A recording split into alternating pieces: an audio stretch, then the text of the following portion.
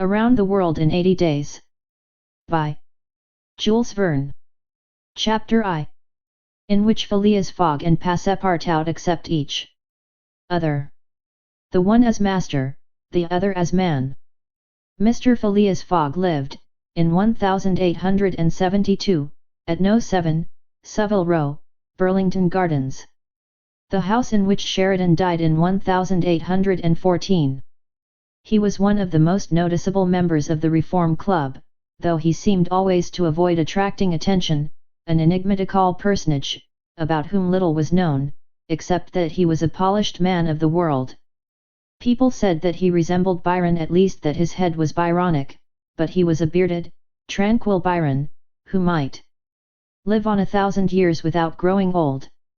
Certainly an Englishman, it was more doubtful whether Phileas Fogg was a Londoner. He was never seen on 'Change, nor at the bank, nor in the counting rooms of the city. No ships ever came into London docks of which he was the owner. He had no public employment. He had never been entered at any of the Inns of Court, either at the Temple, or Lincoln's Inn, or Gray's Inn, nor had his voice ever resounded in the Court of Chancery, or in the Exchequer, or the Queen's Bench, or the ecclesiastical courts. He certainly was not a manufacturer, nor was he a merchant or a gentleman farmer. His name was strange to the scientific and learned societies, and he never was known to take part in the sage deliberations of the Royal Institution or the London Institution, the Artisans' Association, or the Institution of Arts and Sciences. He belonged, in fact, to none of the numerous societies which swarm in the English capital, from the Harmonic to that of the entomologists, founded mainly for the purpose of abolishing pernicious insects. Phileas Fogg was a member of the Reform, and that was all. The way in which he got admission to this exclusive club was simple enough. He was recommended by the Barings, with whom he had an open credit. His checks were regularly paid at sight from his account current, which was always flush. Was Phileas Fogg rich? Undoubtedly. But those who knew him best could not imagine how he had made his fortune, and Mr. Fogg was the last person to whom to apply for the information. He was not lavish, nor, on the contrary, avaricious, for, whenever he knew that money was needed for a noble, useful, or benevolent purpose, he supplied it quietly and sometimes anonymously. He was, in short, the least communicative of men. He talked very little, and seemed all the more mysterious for his taciturn manner. His daily habits were quite open to observation, but whatever he did was so exactly the same thing that he had always done before, that the wits of the curious were fairly puzzled. Had he travelled? It was likely, for no one seemed to know the world more familiarly. There was no spot so secluded that he did not appear to have an intimate acquaintance with it. He often corrected, with a few clear words, the 1,000 conjectures advanced by members of the club as to lost and unheard of travellers, pointing out the true probabilities, and seeming as if gifted with a sort of second sight, so often did events justify his predictions. He must have travelled everywhere, at least in the spirit. It was at least certain that Phileas Fogg had not absented himself from London for many years. Those who were honoured by a better acquaintance with him than the rest, declared that nobody could pretend to have ever seen him anywhere else. His sole pastimes were reading the papers and playing whist. He often won at this game, which, as a silent one, harmonized with his nature, but his winnings never went into his purse, being reserved as a fund for his charities. Mr. Fogg played, not to win, but for the sake of playing. The game was in his eyes a contest, a struggle with a difficulty, yet a motionless, unwearying struggle, congenial to his tastes.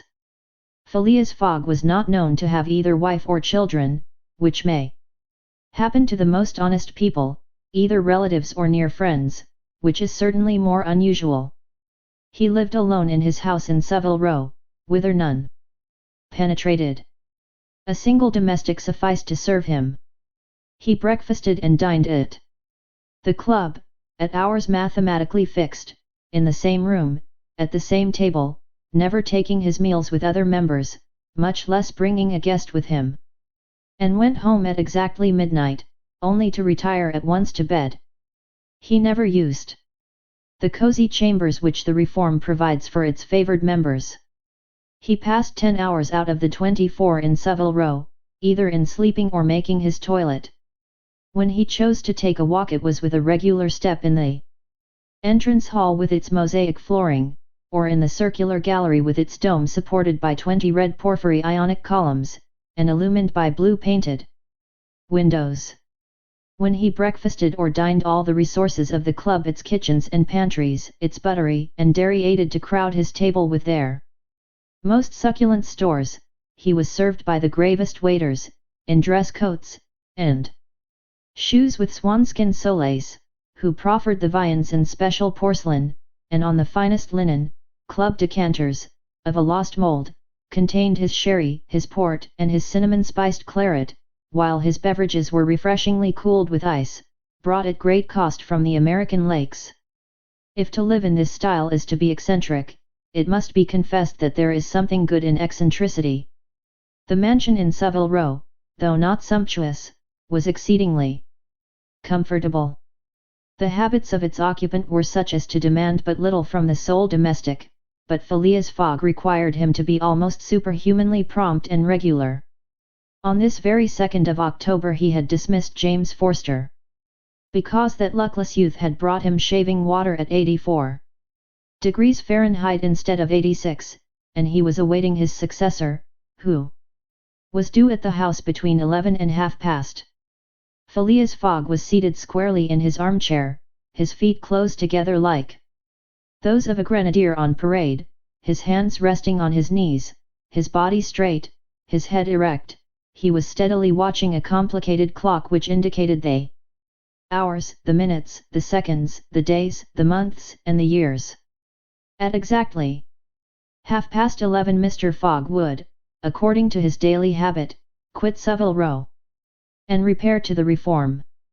A rap at this moment sounded on the door of the cosy apartment where Phileas Fogg was seated, and James Forster, the dismissed servant, appeared.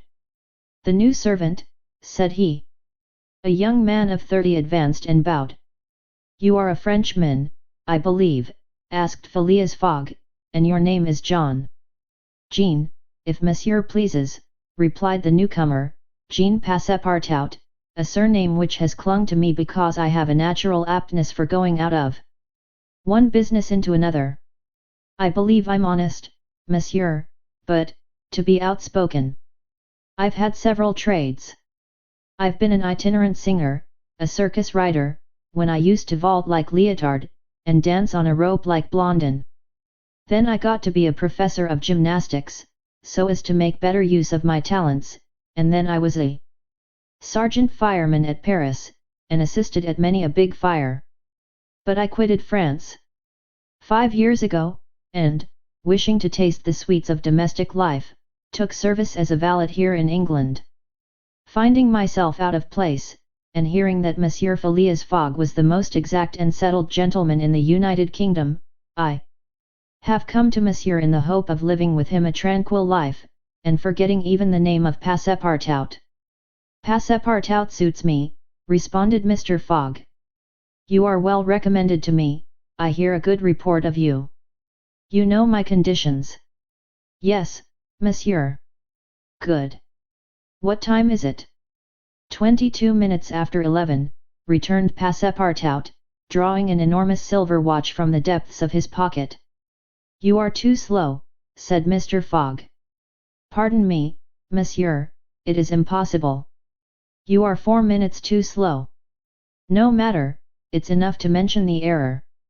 Now from this moment, 29 minutes after 11 a.m., this Wednesday, 2nd October, you are in my service." Phileas Fogg got up, took his hat in his left hand, put it on his head with an automatic motion, and went off without a word. Passepartout heard the street door shut once, it was his new master going out. He heard it shut again, it was his predecessor, James Forster, departing in his turn. Passepartout remained alone in the house in Savile Row. Chapter 2. In which Passepartout is convinced that he has at last found his ideal. Faith, muttered Passepartout, somewhat flurried, I've seen people at Madame Tussaud's as lively as my new master. Madame Tussaud's people, let it be said, are of wax, and are much visited in London. Speech is all that is wanting to make them human. During his brief interview with Mr. Fogg, Passepartout had been carefully observing him. He appeared to be a man about 40 years of age, with fine, handsome features, and a tall, well-shaped figure. His hair and whiskers were light, his forehead compact and unwrinkled, his face rather pale, his teeth magnificent. His countenance possessed in the highest degree what physiognomists call repose in action, a quality of those who act rather than talk. Calm and phlegmatic, with a clear eye, Mr. Fogg seemed a perfect type of that English composure which Angelica Kauffmann has so skillfully represented on canvas. Seen in the various phases of his daily life, he gave the idea of being perfectly well balanced, as exactly regulated as a Leroy chronometer. Phileas Fogg was, indeed, exactitude personified, and this was betrayed even in the expression of his very hands and feet, for in men, as well as in animals, the limbs themselves are expressive of the passions. He was so exact that he was never in a hurry, was always ready, and was economical alike of his steps and his motions. He never took one step too many, and always went to his destination by the shortest cut. He made no superfluous gestures, and was never seen to be moved or agitated. He was the most deliberate person in the world, yet always reached his destination at the exact moment. He lived alone, and, so to speak, outside of every social relation, and as he knew that in this world account must be taken of friction, and that friction retards, he never rubbed against anybody. As for Passepartout, he was a true Parisian of Paris. Since he had abandoned his own country for England, taking service as a valet, he had in vain searched for a master after his own heart. Passepartout was by no means one of those pert dunces depicted by Molière with a bold gaze and a nose held high in the air. He was an honest fellow, with a pleasant face, lips a trifle protruding, soft-mannered and serviceable, with a good round head, such as one likes to see on the shoulders of a friend.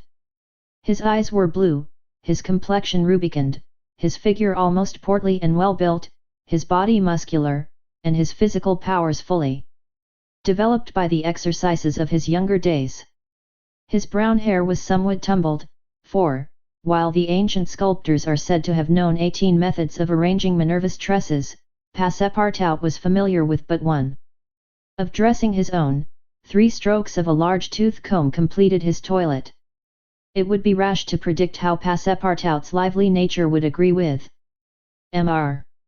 Fogg. It was impossible to tell whether the new servant would turn out as absolutely methodical as his master required. Experience alone could solve the question. Passepartout had been a sort of vagrant in his early years, and now yearned for repose, but so far he had failed to find it, though he had already served in 10 English houses. But he could not take root in any of these. With chagrin, he found his masters invariably whimsical and irregular, constantly running about the country, or on the lookout for adventure. His last master, young Lord Longferry, Member of Parliament, after passing his nights in the Haymarket taverns, was too often brought home in the morning on policemen's shoulders. Passepartout, desirous of respecting the gentleman whom he served, ventured a mild remonstrance on such conduct, which, being ill received, he took his leave.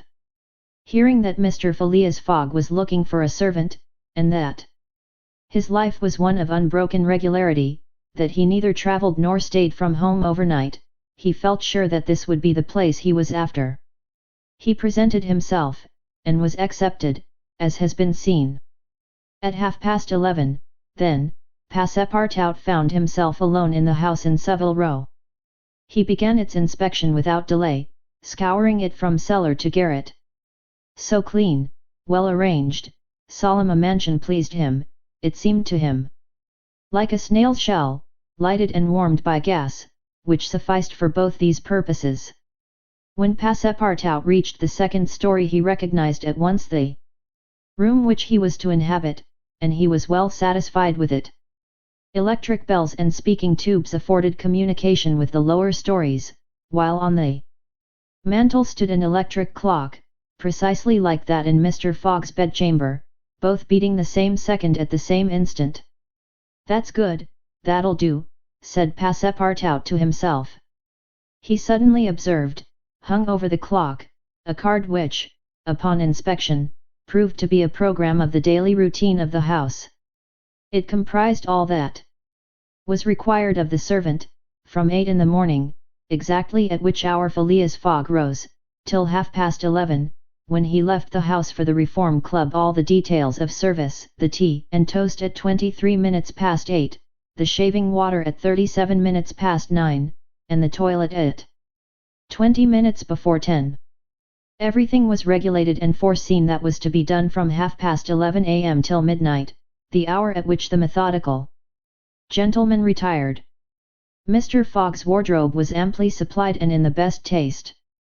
Each pair of trousers, coat and vest bore a number, indicating the time of year and season at which they were in turn to be laid out for wearing, and the same system was applied to the master's shoes.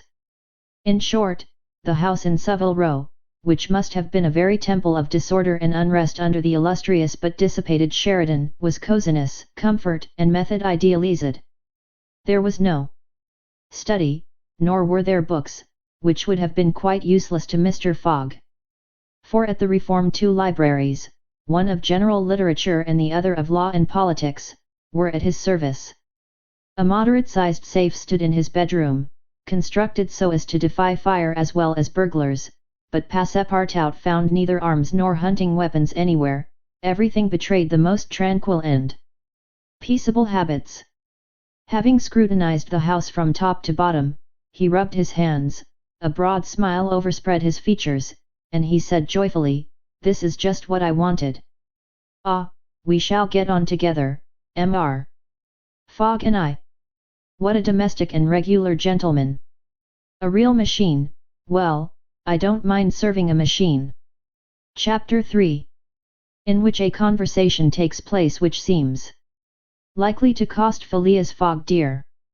Phileas Fogg, having shut the door of his house at 11:30, and having put his right foot before his left 575 times, and his left foot before his right 576 times, reached the Reform Club, an imposing edifice in Pall Mall, which could not have cost less than 3 millions.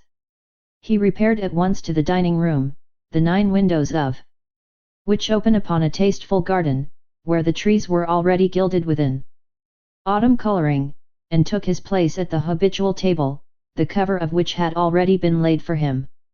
His breakfast consisted of a side dish, a broiled fish with reading sauce, a scarlet slice of roast beef garnished with mushrooms, a rhubarb and gooseberry tart, and a morsel of Cheshire cheese, the whole being washed down with several cups of tea, for which the Reform is famous. He rose at 13 minutes to 1, and directed his steps towards the large hall, a sumptuous apartment adorned with lavishly framed paintings. A flunkey handed him an uncut Times, which he proceeded to cut with a skill which betrayed familiarity with this delicate operation. The perusal of this paper absorbed Phileas Fogg until 4:15, whilst the Standard, his next task, occupied him till the dinner hour. Dinner passed as breakfast had done, and Mr. Fogg reappeared in the reading room and sat down to the Pall Mall at 20 minutes before 6. Half an hour later several members of the Reform came in and drew up to the fireplace, where a coal fire was steadily burning.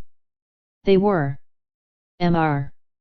Fogg's usual partners at whist, Andrew Stewart, an engineer, John Sullivan and Samuel Follenton, bankers, Thomas Flanagan, a brewer, and Gautier Ralph, one of the directors of the Bank of England, all rich and highly respectable personages, even in a club which comprises the princes of English trade and finance. "Well, Ralph," said Thomas Flanagan, "what about that robbery?" Oh, replied Stuart, the bank will lose the money. On the contrary, broke in Ralph, I hope we may put our hands on the robber. Skillful detectives have been sent to all the principal ports of America and the continent, and he'll be a clever fellow if he slips through their fingers. But have you got the robber's description? Asked Stuart. In the first place, he is no robber at all, returned Ralph, positively. What?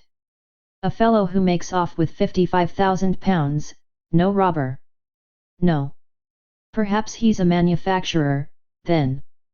The Daily Telegraph says that he is a gentleman. It was Phileas Fogg, whose head now emerged from behind his newspapers. Who made this remark? He bowed to his friends, and entered into the conversation. The affair which formed its subject, and which was town talk, had occurred 3 days before at the Bank of England. A package of banknotes, to the value of £55,000, had been taken from the principal cashier's table, that functionary being at the moment engaged in registering the receipt of 3 shillings and sixpence. Of course, he could not have his eyes everywhere. Let it be observed that the Bank of England reposes a touching confidence in the honesty of the public. There are neither guards nor gratings to protect its treasures. Gold, silver, banknotes are freely exposed, at the mercy of the first comer.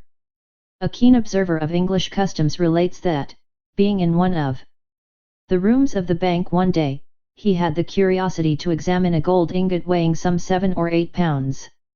He took it up, scrutinized it, passed it to his neighbor, he to the next man, and so on until the ingot, going from hand to hand, was transferred to the end of a dark entry, nor did it return to its place for half an hour.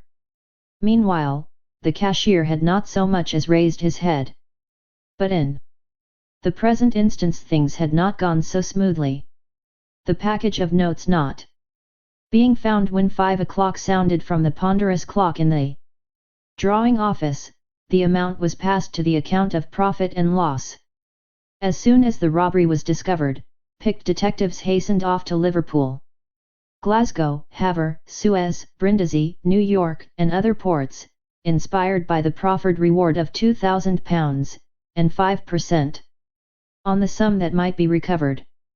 Detectives were also charged with narrowly watching those who arrived at or left London by rail, and a judicial examination was at once entered upon. There were real grounds for supposing, as the Daily Telegraph said, that the thief did not belong to a professional band.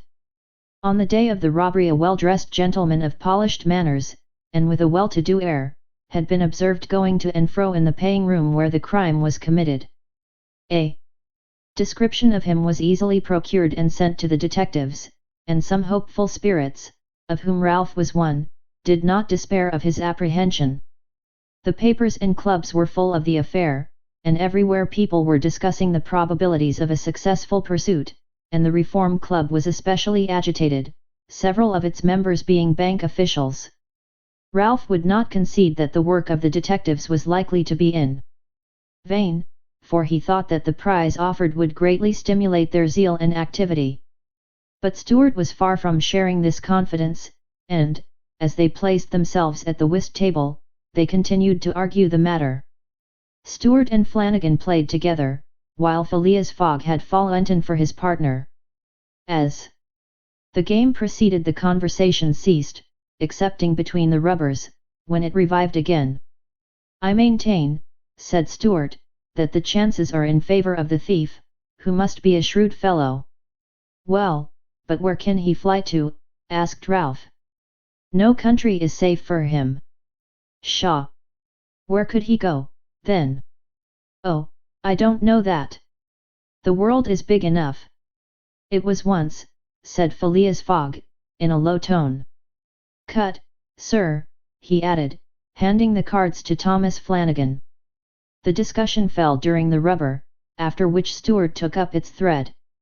What do you mean by once? Has the world grown smaller? Certainly, returned Ralph. I agree with Mr. Fogg. The world has grown smaller, since a man can now go round it 10 times more quickly than 100 years ago. And that is why the search for this thief will be more likely to succeed. And also why the thief can get away more easily. Be so good as to play, Mr. Stewart, said Phileas Fogg.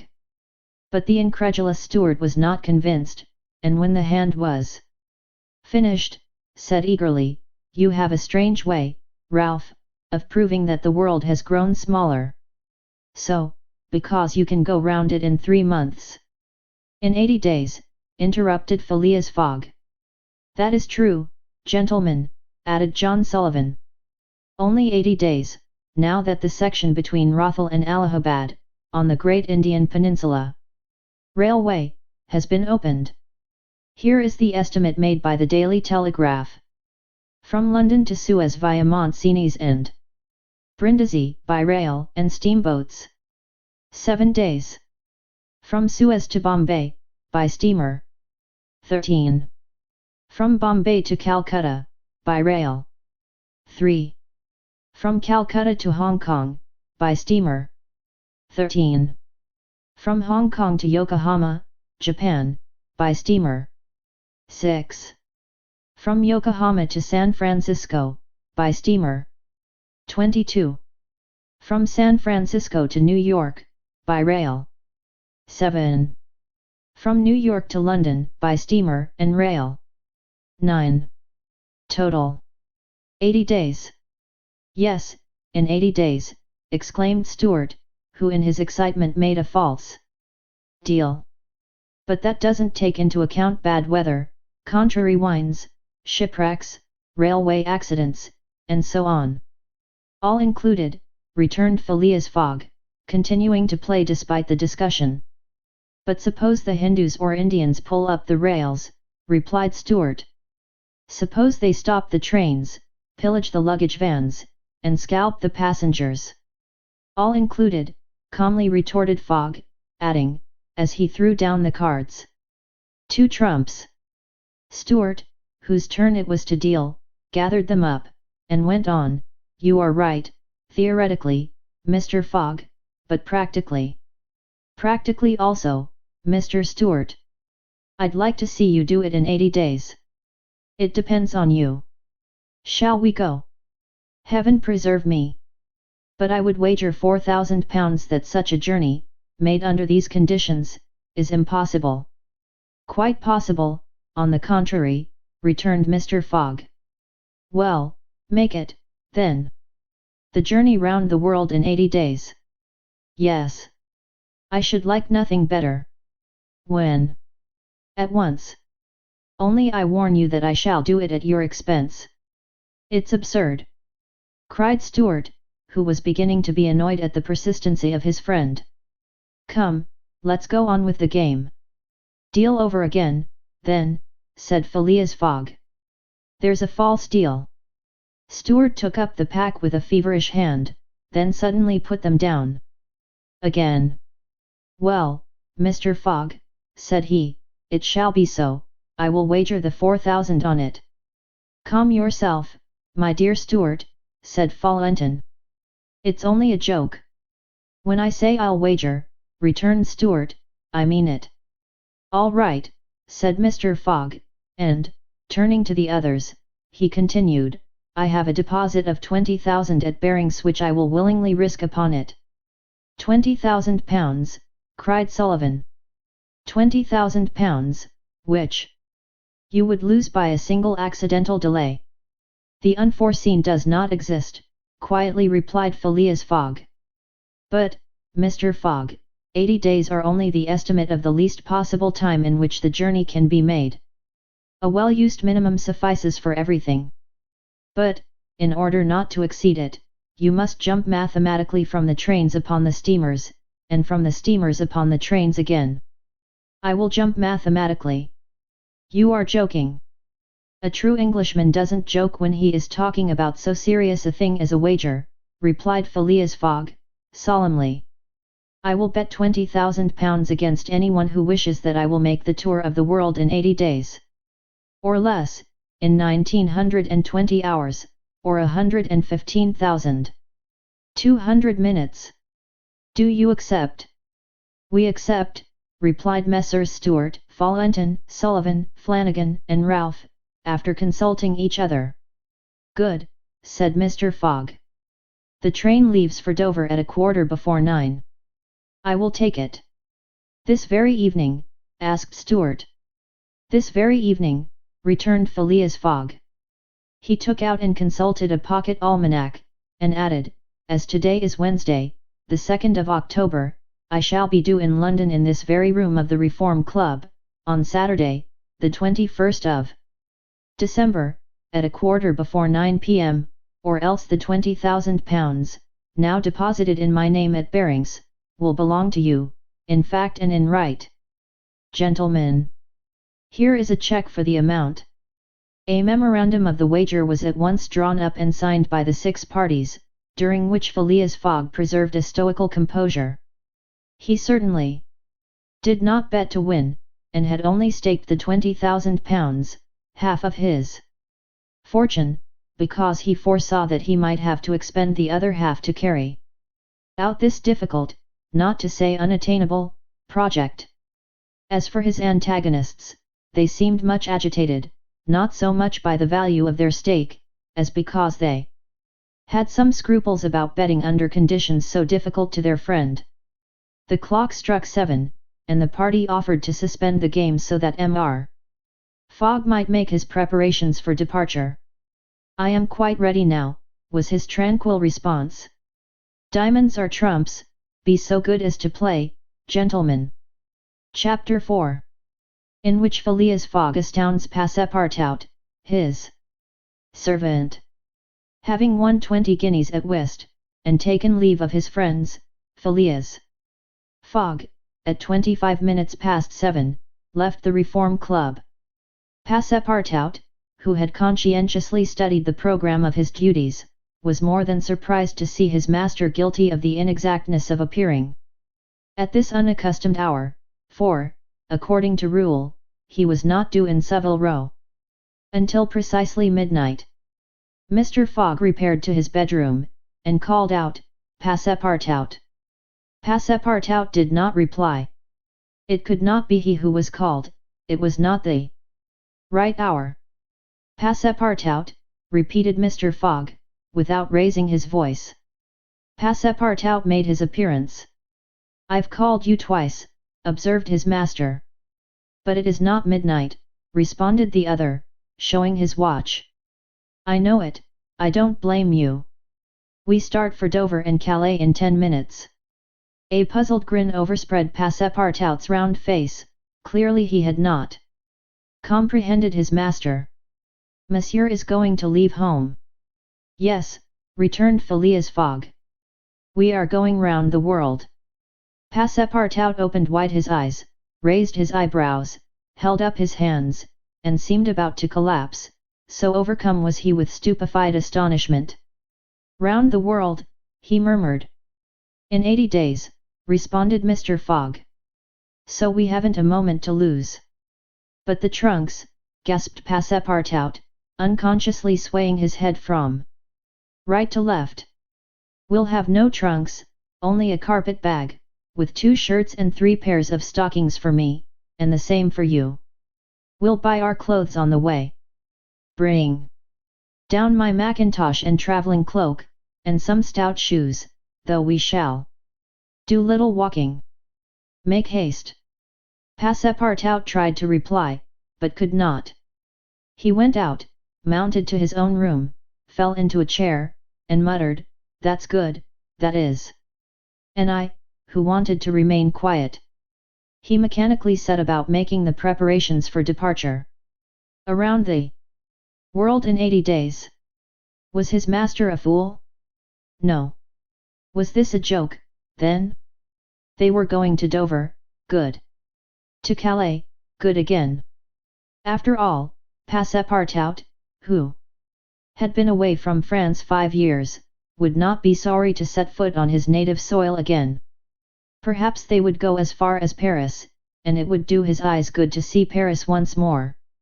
But surely a gentleman so chary of his steps would stop there, no doubt, but, then, it was none the less true that he was going away. This so domestic person hitherto. By 8 o'clock Passepartout had packed the modest carpet bag, containing the wardrobes of his master and himself. Then, still troubled in mind, he carefully shut the door of his room, and descended to Mr. Fogg. Mr. Fogg was quite ready.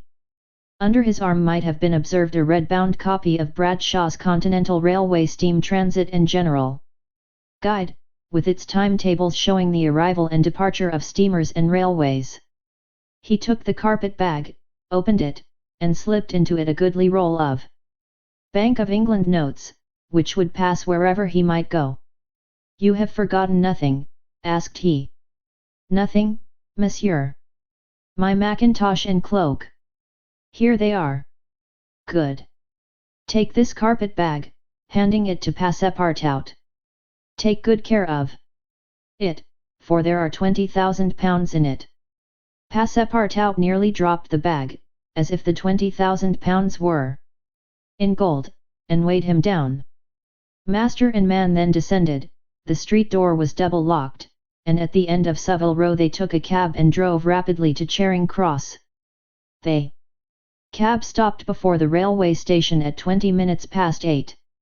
Passepartout jumped off the box and followed his master, who, after paying the cabman, was about to enter the station, when a poor beggar woman, with a child in her arms, her naked feet smeared with mud, her head covered with a wretched bonnet, from which hung a tattered feather, and her shoulders shrouded in a ragged shawl, approached, and mournfully asked for alms. Mr. Fogg took out the 20 guineas he had just won at whist, and handed them to the beggar, saying, "Here, my good woman. I'm glad that I met you," and passed on. Passepartout had a moist sensation about the eyes. His master's action touched his susceptible heart. 2 first-class tickets for Paris having been speedily purchased, Mr.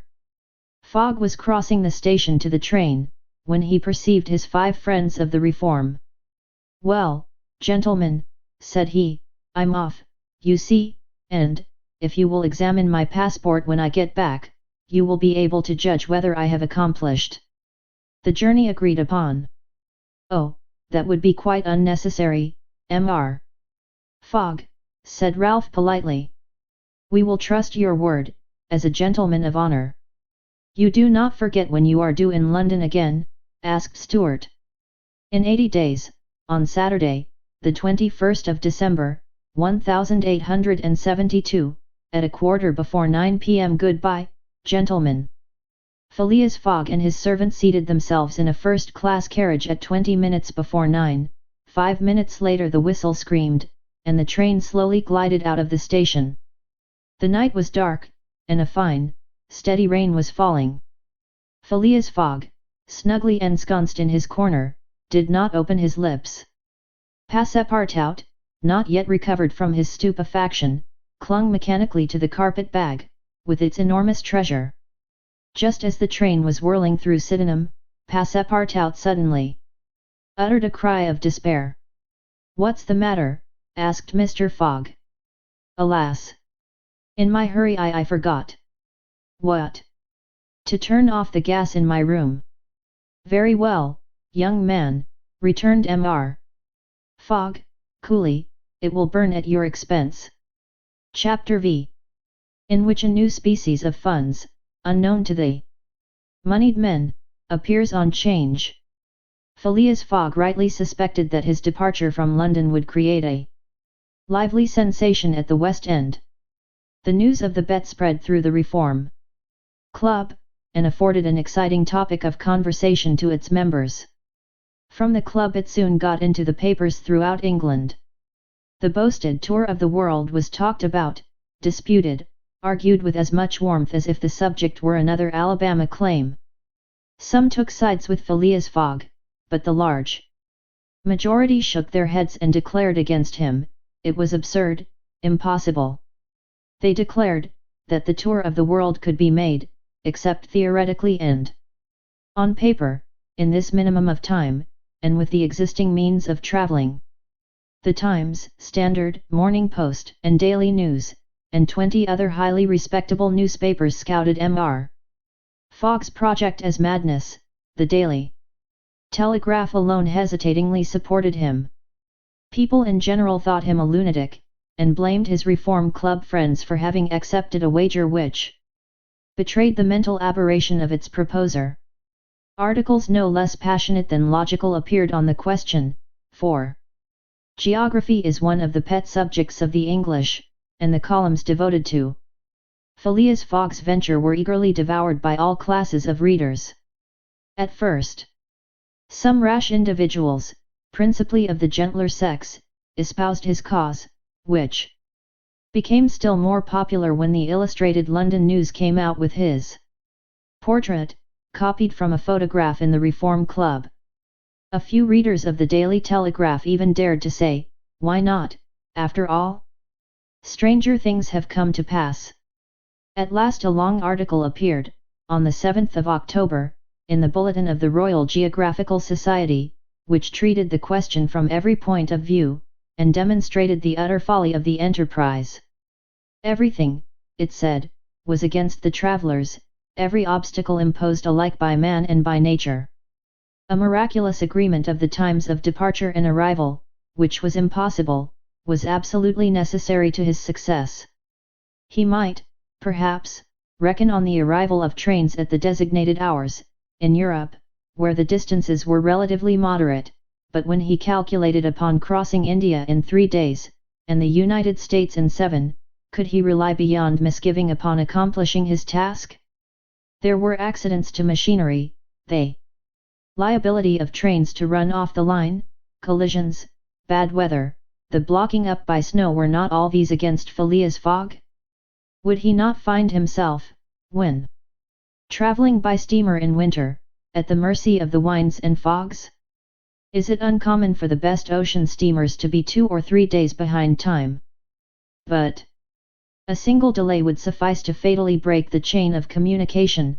Should Phileas Fogg once miss, even by an hour, a steamer, he would have to wait for the next, and that would irrevocably render his attempt vain. This article made a great deal of noise, and, being copied into all the papers, seriously depressed the advocates of the rash tourist. Everybody knows that England is the world of betting men, who are of a higher class than mere gamblers.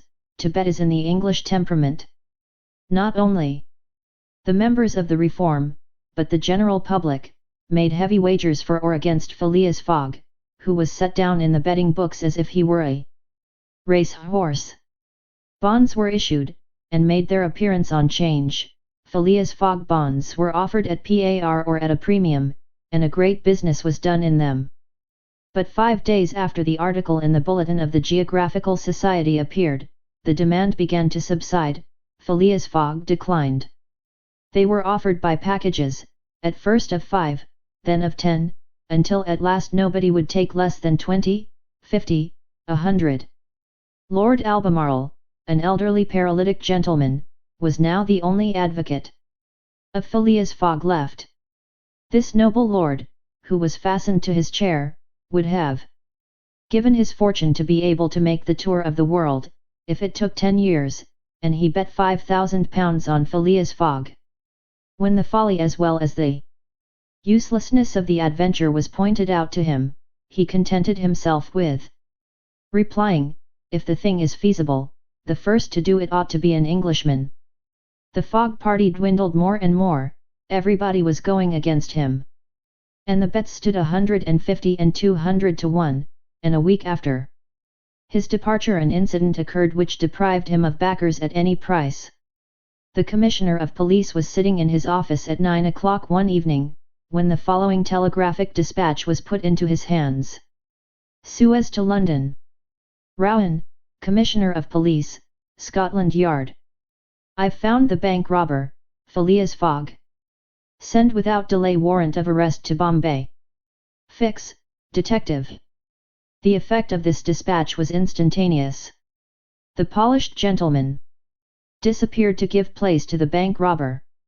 His photograph, which was hung with those of the rest of the members at the Reform Club, was minutely examined, and it betrayed, feature by feature, the description of the robber which had been provided to the police.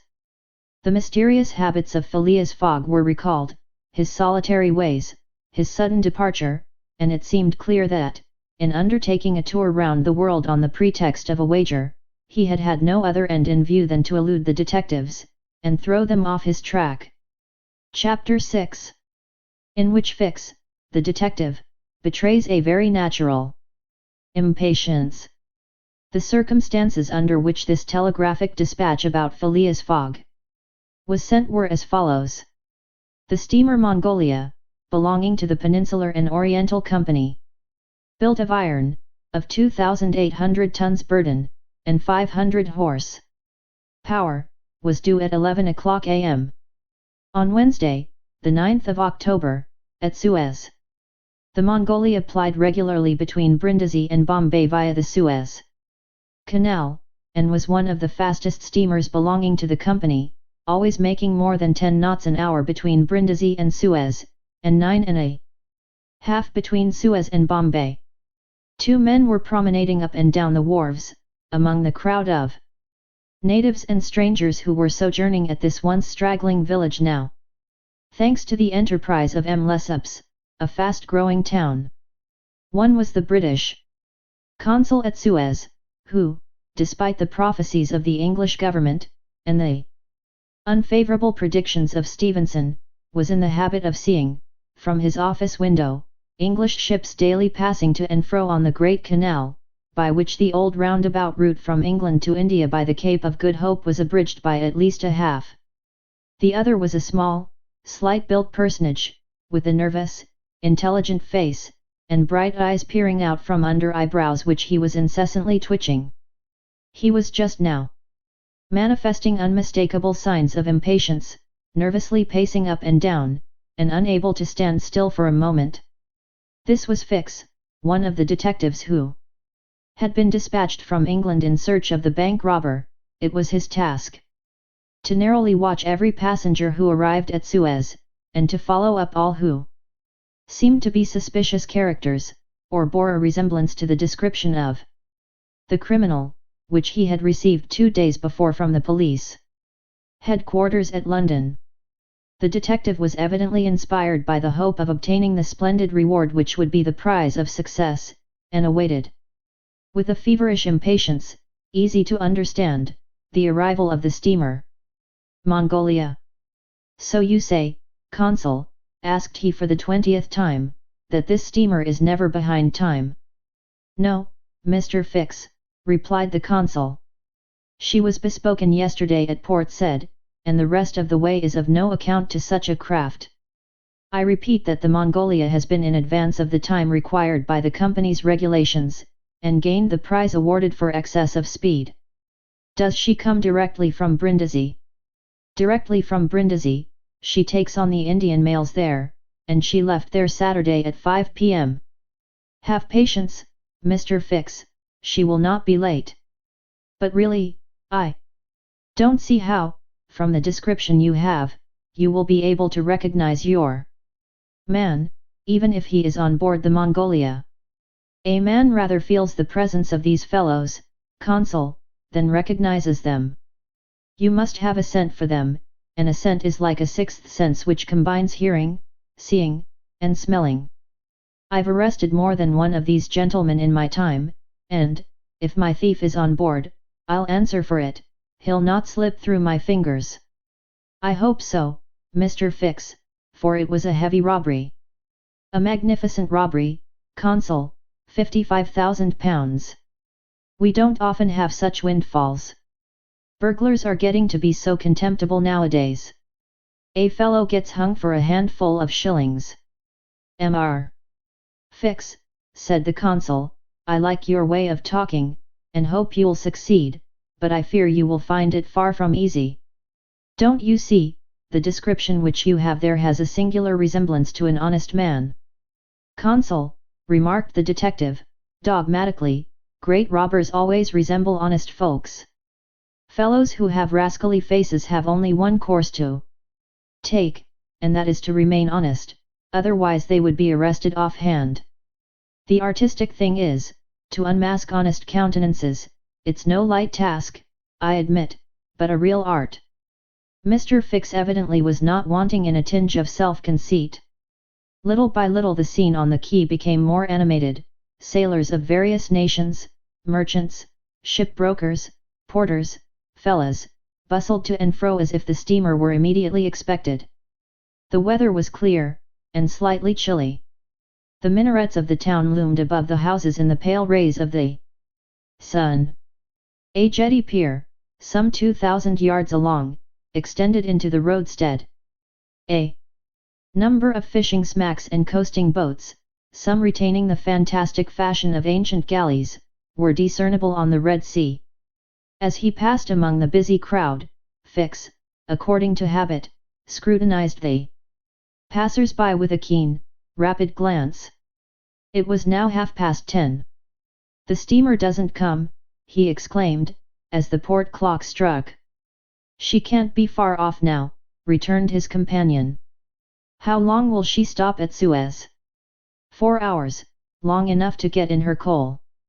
It is 1,310 miles from Suez to Aden, at the other end of the Red Sea, and she has to take in a fresh coal supply." "And does she go from Suez directly to Bombay, without putting in anywhere?" "Good," said Fix. "If the robber is on board he will no doubt get off at Suez, so as to reach the Dutch or French colonies in Asia by some other route. He ought to know that he would not be safe an hour in India, which is English soil." "Unless," objected the consul, "he is exceptionally shrewd. An English criminal, you know, is always better concealed in London than anywhere else." This observation furnished the detective food for thought, and meanwhile the consul went away to his office. Fix, left alone, was more impatient than ever, having a presentiment that the robber was on board the Mongolia. If he had indeed left London intending to reach the New World, he would naturally take the route via India, which was less watched and more difficult to watch than that of the Atlantic. But Fix's reflections were soon interrupted by a succession of sharp whistles, which announced the arrival of the Mongolia. The porters and fellahs rushed down the quay, and a dozen boats pushed off from the shore to go and meet the steamer. Soon her gigantic hull appeared passing along between the banks, and 11 o'clock struck as she anchored in the road. She brought an unusual number of passengers, some of whom remained on deck to scan the picturesque panorama of the town, while the greater part disembarked in the boats, and landed on the quay.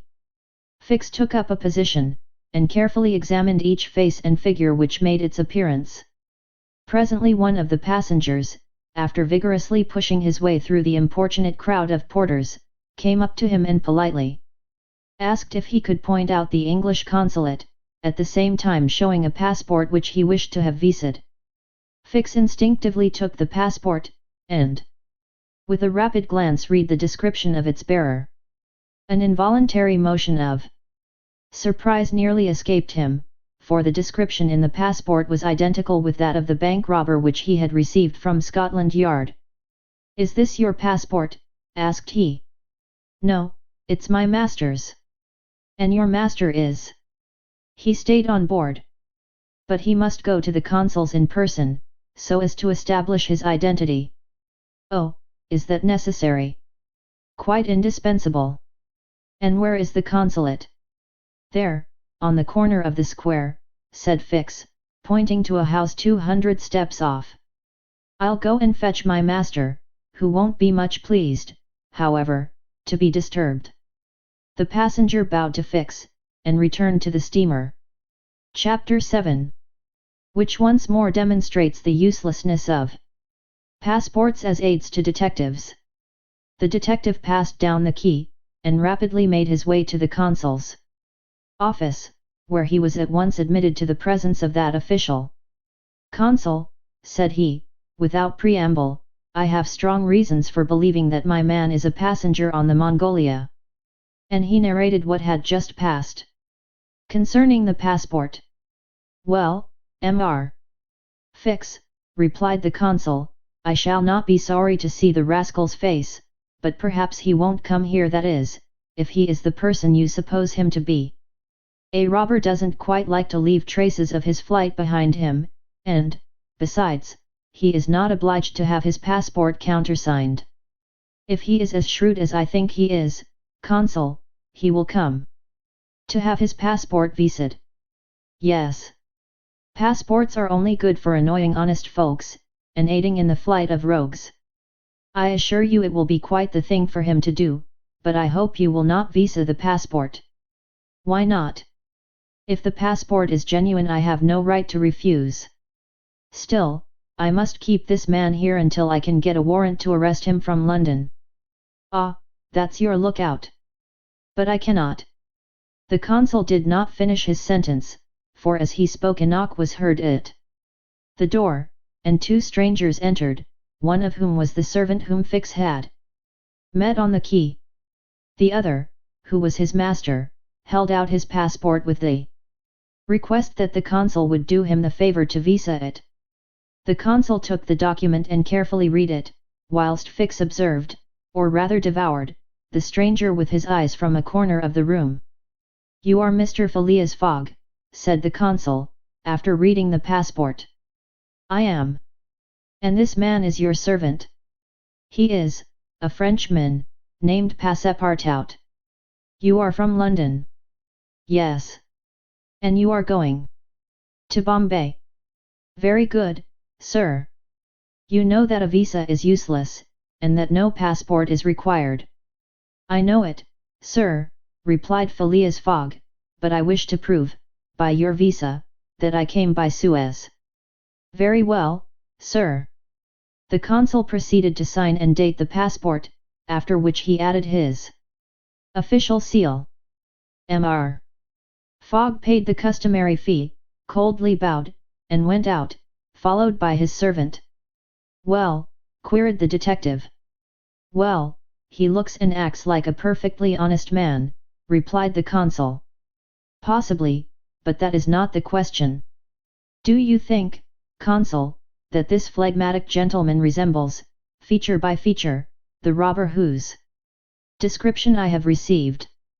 "I concede that, but then, you know, all descriptions—" "I'll make certain of it," interrupted Fix. "The servant seems to me less mysterious than the master, besides, he's a Frenchman, and can't help talking. Excuse me for a little while, consul." Fix started off in search of Passepartout.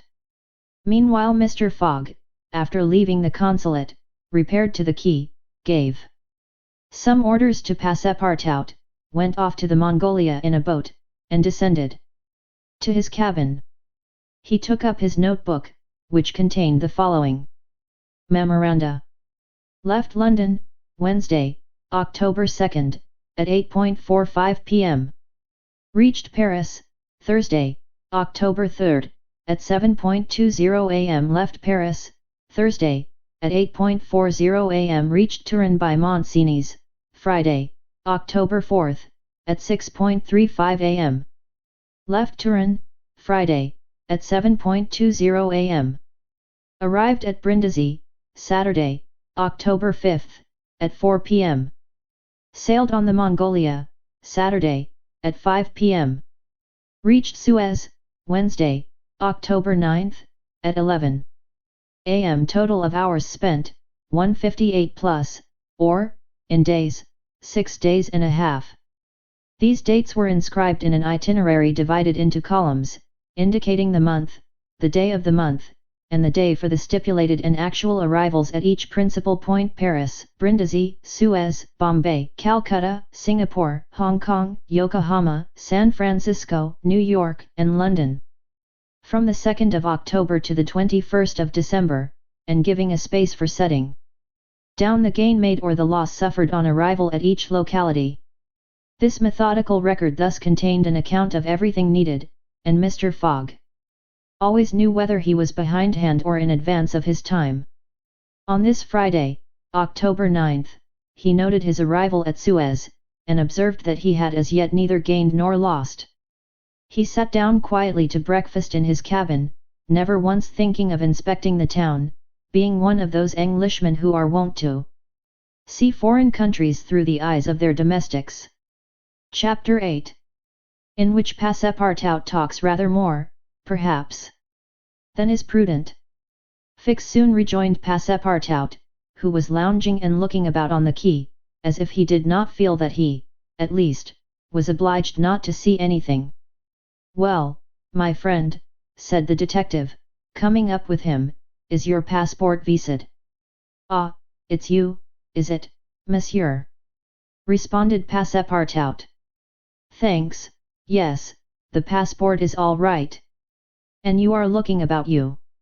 Yes, but we travel so fast that I seem to be journeying in a dream.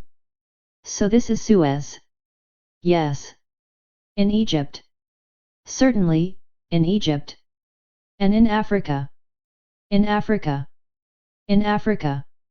Repeated Passepartout. Just think, monsieur, I had no idea that we should go farther than Paris, and all that I saw of Paris was between 20 minutes past 7 and 20 minutes before 9 in the morning, between the Northern and the Lyons stations, through the windows of a car, and in a driving rain. How I regret not having seen once more Père Lachaise and the circus in the Champs-Élysées. You are in a great hurry, then. I am not, but my master is. By the way, I must buy some shoes and shirts. We came away without trunks, only with a carpet bag. I will show you an excellent shop for getting what you want. Really, monsieur, you are very kind. And they walked off together, Passepartout chatting volubly as they went along. Above all, said he, don't let me lose the steamer. You have plenty of time, it's only 12 o'clock. Passepartout pulled out his big watch. 12? He exclaimed, why, it's only 8 minutes before 10. Your watch is slow. My watch? A family watch, monsieur, which has come down from my great-grandfather.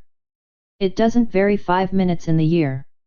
It's a perfect chronometer, look you. I see how it is, said Fix. You have kept London time, which is 2 hours behind that of Suez. You ought to regulate your watch at noon in each country. I regulate my watch? Never. Well, then, it will not agree with the Sunday. So much the worse for the sun, monsieur. The sun will be wrong, then. And the worthy fellow returned the watch to its fob with a defiant gesture. After a few minutes' silence, Fix resumed, you left London hastily, then. I rather think so. Last Friday at 8 o'clock in the evening, Monsieur Fogg came home from his club, and 3/4 of an hour afterwards we were off. But where is your master going? Always straight ahead. He is going round the world. Round the world, cried Fix. Yes, and in 80 days. He says it is on a wager, but, between us, I don't believe a word of it. That wouldn't be common sense. There's something else in the wind. Ah! Mr. Fogg is a character, is he? I should say he was. Is he rich? No doubt, for he is carrying an enormous sum in brand new banknotes with him. And he doesn't spare the money on the way, either. He has offered a large reward to the engineer of the Mongolia if he gets us to Bombay well in advance of time. And you have known your master a long time? Why, no, I entered his service the very day we left London. The effect of these replies upon the already suspicious and excited detective may be imagined. The hasty departure from London soon after the robbery, the large sum carried by Mr. Fogg, his eagerness to reach distant countries, the pretext of an eccentric and foolhardy bet all confirmed Fix in his theory. He continued to pump poor Passepartout, and learned that he really knew little or nothing of his master, who lived a solitary existence in London, was said to be rich, though no one knew whence came his riches, and was mysterious and impenetrable in his affairs and habits. Fix felt sure that Phileas Fogg would not land at Suez, but was really going on to Bombay. Is Bombay far from here? Asked Passepartout. Pretty far. It is a 10 days voyage by sea. And in what country is Bombay? India. In Asia? Certainly. The deuce. I was going to tell you there's one thing that worries me, my burner. What burner? My gas burner, which I forgot to turn off, and which is at this moment burning at my expense. I have calculated, monsieur, that I lose 2 shillings every 24 hours, exactly 6 pence more than I earn, and you will understand that the longer our journey. Did Fix pay any attention to Passepartout's trouble about the gas? It is not probable. He was not listening, but was cogitating a project. Passepartout and he had now reached the shop, where Fix left his companion to make his purchases. After recommending him not to miss the steamer, and hurried back to the consulate. Now that he was fully convinced, Fix had quite recovered his equanimity. "Consul," said he, "I have no longer any doubt. I have spotted my man. He passes himself off as an odd stick who is going round the world in 80 days. Then he's a sharp fellow," returned the consul, "and counts on returning to London after putting the police of the 2 countries off his track." "We'll see about that," replied Fix.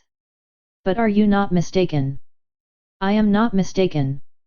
Why was this robber so anxious to prove, by the visa, that he had passed through Suez?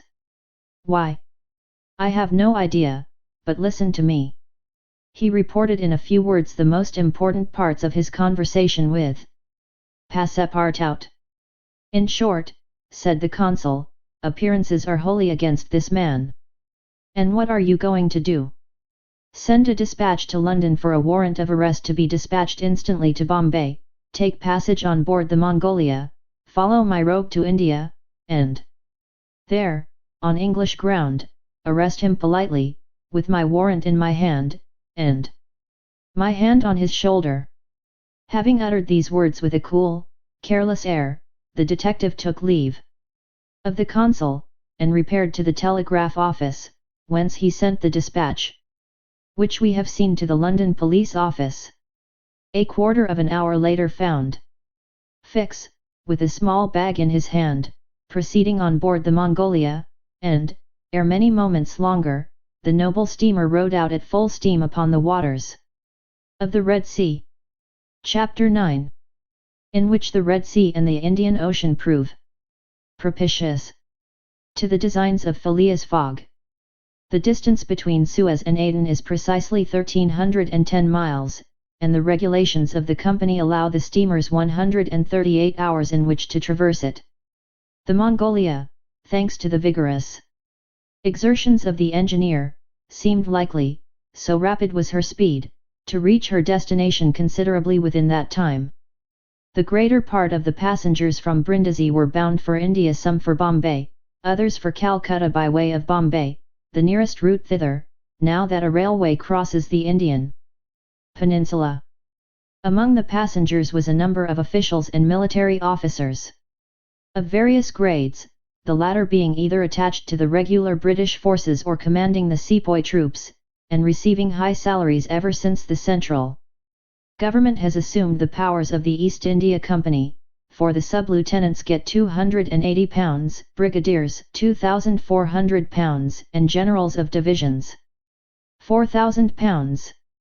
What with the military men, a number of rich young Englishmen on their travels, and the hospitable efforts of the purser, the time passed quickly on the Mongolia. The best of fare was spread upon the cabin tables at breakfast, lunch, dinner, and the 8 o'clock supper, and the ladies scrupulously changed their toilets twice a day, and the hours were whirled away, when the sea was tranquil, with music, dancing, and games. But the Red Sea is full of caprice, and often boisterous, like most long and narrow gulfs. When the wind came from the African or Asian coast, the Mongolia, with her long hull, rolled fearfully. Then the ladies speedily disappeared below, the pianos were silent, singing and dancing suddenly ceased. Yet the good ship ploughed straight on, unretarded by wind or wave, towards the Straits of Bab el Mandeb. What was Phileas Fogg doing all this time?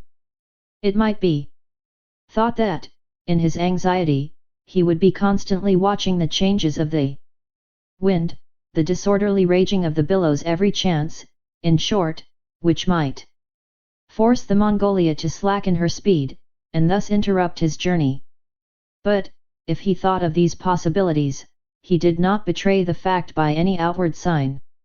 Always the same impassible member of the Reform Club, whom no incident could surprise, as unvarying as the ship's chronometers, and seldom having the curiosity even to go upon the deck, he passed through the memorable scenes of the Red Sea with cold indifference, did not care to recognize the historic towns and villages which, along its borders, raised their picturesque outlines against the sky, and betrayed no fear of the dangers of the Arabic Gulf, which the old historians always spoke of with horror, and upon which the ancient navigators never ventured without propitiating the gods by ample sacrifices. How did this eccentric personage pass his time on the Mongolia?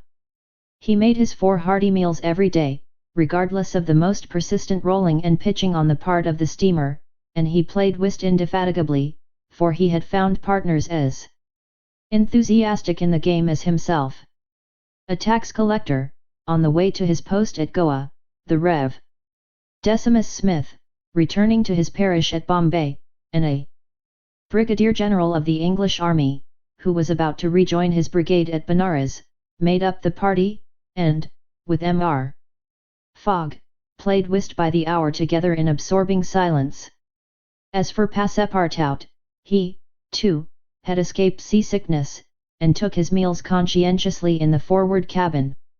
He rather enjoyed the voyage, for he was well fed and well lodged, took a great interest in the scenes through which they were passing, and consoled himself with the delusion that his master's whim would end at Bombay.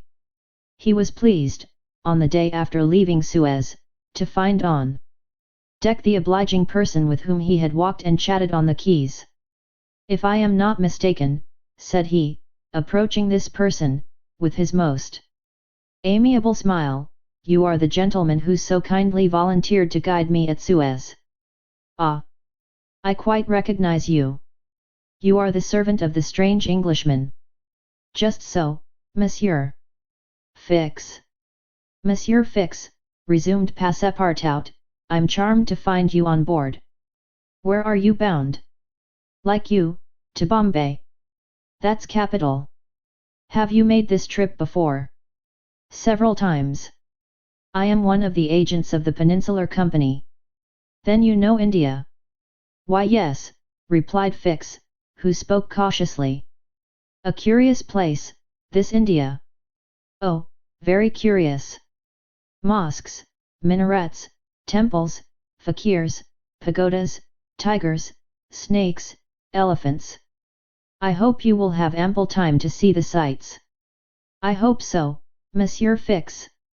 You see, a man of sound sense ought not to spend his life jumping from a steamer upon a railway train, and from a railway train upon a steamer again, pretending to make the tour of the world in 80 days.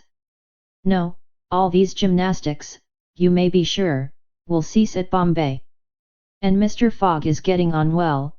asked Fix, in the most natural tone in the world. "Quite well, and I too. I eat like a famished ogre, it's the sea air. But I never see your master on deck." "Never, he hasn't the least curiosity. Do you know, Mr. Passepartout, that this pretended tour in 80 days may conceal some secret errand, perhaps a diplomatic mission?" "Faith, Monsieur Fix, I assure you I know nothing about it, nor would I give half a crown to find out." After this meeting, Passepartout and Fix got into the habit of chatting together, the latter making it a point to gain the worthy man's confidence. He frequently offered him a glass of whisky or pale ale in the steamer bar-room, which Passepartout never failed to accept with graceful alacrity, mentally pronouncing Fix the best of good fellows. Meanwhile the Mongolia was pushing forward rapidly. On the 13th, Mocha, surrounded by its ruined walls whereon date trees were growing, was sighted, and on the mountains beyond were espied vast coffee fields. Passepartout was ravished to behold this celebrated place, and thought that, with its circular walls and dismantled fort, it looked like an immense coffee cup and saucer. The following night they passed through the Strait of Bab el-Mandeb, which means in Arabic the Bridge of Tears, and the next day they put in at Steamer Point, northwest of Aden Harbour, to take in coal. This matter of fueling steamers is a serious one at such distances from the coal mines. It costs the Peninsular Company some £800,000 a year. In these distant seas, coal is worth £3 or £4 sterling a ton. The Mongolia had still 1,650 miles to traverse before reaching Bombay, and was obliged to remain 4 hours at Steamer Point to coal up. But this delay, as it was foreseen, did not affect Phileas Fogg's program. Besides, the Mongolia, instead of reaching Aden on the morning of the 15th, when she was due, arrived there on the evening of the 14th, a gain of 15 hours. Mr. Fogg and his servant went ashore at Aden to have the passport again visaed. Fix, unobserved, followed them. The visa procured, Mr.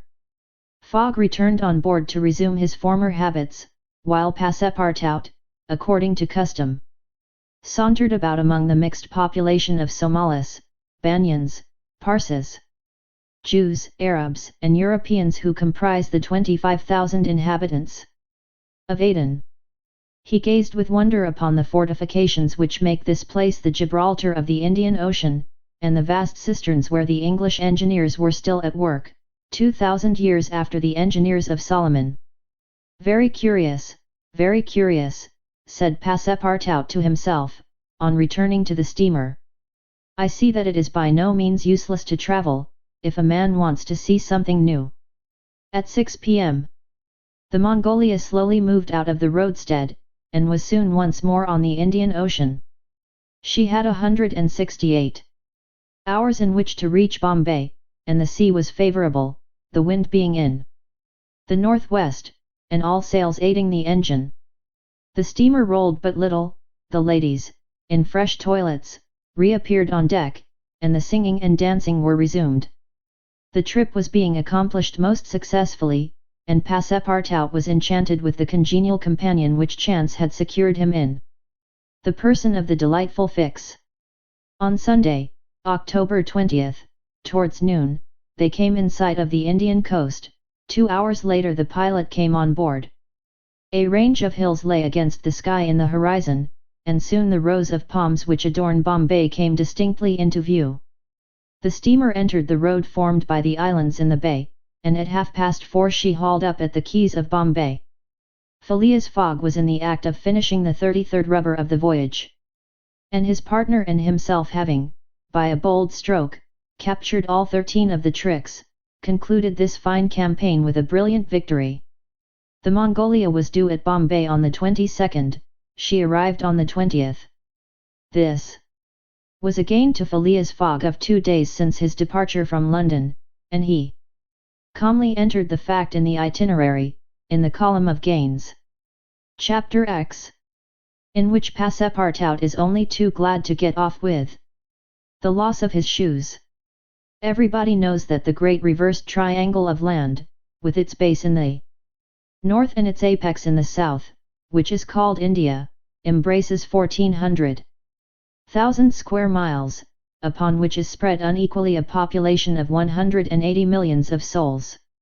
The British Crown exercises a real and despotic dominion over the larger portion of this vast country, and has a Governor-General stationed at Calcutta, governors at Madras, Bombay and in Bengal, and a Lieutenant Governor at Agra.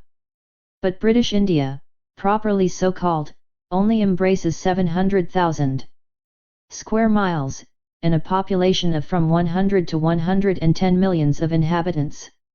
A considerable portion of India is still free from British authority, and there are certain ferocious Rajas in the interior who are absolutely independent. The celebrated East India Company was all-powerful from 1756, when the English first gained a foothold on the spot where now stands the city of Madras, down to the time of the Great Sepoy insurrection. It gradually annexed province after province, purchasing them of the native chiefs, whom it seldom paid, and appointed the Governor-General and his subordinates, civil and military. But the East India Company has now passed away, leaving the British possessions in India directly under the control of the Crown. The aspect of the country, as well as the manners and distinctions of race, is daily changing. Formerly one was obliged to travel in India by the old cumbrous methods of going on foot or on horseback, in palanquins or unwieldy coaches. Now fast steamboats ply on the Indus and the Ganges, and a great railway, with branch lines joining the main line at many points on its route, traverses the peninsula from Bombay to Calcutta in 3 days. This railway does not run in a direct line across India. The distance between Bombay and Calcutta, as the bird flies, is only from 1,000 to 1,100 miles, but the deflections of the road increase this distance by more than a third. The general route of the Great Indian Peninsula Railway is as follows. Leaving Bombay, it passes through Salsette, crossing to the continent opposite Tanna, goes over the chain of the Western Ghats, runs thence northeast as far as Pampore, skirts the nearly independent territory of Bundelkhand, ascends to Allahabad, turns thence eastwardly, meeting the Ganges at Benares, then departs from the river a little, and, descending southeastward by Burdwan and the French town of Chandernagore, has its terminus at Calcutta. The passengers of the Mongolia went ashore at 4:30 p.m, at exactly 8 the train would start for Calcutta.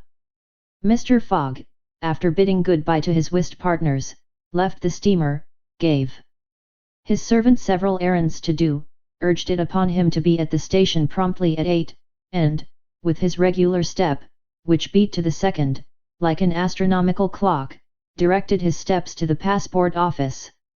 As for the wonders of Bombay, its famous city hall, its splendid library, its forts and docks, its bazaars, mosques, synagogues, its Armenian churches, and the noble pagoda on Malabar Hill, with its 2 polygonal towers, he cared not a straw to see them. He would not deign to examine even the masterpieces of Elephanta, or the mysterious Hypagia, concealed southeast from the docks, or those fine remains of Buddhist architecture, the Kanharian grottos of the island of Salsette.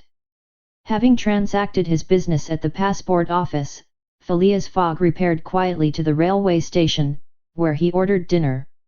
Among the dishes served up to him, the landlord especially recommended a certain giblet of native rabbit, on which he prided himself. Mr. Fogg accordingly tasted the dish, but, despite its spiced sauce, found it far from palatable. He rang for the landlord, and, on his appearance, said, fixing his clear eyes upon him, "Is this rabbit, sir?" "Yes, my lord," the rogue boldly replied, "rabbit from the jungles." "And this rabbit did not mew when he was killed?" "Mew, my lord." "What, a rabbit mew? I swear to you." "Be so good, landlord, as not to swear, but remember this, cats were formerly considered, in India, as sacred animals." "That was a good time." "For the cats, my lord. Perhaps for the travellers as well." After which Mr. Fogg quietly continued his dinner. Fix had gone on shore shortly after Mr. Fogg, and his first destination was the headquarters of the Bombay police. He made himself known as a London detective, told his business at Bombay, and the position of affairs relative to the supposed robber, and nervously asked if a warrant had arrived from London. It had not reached the office, indeed, there had not yet been time for it to arrive. Fix was sorely disappointed, and tried to obtain an order of arrest from the director of the Bombay police. This the director refused, as the matter concerned the London office, which alone could legally deliver the warrant.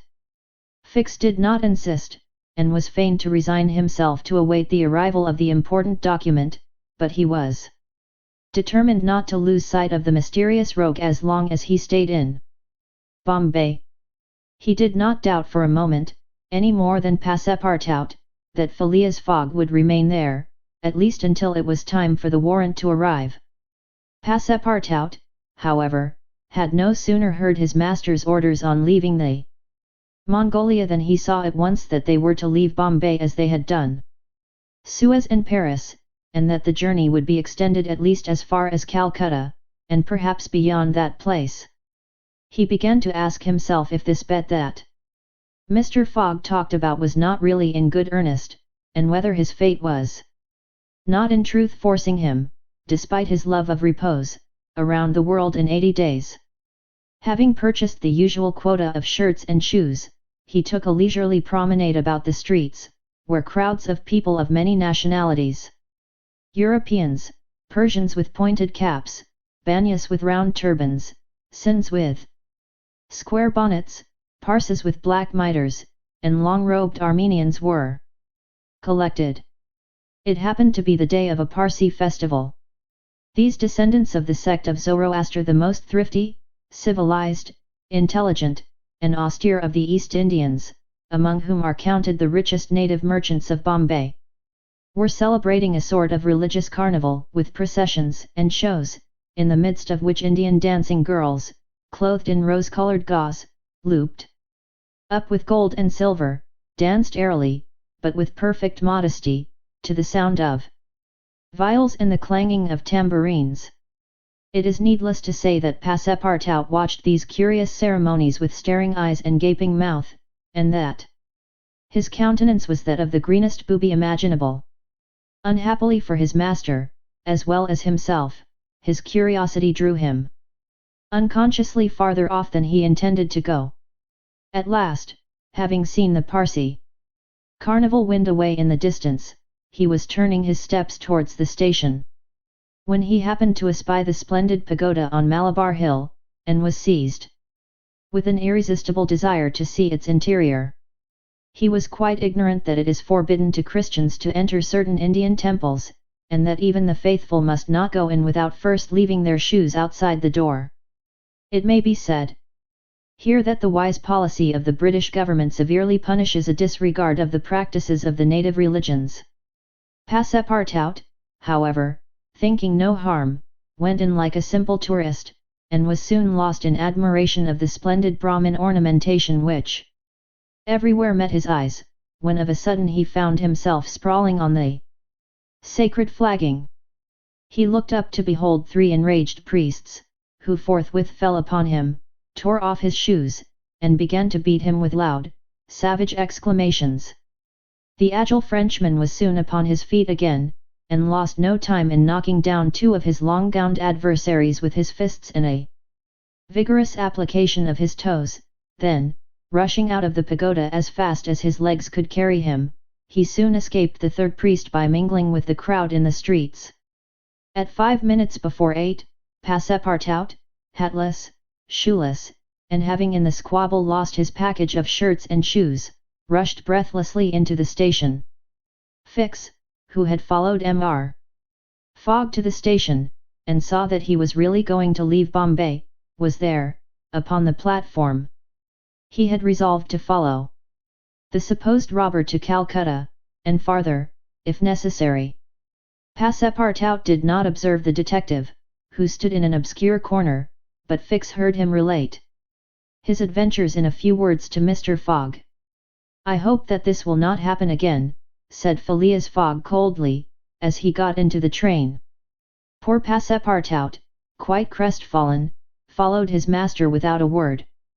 Fix was on the point of entering another carriage, when an idea struck him, which induced him to alter his plan. "No, I'll stay," muttered he. "An offence has been committed on Indian soil. I've got my man." Just then the locomotive gave a sharp screech, and the train passed out into the darkness of the night. Chapter 11, in which Phileas Fogg secures a curious means of conveyance at a fabulous price. The train had started punctually. Among the passengers were a number of officers, government officials, and opium and indigo merchants, whose business called them to the eastern coast. Passepartout rode in the same carriage with his master, and a 3rd passenger occupied a seat opposite to them. This was Sir Francis Cromarty, one of Mr. Fogg's whist partners on the Mongolia, now on his way to join his corps at Benares. Sir Francis was a tall, fair man of 50, who had greatly distinguished himself in the last Sepoy revolt. He made India his home, only paying brief visits to England at rare intervals, and was almost as familiar as a native with the customs, history and character of India and its people. But Phileas Fogg, who was not travelling, but only describing a circumference, took no pains to inquire into these subjects. He was a solid body, traversing an orbit around the terrestrial globe, according to the laws of rational mechanics. He was at this moment calculating in his mind the number of hours spent since his departure from London, and, had it been in his nature to make a useless demonstration, would have rubbed his hands for satisfaction.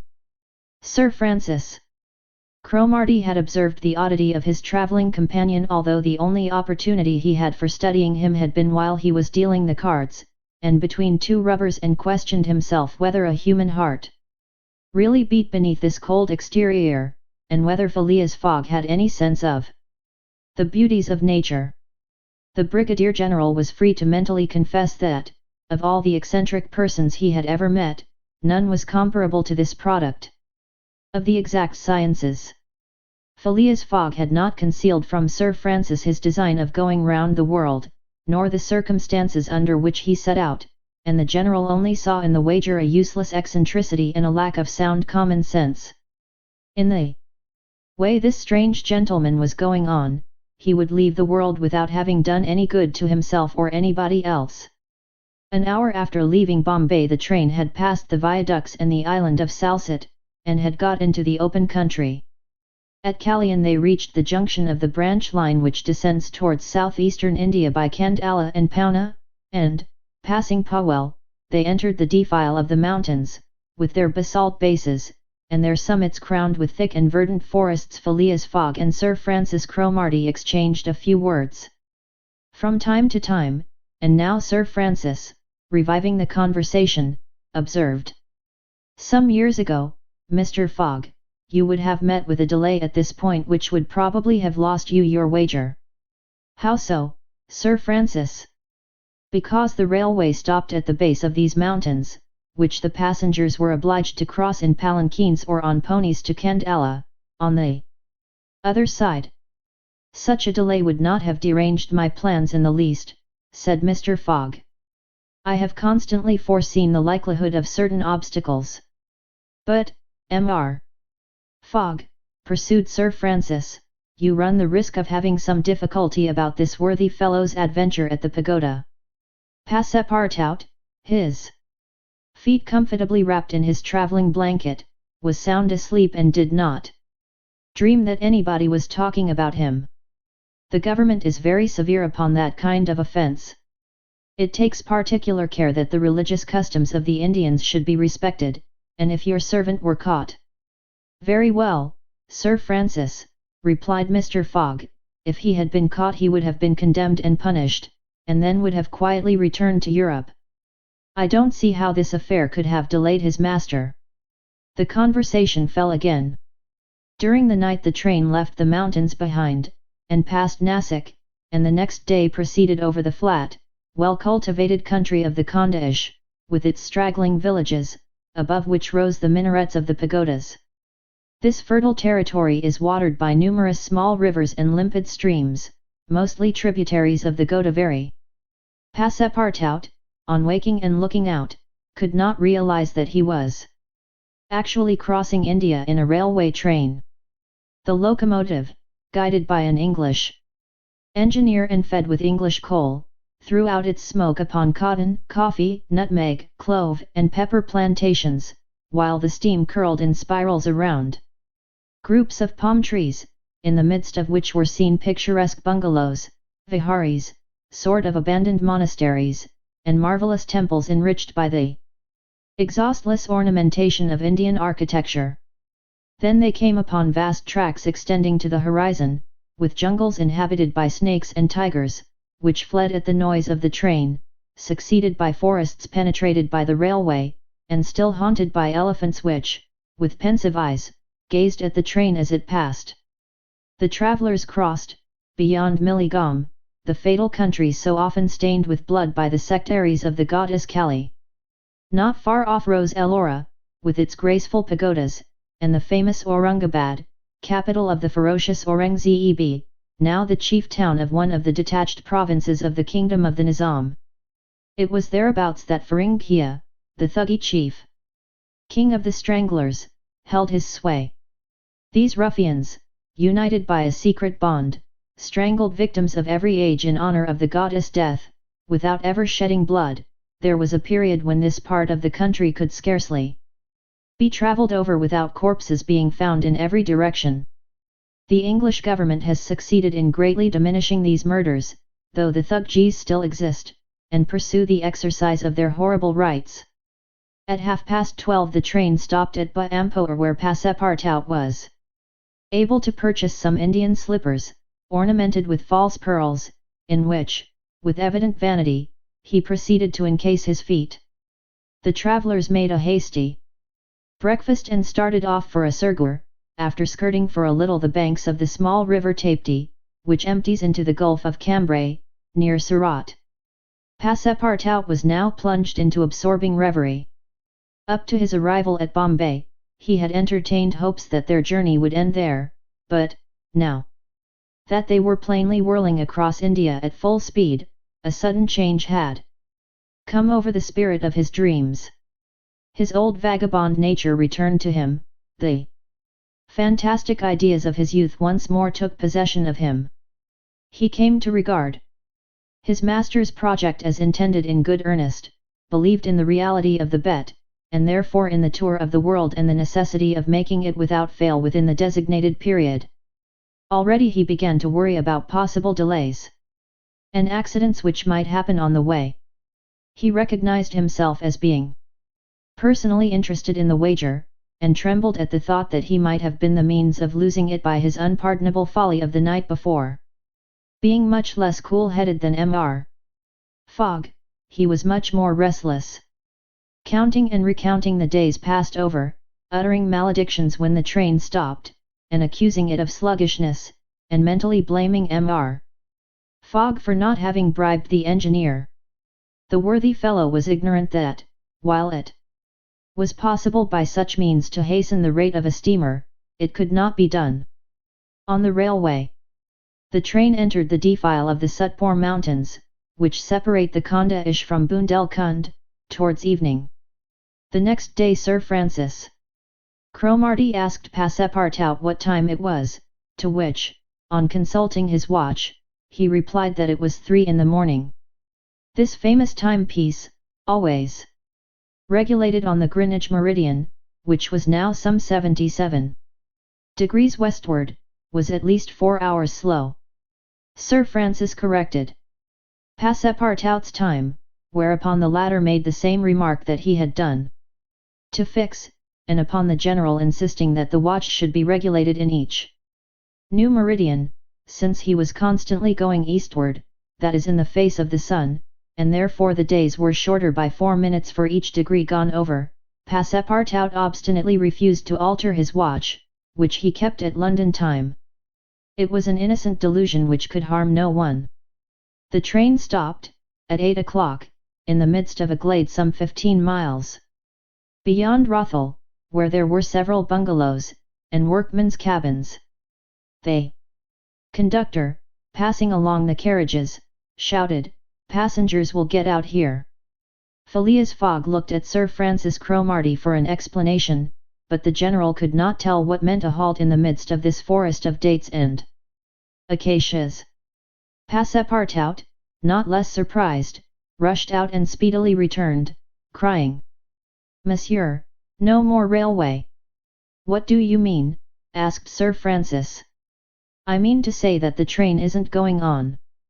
The general at once stepped out, while Phileas Fogg calmly followed him, and they proceeded together to the conductor. "Where are we?" asked Sir Francis. "At the hamlet of Colby." "Do we stop here?" "Certainly." "The railway isn't finished." "What? Not finished?" "No.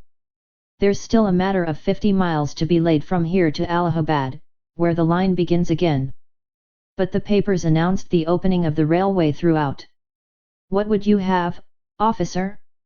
The papers were mistaken. Yet you sell tickets from Bombay to Calcutta, retorted Sir Francis, who was growing warm. No doubt, replied the conductor, but the passengers know that they must provide means of transportation for themselves from Colby to Allahabad. Sir Francis was furious. Passepartout would willingly have knocked the conductor down, and did not dare to look at his master. Sir Francis, said Mr. Fogg quietly, we will, if you please, look about for some means of conveyance to Allahabad. Mr. Fogg, this is a delay greatly to your disadvantage. No, Sir Francis, it was foreseen. What? You knew that the way? Not at all, but I knew that some obstacle or other would sooner or later arise on my route. Nothing, therefore, is lost. I have 2 days, which I have already gained, to sacrifice. A steamer leaves Calcutta for Hong Kong at noon, on the 25th. This is the 22nd, and we shall reach Calcutta in time. There was nothing to say to so confident a response. It was but too true that the railway came to a termination at this point. The papers were like some watches, which have a way of getting too fast, and had been premature in their announcement of the completion of the line. The greater part of the travellers were aware of this interruption, and, leaving the train, they began to engage such vehicles as the village could provide four-wheeled pakairas, wagons drawn by zebus, carriages that looked like perambulating pagodas, palanquins, ponies, and what not. Mr. Fogg and Sir Francis Cromarty, after searching the village from end to end, came back without having found anything. I shall go afoot, said Phileas Fogg.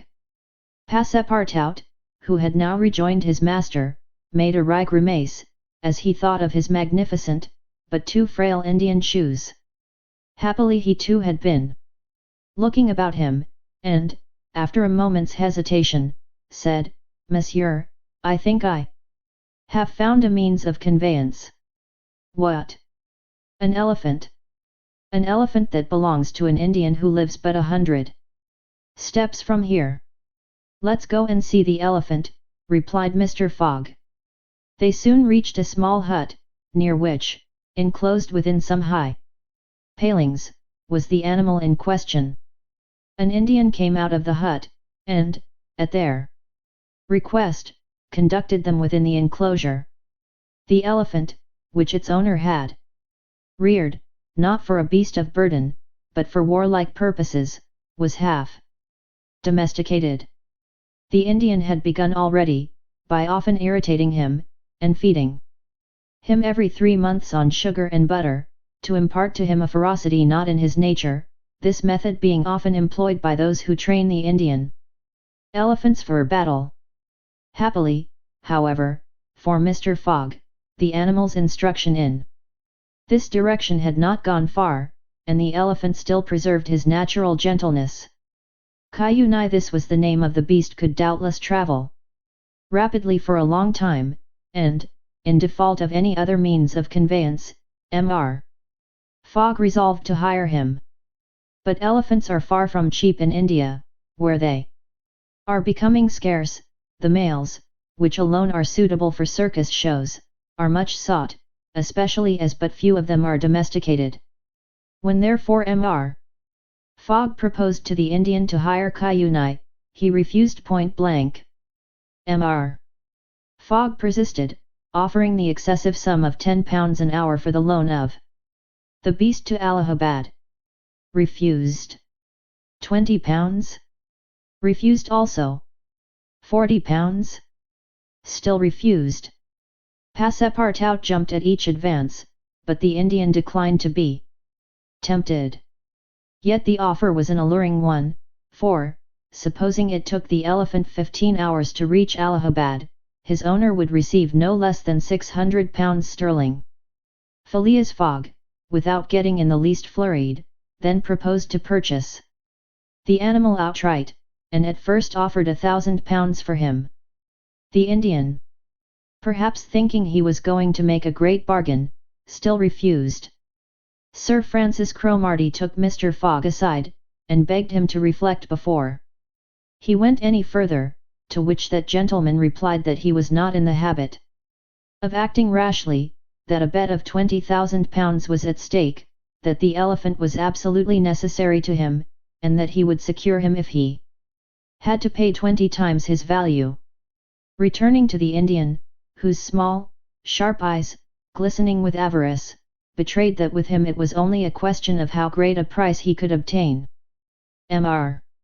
Fogg offered first £1,200, then £1,500, £1,800, £2,000. Passepartout, usually so rubicund, was fairly white with suspense. At £2,000 the Indian yielded. "What a price, good heavens!" cried Passepartout, "for an elephant!" It only remained now to find a guide, which was comparatively easy. A young Parsee, with an intelligent face, offered his services, which Mr. Fogg accepted, promising so generous a reward as to materially stimulate his zeal. The elephant was led out and equipped. The Parsee, who was an accomplished elephant driver, covered his back with a sort of saddle cloth, and attached to each of his flanks some curiously uncomfortable howdahs. Phileas Fogg paid the Indian with some banknotes which he extracted from the famous carpet bag, a proceeding that seemed to deprive poor Passepartout of his vitals. Then he offered to carry Sir Francis to Allahabad, which the brigadier gratefully accepted, as one traveller the more would not be likely to fatigue the gigantic beast. Provisions were purchased at Colby, and, while Sir Francis and Mr. Fogg took the howdahs on either side, Passepartout got astride the saddle cloth between them. The Parsee perched himself on the elephant's neck, and at 9 o'clock they set out from the village, the animal marching off through the dense forest of palms by the shortest cut. Chapter 12, in which Phileas Fogg and his companions venture across the Indian forests, and what ensued. In order to shorten the journey, the guide passed to the left of the line where the railway was still in process of being built. This line, owing to the capricious turnings of the Vindhya mountains, did not pursue a straight course. The Parsee, who was quite familiar with the roads and paths in the district, declared that they would gain 20 miles by striking directly through the forest. Phileas Fogg and Sir Francis Cromarty, plunged to the neck in the peculiar howdahs provided for them, were horribly jostled by the swift trotting of the elephant, spurred on as he was by the skilful Parsee, but they endured the discomfort with true British phlegm, talking little, and scarcely able to catch a glimpse of each other. As for Passepartout, who was mounted on the beast's back, and received the direct force of each concussion as he trod along, he was very careful, in accordance with his master's advice, to keep his tongue from between his teeth, as it would otherwise have been bitten off short. The worthy fellow bounced from the elephant's neck to his rump, and vaulted like a clown on a spring-board, yet he laughed in the midst of his bouncing, and from time to time took a piece of sugar out of his pocket, and inserted it in Cayuni's trunk, who received it without in the least slackening his regular trot. After 2 hours the guide stopped the elephant, and gave him an hour for rest, during which Cayuni, after quenching his thirst at a neighbouring spring, set to devouring the branches and shrubs round about him. Neither Sir Francis nor Mr. Fogg regretted the delay, and both descended with a feeling of relief. "Why, he's made of iron," exclaimed the general, gazing admiringly on Cayuni. "Of forged iron," replied Passepartout, as he set about preparing a hasty breakfast. At noon the Parsee gave the signal of departure. The country soon presented a very savage aspect. Copses of dates and dwarf palms succeeded the dense forests, then vast, dry plains, dotted with scanty shrubs, and sown with great blocks of syenite. All this portion of Bundelkund, which is little frequented by travellers, is inhabited by a fanatical population, hardened in the most horrible practices of the Hindu faith. The English have not been able to secure complete dominion over this territory, which is subjected to the influence of Rajas, whom it is almost impossible to reach in their inaccessible mountain fastnesses. The travelers several times saw bands of ferocious Indians, who, when they perceived the elephant striding across country, made angry and threatening motions. The Parsi avoided them as much as possible. Few animals were observed on the route, even the monkeys hurried from their path with contortions and grimaces which convulsed Passepartout with laughter. In the midst of his gaiety, however, one thought troubled the worthy servant. What would Mr. Fogg do with the elephant when he got to Allahabad? Would he carry him on with him? Impossible. The cost of transporting him would make him ruinously expensive. Would he sell him, or set him free? The estimable beast certainly deserved some consideration. Should Mr. Fogg choose to make him, Passepartout, a present of Cuyuni, he would be very much embarrassed, and these thoughts did not cease worrying him for a long time. The principal chain of the Vindhyas was crossed by 8 in the evening, and another halt was made on the northern slope, in a ruined bungalow. They had gone nearly 25 miles that day, and an equal distance still separated them from the station of Allahabad. The night was cold. The Parsi lit a fire in the bungalow with a few dry branches, and the warmth was very grateful. Provisions purchased at Colby sufficed for supper, and the travellers ate ravenously. The conversation, beginning with a few disconnected phrases, soon gave place to loud and steady snores. The guide watched Cuyuni, who slept standing, bolstering himself against the trunk of a large tree. Nothing occurred during the night to disturb the slumberers, although occasional growls from panthers and chatterings of monkeys broke the silence. The more formidable beasts made no cries or hostile demonstration against the occupants of the bungalow. Sir Francis slept heavily, like an honest soldier overcome with fatigue. Passepartout was wrapped in uneasy dreams of the bouncing of the day before.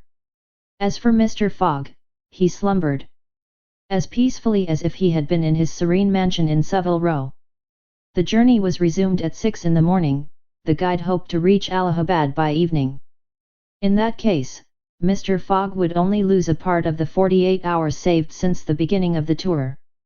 Cuyuni, resuming his rapid gait, soon descended the lower spurs of the Vindhyas, and towards noon they passed by the village of Kalangar, on the Kani, one of the branches of the Ganges. The guide avoided inhabited places, thinking it safer to keep the open country, which lies along the first depressions of the basin of the great river. Allahabad was now only 12 miles to the northeast. They stopped under a clump of bananas, the fruit of which, as healthy as bread and as succulent as cream, was amply partaken of and appreciated. At 2 o'clock the guide entered a thick forest which extended several miles. He preferred to travel under cover of the woods. They had not as yet had any unpleasant encounters, and the journey seemed on the point of being successfully accomplished, when the elephant, becoming restless, suddenly stopped. It was then 4 o'clock. "What's the matter?" asked Sir Francis, putting out his head. "I don't know, officer," replied the Parsi, listening attentively to a confused murmur which came through the thick branches. The murmur soon became more distinct. It now seemed like a distant concert of human voices accompanied by brass instruments. Passepartout was all eyes and ears. Mr. Fogg patiently waited without a word.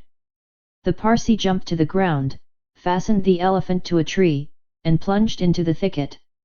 He soon returned, saying, "A procession of Brahmins is coming this way. We must prevent their seeing us, if possible." The guide unloosed the elephant and led him into a thicket, at the same time asking the travellers not to stir. He held himself ready to bestride the animal at a moment's notice, should flight become necessary, but he evidently thought that the procession of the faithful would pass without perceiving them amid the thick foliage, in which they were wholly concealed. The discordant tones of the voices and instruments drew nearer, and now droning songs mingled with the sound of the tambourines and cymbals. The head of the procession soon appeared beneath the trees, 100 paces away. And the strange figures who performed the religious ceremony were easily distinguished through the branches.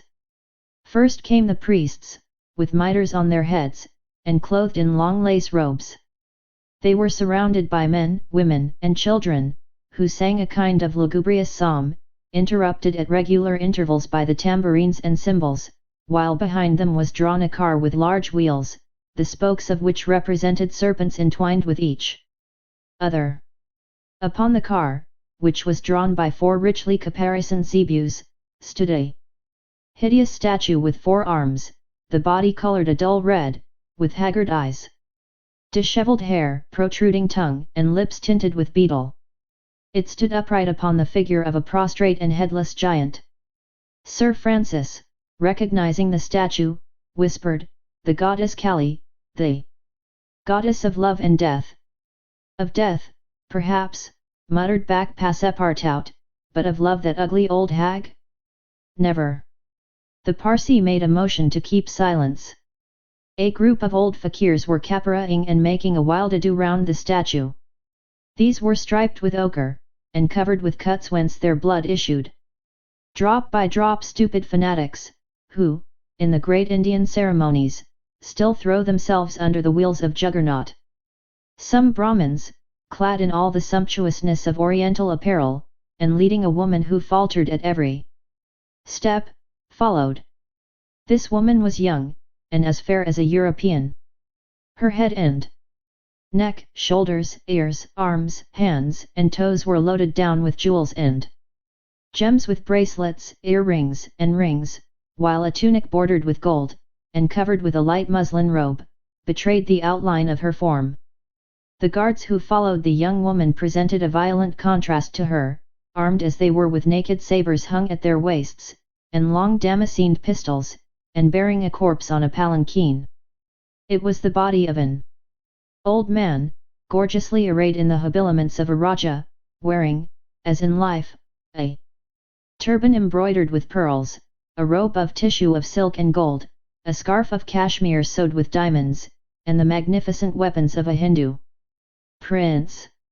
Next came the musicians and a rearguard of capara'ing fakirs, whose cries sometimes drowned the noise of the instruments. These closed the procession. Sir Francis watched the procession with a sad countenance, and, turning to the guide, said, "A Sati." The Parsi nodded, and put his finger to his lips. The procession slowly wound under the trees, and soon its last ranks disappeared in the depths of the wood.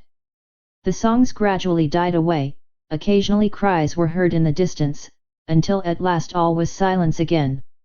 Phileas Fogg had heard what Sir Francis said, and, as soon as the procession had disappeared, asked, "What is a suttee?" "A suttee," returned the general, "is a human sacrifice, but a voluntary one. The woman you have just seen will be burned tomorrow at the dawn of day." "Oh, the scoundrels!" cried Passepartout, who could not repress his indignation. "And the corpse?" asked Mr. Fogg. "Is that of the prince, her husband," said the guide, "an independent Raja of Bundelkund." "Is it possible," resumed Phileas Fogg, his voice betraying not the least emotion, "that these barbarous customs still exist in India, and that the English have been unable to put a stop to them?" "These sacrifices do not occur in the larger portion of India," replied Sir Francis, "but we have no power over these savage territories, and especially here in Bundelkund. The whole district north of the Vindhyas is the theatre of incessant murders and pillage." "The poor wretch!" exclaimed Passepartout, "to be burned alive." "Yes," returned Sir Francis, "burned alive. And, if she were not, you cannot conceive what treatment she would be obliged to submit to from her relatives. They would shave off her hair, feed her on a scanty allowance of rice, treat her with contempt. She would be looked upon as an unclean creature, and would die in some corner, like a scurvy dog. The prospect of so frightful an existence drives these poor creatures to the sacrifice much more than love or religious fanaticism. Sometimes, however, the sacrifice is really voluntary, and it requires the active interference of the government to prevent it. Several years ago, when I was living at Bombay, a young widow asked permission of the governor to be burned along with her husband's body, but, as you may imagine, he refused. The woman left the town, took refuge with an independent Raja, and there carried out her self-devoted purpose. While Sir Francis was speaking, the guide shook his head several times, and now said, "The sacrifice which will take place tomorrow at dawn is not a voluntary one." "How do you know?" "Everybody knows about this affair in Bundelkund." But the wretched creature did not seem to be making any resistance, observed Sir Francis. That was because they had intoxicated her with fumes of hemp and opium. "But where are they taking her?" "To the pagoda of Pillaji, 2 miles from here. She will pass the night there." "And the sacrifice will take place tomorrow, at the first light of dawn." The guide now led the elephant out of the thicket, and leaped upon his neck. Just at the moment that he was about to urge Kyunai forward with a peculiar whistle, Mr. Fogg stopped him, and, turning to Sir Francis Cromarty, said, "Suppose we save this woman." "Save the woman, Mr. Fogg? I have yet 12 hours to spare, I can devote them to that." "Why, you are a man of heart." "Sometimes," replied Phileas Fogg, quietly, "when I have the time." Chapter 13, in which Passepartout receives a new proof that fortune favours the brave. The project was a bold one, full of difficulty, perhaps impracticable. Mr. Fogg was going to risk life, or at least liberty, and therefore the success of his tour. But he did not hesitate, and he found in Sir Francis Cromarty an enthusiastic ally. As for Passepartout, he was ready for anything that might be proposed. His master's idea charmed him. He perceived a heart, a soul, under that icy exterior. He began to love Phileas Fogg. There remained the guide. What course would he adopt? Would he not take part with the Indians? In default of his assistance, it was necessary to be assured of his neutrality. Sir Francis frankly put the question to him. "Officers," replied the guide, "I am a Parsee, and this woman is a Parsee. Command me as you will." "Excellent," said Mr. Fogg.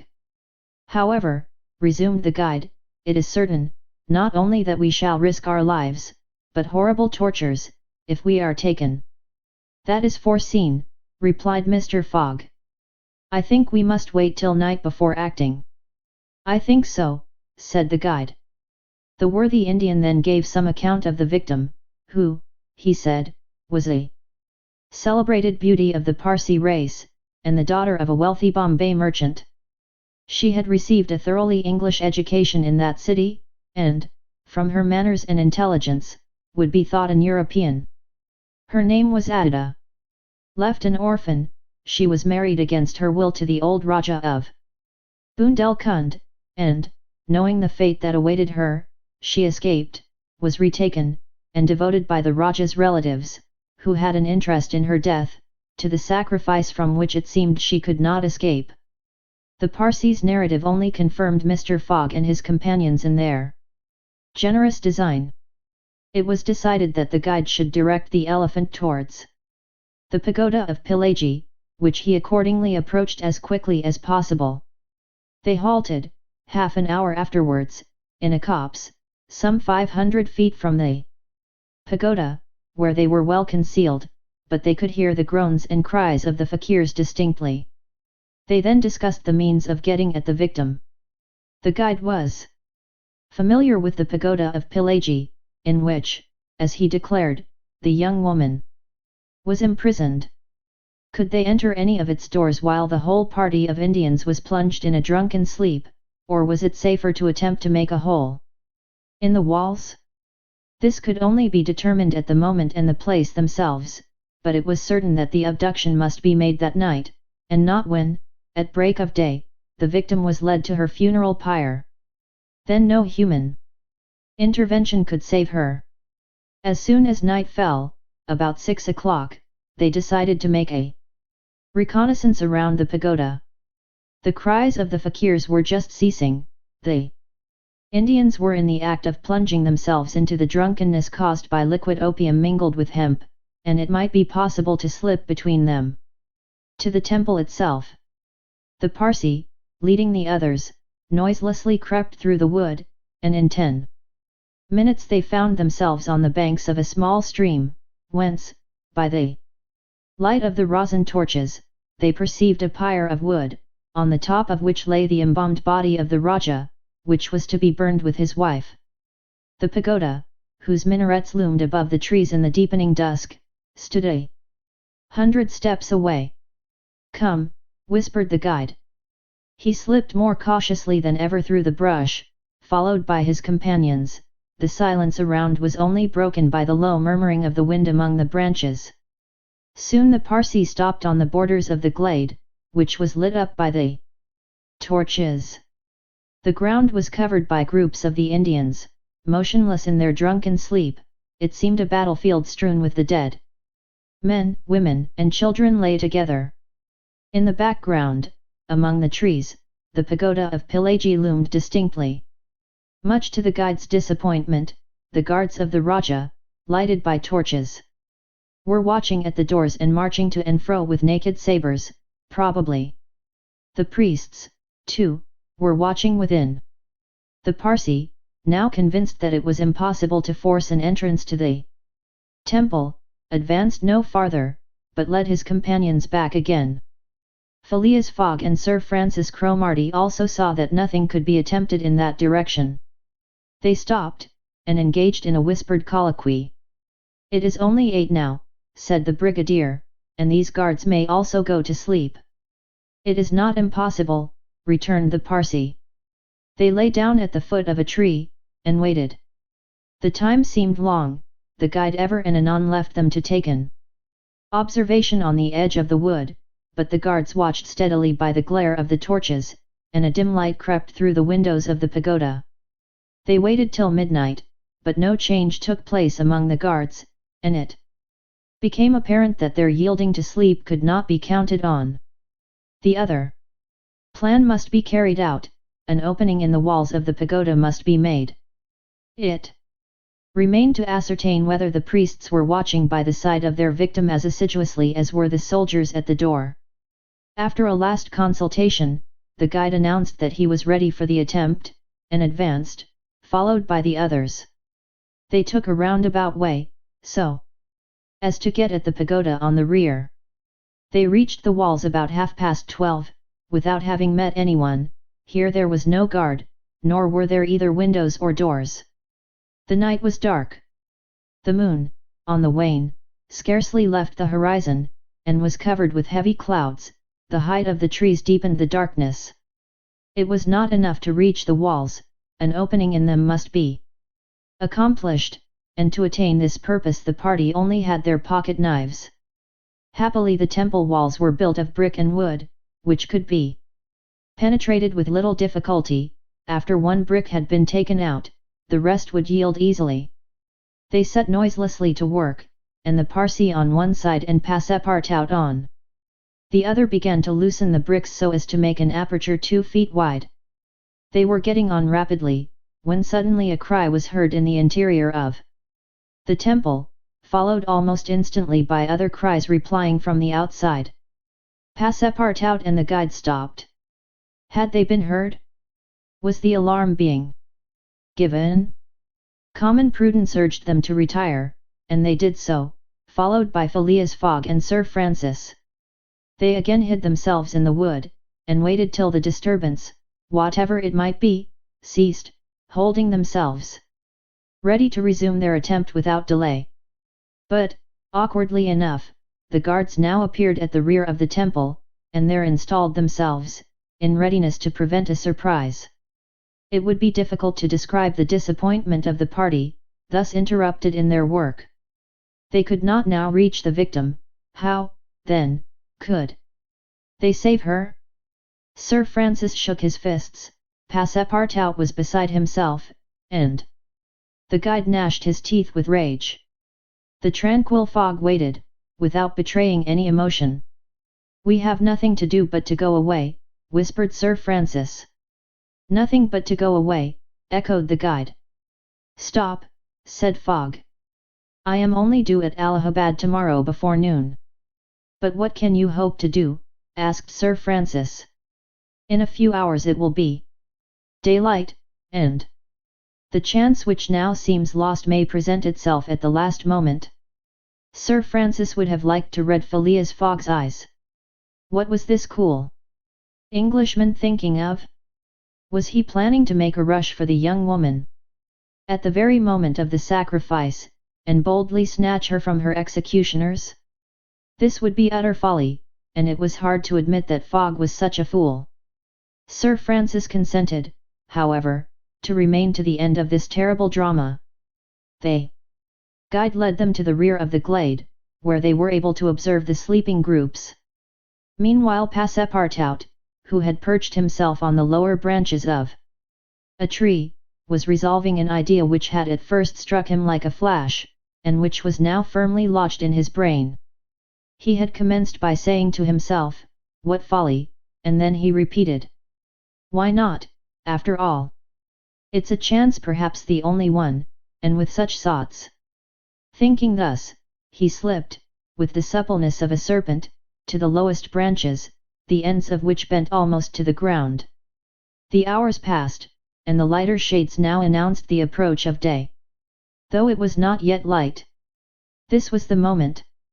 The slumbering multitude became animated, the tambourines sounded, songs and cries arose, the hour of the sacrifice had come. The doors of the pagoda swung open, and a bright light escaped from its interior, in the midst of which Mr. Fogg and Sir Francis espied the victim. She seemed, having shaken off the stupor of intoxication, to be striving to escape from her executioner. Sir Francis's heart throbbed, and, convulsively seizing Mr. Fogg's hand, found in it an open knife. Just at this moment the crowd began to move. The young woman had again fallen into a stupor caused by the fumes of hemp, and passed among the fakirs, who escorted her with their wild, religious cries. Phileas Fogg and his companions, mingling in the rear ranks of the crowd, followed, and in 2 minutes they reached the banks of the stream, and stopped 50 paces from the pyre, upon which still lay the Rajah's corpse. In the semi-obscurity they saw the victim, quite senseless, stretched out beside her husband's body. Then a torch was brought, and the wood, heavily soaked with oil, instantly took fire. At this moment Sir Francis and the guide seized Phileas Fogg, who, in an instant of mad generosity, was about to rush upon the pyre. But he had quickly pushed them aside, when the whole scene suddenly changed. A cry of terror arose. The whole multitude prostrated themselves, terror-stricken, on the ground. The old Rajah was not dead, then, since he rose of a sudden, like a spectre, took up his wife in his arms, and descended from the pyre in the midst of the clouds of smoke, which only heightened his ghostly appearance. Fakirs and soldiers and priests, seized with instant terror, lay there, with their faces on the ground, not daring to lift their eyes and behold such a prodigy. The inanimate victim was borne along by the vigorous arms which supported her, and which she did not seem in the least to burden. Mr. Fogg and Sir Francis stood erect, the Parsee bowed his head, and Passepartout was, no doubt, scarcely less stupefied. The resuscitated Rajah approached Sir Francis and Mr. Fogg, and, in an abrupt tone, said, "Let us be off." It was Passepartout himself, who had slipped upon the pyre in the midst of the smoke and, profiting by the still overhanging darkness, had delivered the young woman from death. It was Passepartout who, playing his part with a happy audacity, had passed through the crowd amid the general terror. A moment after all 4 of the party had disappeared in the woods, and the elephant was bearing them away at a rapid pace. But the cries and noise, and a ball which whizzed through Phileas Fogg's hat, apprised them that the trick had been discovered. The old Rajah's body, indeed, now appeared upon the burning pyre, and the priests, recovered from their terror, perceived that an abduction had taken place. They hastened into the forest, followed by the soldiers, who fired a volley after the fugitives, but the latter rapidly increased the distance between them, and ere long found themselves beyond the reach of the bullets and arrows. Chapter 14, in which Phileas Fogg descends the whole length of the beautiful valley of the Ganges without ever thinking of seeing it.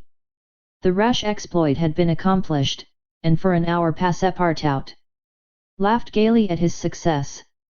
Sir Francis pressed the worthy fellow's hand, and his master said, "Well done," which, from him, was high commendation, to which Passepartout replied that all the credit of the affair belonged to Mr. Fogg.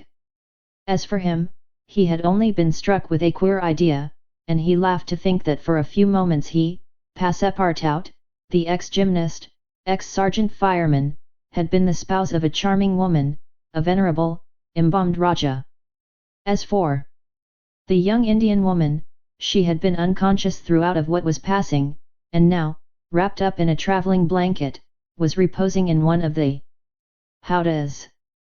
The elephant, thanks to the skillful guidance of the Parsee, was advancing rapidly through the still darksome forest, and, an hour after leaving the pagoda, had crossed a vast plain. They made a halt at 7 o'clock, the young woman being still in a state of complete prostration. The guide made her drink a little brandy and water, but the drowsiness which stupefied her could not yet be shaken off. Sir Francis, who was familiar with the effects of the intoxication produced by the fumes of hemp, reassured his companions on her account. But he was more disturbed at the prospect of her future fate.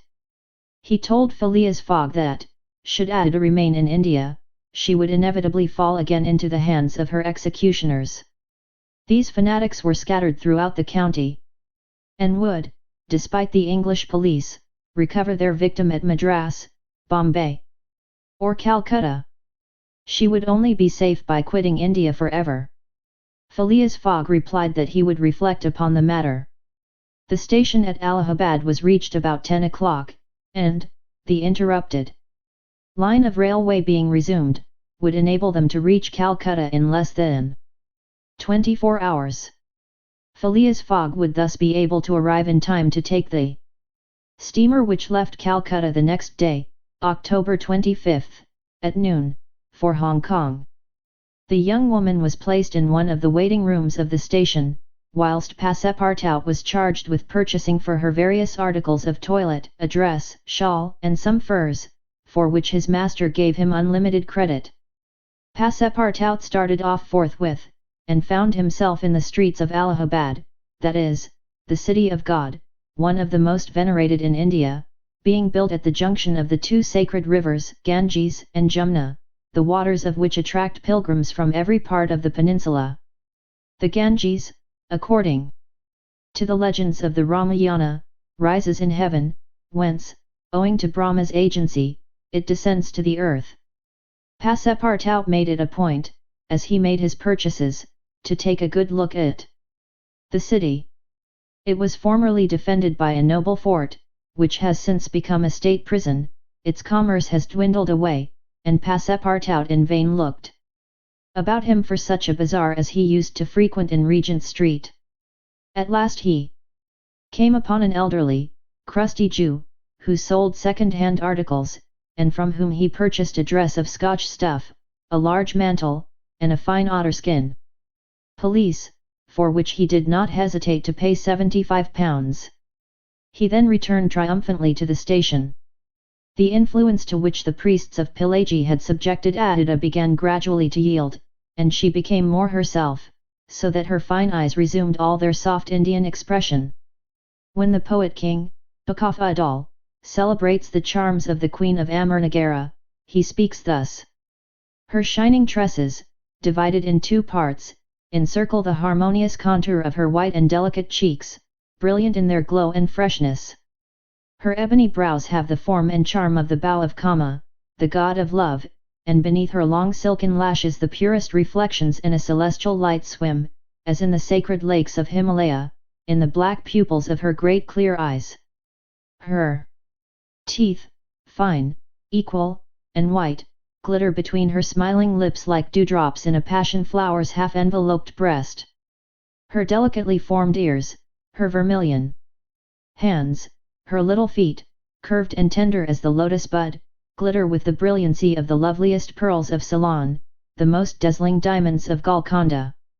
Her narrow and supple waist, which a hand may clasp around, sets forth the outline of her rounded figure and the beauty of her bosom, where youth in its flower displays the wealth of its treasures, and beneath the silken folds of her tunic she seems to have been modelled in pure silver by the god-like hand of Vikvarkarma, the immortal sculptor.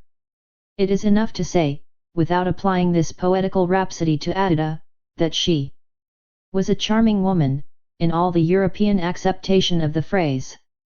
She spoke English with great purity, and the guide had not exaggerated in saying that the young Parsi had been transformed by her bringing up. The train was about to start from Allahabad, and Mr. Fogg proceeded to pay the guide the price agreed upon for his service, and not a farthing more, which astonished Passepartout, who remembered all that his master owed to the guide's devotion. He had, indeed, risked his life in the adventure at Pilagi, and, if he should be caught afterwards by the Indians, he would with difficulty escape their vengeance. Cayunai, also, must be disposed of. What should be done with the elephant, which had been so dearly purchased? Phileas Fogg had already determined this question.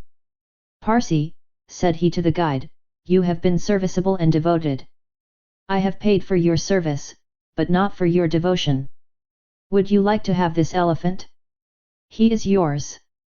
The guide's eyes glistened. Your honor is giving me a fortune, cried he. Take him, guide, returned Mr. Fogg, and I shall still be your debtor. Good! Exclaimed Passepartout. Take him, friend. Cayunai is a brave and faithful beast. And, going up to the elephant, he gave him several lumps of sugar, saying, Here, Cayunai, here, here. The elephant grunted out his satisfaction, and, clasping Passepartout around the waist with his trunk, lifted him as high as his head. Passepartout, not in the least alarmed, caressed the animal, which replaced him gently on the ground. Soon after, Phileas Fogg, Sir Francis Cromarty, and Passepartout, installed in a carriage with Adida, who had the best seat, were whirling at full speed towards Benares. It was a run of 80 miles, and was accomplished in 2 hours. During the journey, the young woman fully recovered her senses. What was her astonishment to find herself in this carriage, on the railway, dressed in European habiliments, and with travellers who were quite strangers to her. Her companions first set about fully reviving her with a little liquor, and then Sir Francis narrated to her what had passed, dwelling upon the courage with which Phileas Fogg had not hesitated to risk his life to save her, and recounting the happy sequel of the venture, the result of Passepartout's rash idea. Mr. Fogg said nothing, while Passepartout, abashed, kept repeating that it wasn't worth telling. Adida pathetically thanked her deliverers, rather with tears than words. Her fine eyes interpreted her gratitude better than her lips. Then, as her thoughts strayed back to the scene of the sacrifice, and recalled the dangers which still menaced her, she shuddered with terror. Phileas Fogg understood what was passing in Adida's mind, and offered, in order to reassure her, to escort her to Hong Kong, where she might remain safely until the affair was hushed up, an offer which she eagerly and gratefully accepted. She had, it seems, a Parsi relation, who was one of the principal merchants of Hong Kong, which is wholly an English city, though on an island on the Chinese coast. At 12:30 the train stopped at Benares. The Brahmin legends assert that this city is built on the site of the ancient Kasi, which, like Muhammad's tomb, was once suspended between heaven and earth, though the Benares of today, which the Orientalists call the Athens of India, stands quite unpoetically on the Solid earth, Passepartout caught glimpses of its brick houses and clay huts, giving an aspect of desolation to the place, as the train entered it. Benares was Sir Francis Cromarty's destination, the troops he was rejoining being encamped some miles northward of the city. He bade adieu to Phileas Fogg, wishing him all success, and expressing the hope that he would come that way again in a less original but more profitable fashion. Mr. Fogg lightly pressed him by the hand. The parting of Attila, who did not forget what she owed to Sir Francis, betrayed more warmth, and, as for Passepartout, he received a hearty shake of the hand from the gallant general. The railway, on leaving Benares, passed for a while along the valley of the Ganges. Through the windows of their carriage the travellers had glimpses of the diversified landscape of Beer, with its mountains clothed in verdure, its fields of barley, wheat, and corn, its jungles peopled with green alligators, its neat villages, and its still thickly leaved forests. Elephants were bathing in the waters of the sacred river, and groups of Indians, despite the advanced season and chilly air, were performing solemnly their pious ablutions. These were fervent Brahmins, the bitterest foes of Buddhism, their deities being Vishnu, the solar god, Shiva, the divine impersonation of natural forces, and Brahma, the supreme ruler of priests and legislators. What would these divinities think of India, anglicized as it is today, with steamers whistling and scudding along the Ganges, frightening the gulls which float upon its surface, the turtles swarming along its banks, and the faithful dwelling upon its borders?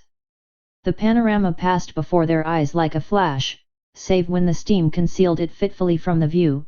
The travellers could scarcely discern the fort of Chupani, 20 miles southwestward from Benares, the ancient stronghold of the Rajas of Beer, or Gazipur and its famous rose-water factories, or the tomb of Lord Cornwallis, rising on the left bank of the Ganges, the fortified town of Buxar, or Putna, a large manufacturing and trading place, where is held the principal opium market of India, or Mungher, a more than European town, for it is as English as Manchester or Birmingham, with its iron foundries, edge-tool factories, and high chimneys puffing clouds of black smoke. Heavenward. Night came on, the train passed on at full speed, in the midst of the roaring of the tigers, bears, and wolves which fled before the locomotive, and the marvels of Bengal, Golconda ruined Gore, Murshidabad, the ancient capital, Burdwan, Hugli, and the French town of Chandernagore, where Passepartout would have been proud to see his country's flag flying, were hidden from their view in the darkness. Calcutta was reached at 7 in the morning, and the packet left for Hong Kong at noon, so that Phileas Fogg had 5 hours before him. According to his journal, he was due at Calcutta on the 25th of October, and that was the exact date of his actual arrival. He was therefore neither behindhand nor ahead of time. The 2 days gained between London and Bombay had been lost, as has been seen, in the journey across India. But it is not to be supposed that Phileas Fogg regretted them. Chapter 15, in which the bag of banknotes disgorges some thousands of pounds more. The train entered the station, and Passepartout, jumping out first, was followed by Mr. Fogg, who assisted his fair companion to descend. Phileas Fogg intended to proceed at once to the Hong Kong steamer, in order to get Attila comfortably settled for the voyage. He was unwilling to leave her while they were still on dangerous ground. Just as he was leaving the station a policeman came up to him, and said, "Mr. Phileas Fogg." "I am he." "Is this man your servant?" added the policeman, pointing to Passepartout. "Yes." "Be so good, both of you, as to follow me." Mr. Fogg betrayed no surprise whatever. The policeman was a representative of the law, and law is sacred to an Englishman. Passepartout tried to reason about the matter, but the policeman tapped him with his stick, and Mr. Fogg made him a signal to obey. "May this young lady go with us?" asked he. "She may," replied the policeman. Mr. Fogg, Adida, and Passepartout were conducted to a pakagari, a sort of four-wheeled carriage, drawn by two horses, in which they took their places and were driven away. No one spoke during the 20 minutes which elapsed before they reached their destination. They first passed through the Black Town, with its narrow streets, its miserable, dirty huts, and squalid population, then through the European town, which presented a relief in its bright brick mansions, shaded by coconut trees and bristling with masts, where, although it was early morning, elegantly dressed horsemen and handsome equipages were passing back and forth. The carriage stopped before a modest-looking house, which, however, did not have the appearance of a private mansion. The policeman having requested his prisoners for so, truly, they might be called to descend, conducted them into a room with barred windows, and said, "You will appear before Judge Obadiah at 8:30. He then retired, and closed the door. "Why, we are prisoners," exclaimed Passepartout, falling into a chair. Adida, with an emotion she tried to conceal, said to Mr. Fogg, "Sir, you must leave me to my fate. It is on my account that you receive this treatment, it is for having saved me." Phileas Fogg contented himself with saying that it was impossible. It was quite unlikely that he should be arrested for preventing a suttee. They complainants would not dare present themselves with such a charge.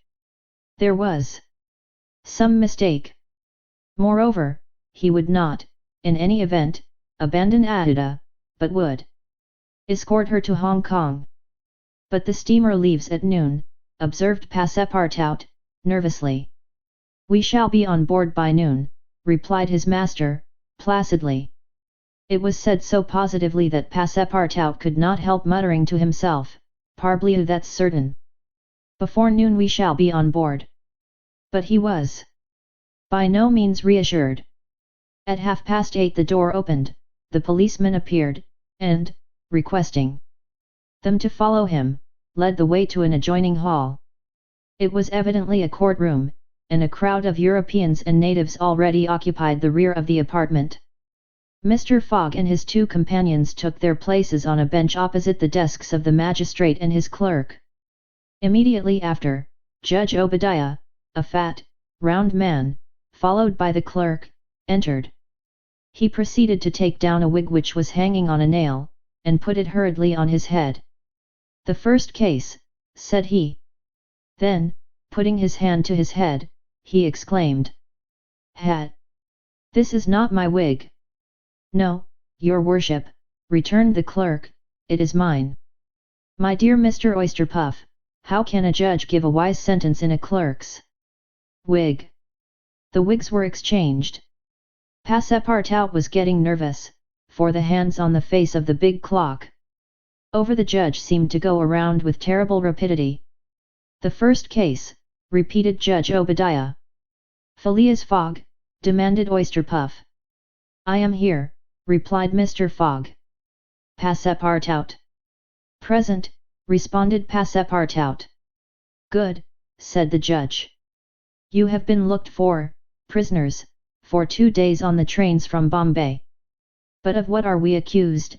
asked Passepartout, impatiently. "You are about to be informed." "I am an English subject, sir," said Mr. Fogg, "and I have the right." "Have you been ill-treated?" "Not at all." "Very well, let the complainants come in." A door was swung open by order of the judge, and 3 Indian priests entered. "That's it," muttered Passepartout, "these are the rogues who were going to burn our young lady." The priests took their places in front of the judge, and the clerk proceeded to read in a loud voice a complaint of sacrilege against Phileas Fogg and his servant, who were accused of having violated a place held consecrated by the Brahmin religion.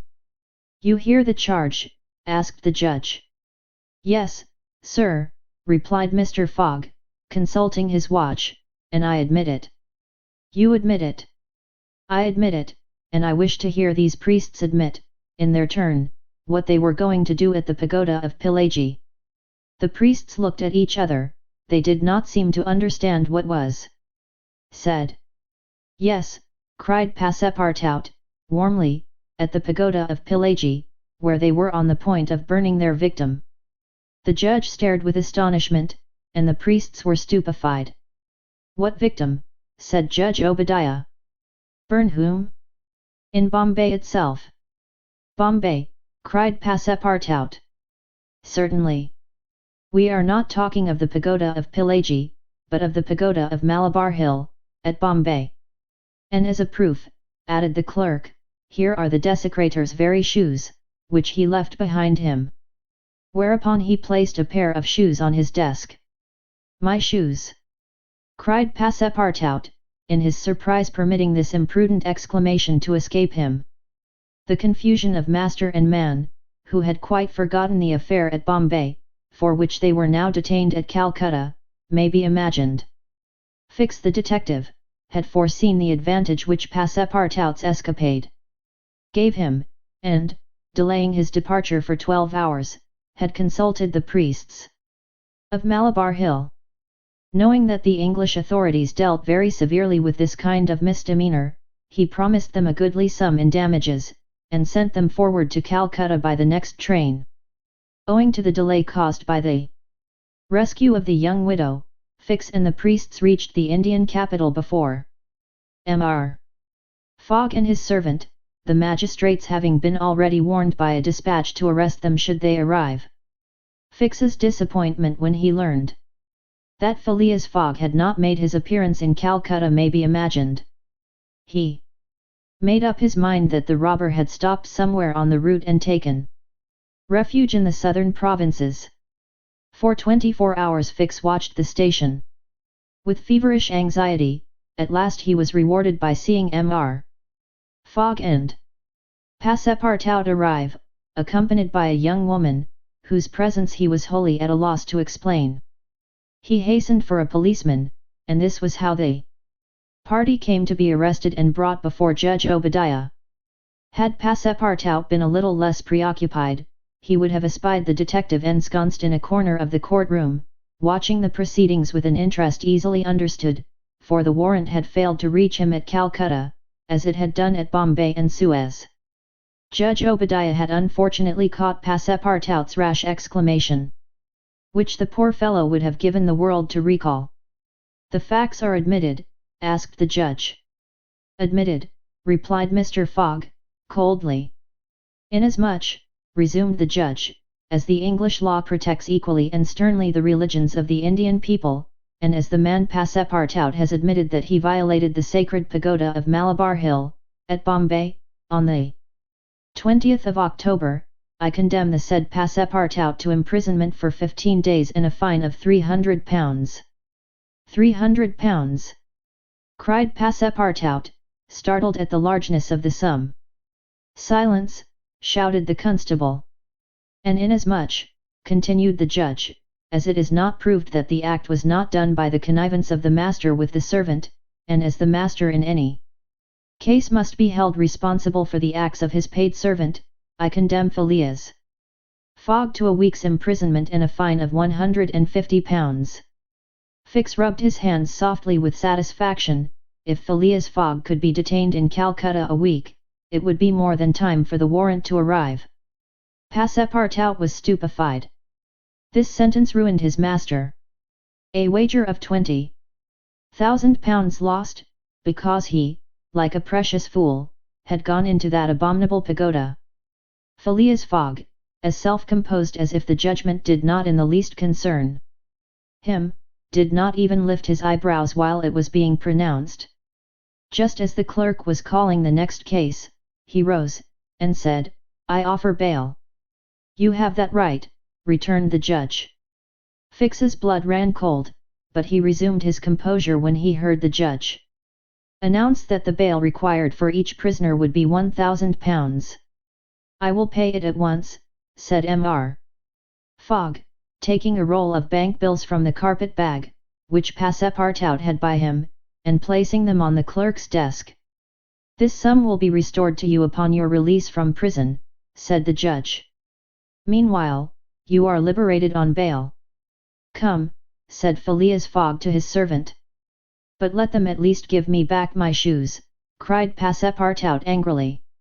"Ah, these are pretty dear shoes," he muttered, as they were handed to him. "More than £1,000 apiece, besides, they pinch my feet." Mr.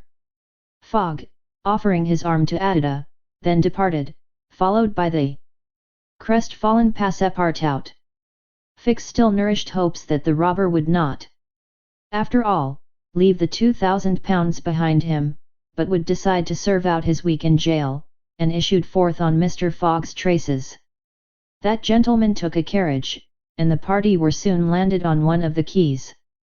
The Rangoon was moored half a mile off in the harbour, its signal of departure hoisted at the masthead. 11 o'clock was striking. Mr. Fogg was an hour in advance of time. Fix saw them leave the carriage and push off in a boat for the steamer, and stamped his feet with disappointment. "The rascal is off, after all," he exclaimed. £2,000 sacrificed. "He's as prodigal as a thief.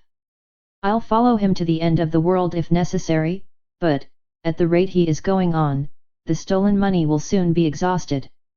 The detective was not far wrong in making this conjecture.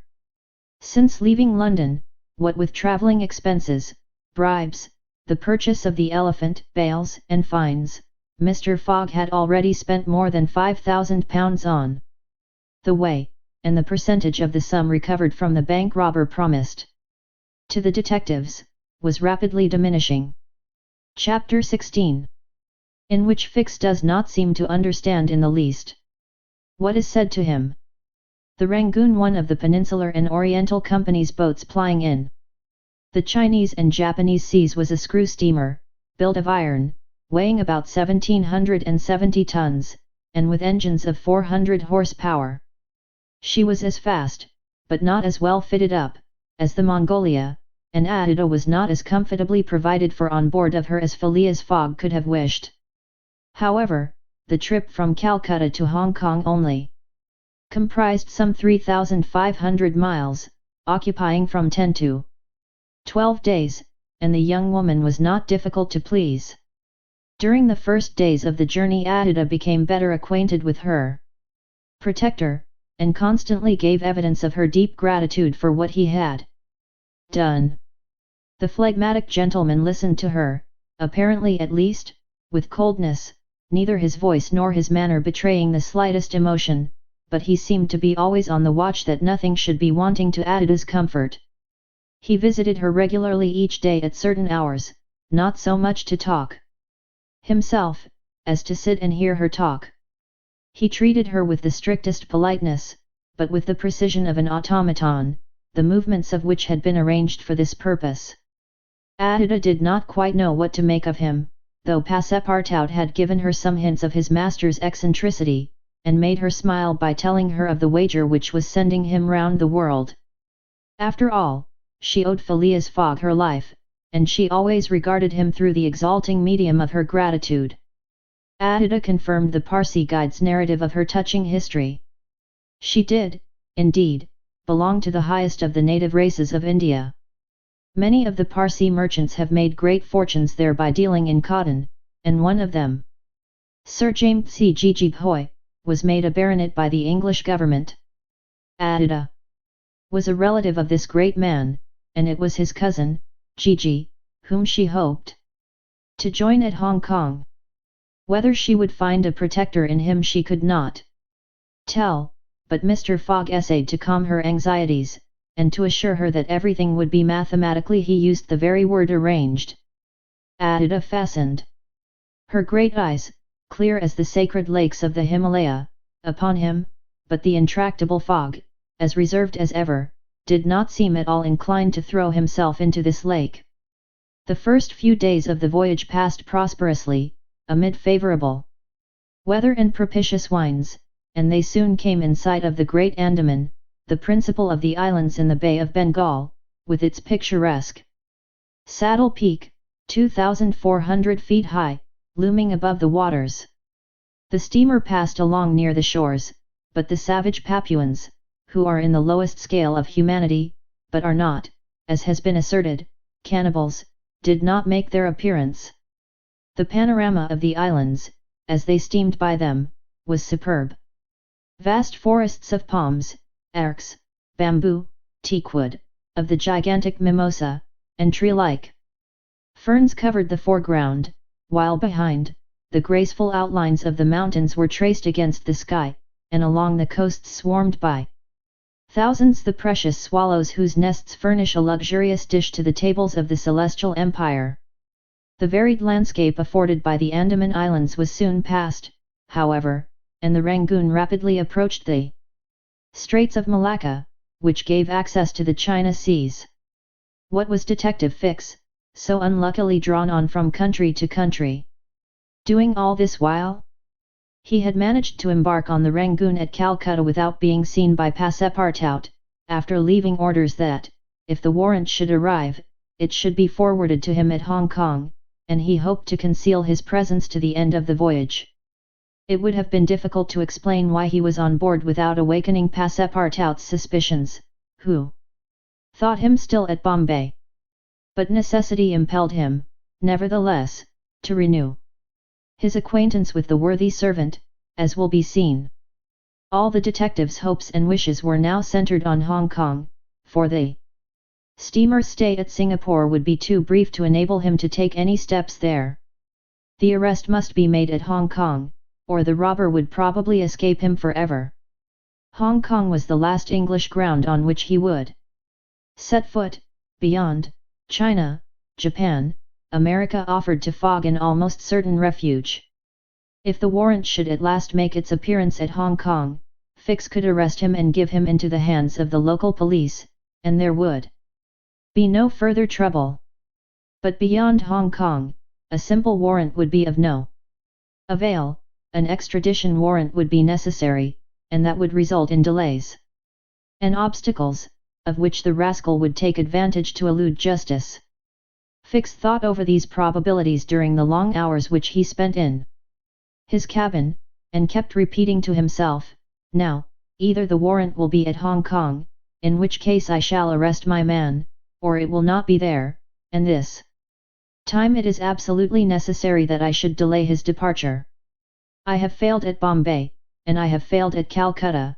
If I fail at Hong Kong, my reputation is lost, cost what it may. I must succeed. But how shall I prevent his departure, if that should turn out to be my last resource?" Fix made up his mind that, if worst came to worst, he would make a confidant of Passepartout, and tell him what kind of a fellow his master really was. That Passepartout was not Fogg's accomplice, he was very certain. The servant, enlightened by his disclosure, and afraid of being himself implicated in the crime, would doubtless become an ally of the detective. But this method was a dangerous one, only to be employed when everything else had failed. A word from Passepartout to his master would ruin all. The detective was therefore in a sore strait. But suddenly a new idea struck him.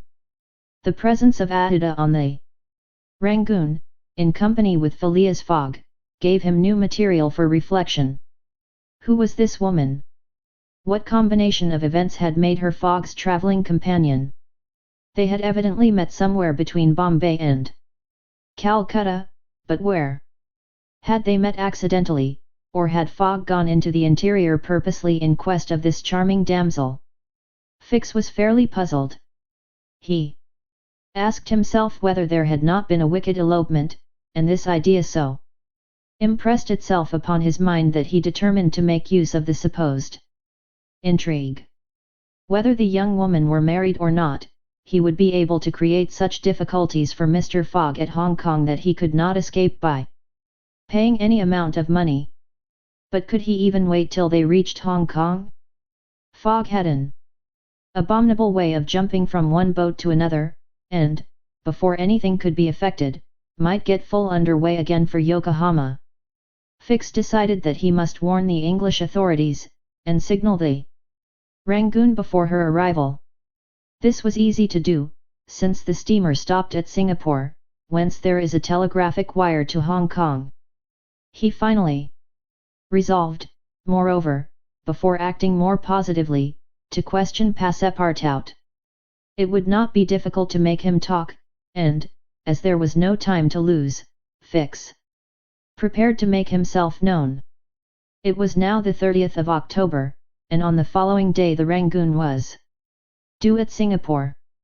Fix emerged from his cabin and went on deck. Passepartout was promenading up and down in the forward part of the steamer. The detective rushed forward with every appearance of extreme surprise, and exclaimed, "You here, on the Rangoon? What, Monsieur Fix, are you on board?"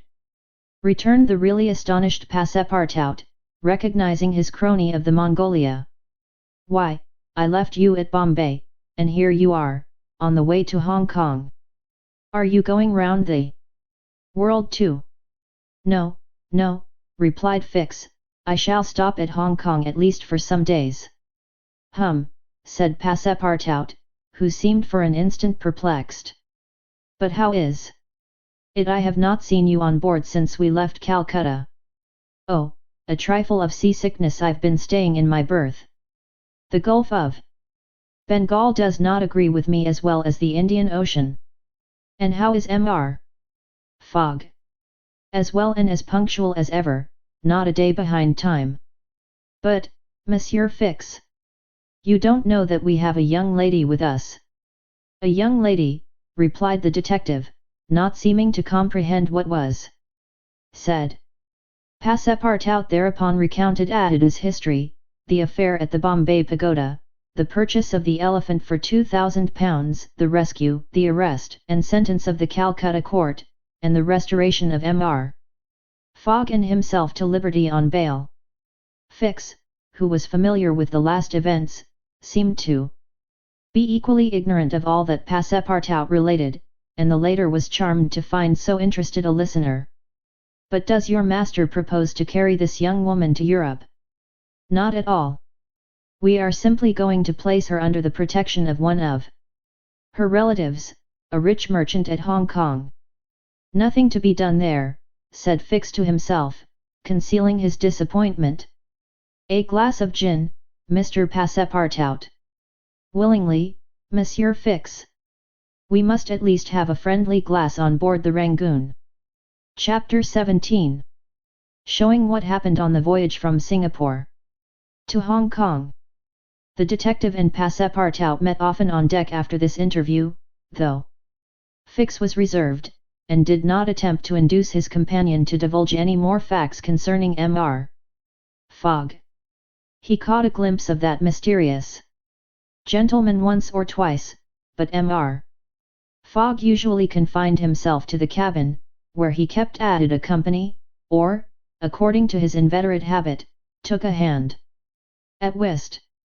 Passepartout began very seriously to conjecture what strange chance kept Fix still on the route that his master was pursuing. It was really worth considering why this certainly very amiable and complacent person, whom he had first met at Suez, had then encountered on board the Mongolia, who disembarked at Bombay, which he announced as his destination, and now turned up so unexpectedly on the Rangoon, was following Mr. Fogg's tracks step by step. What was Fix's object? Passepartout was ready to wager his Indian shoes, which he religiously preserved, that Fix would also leave Hong Kong at the same time with them, and probably on the same steamer.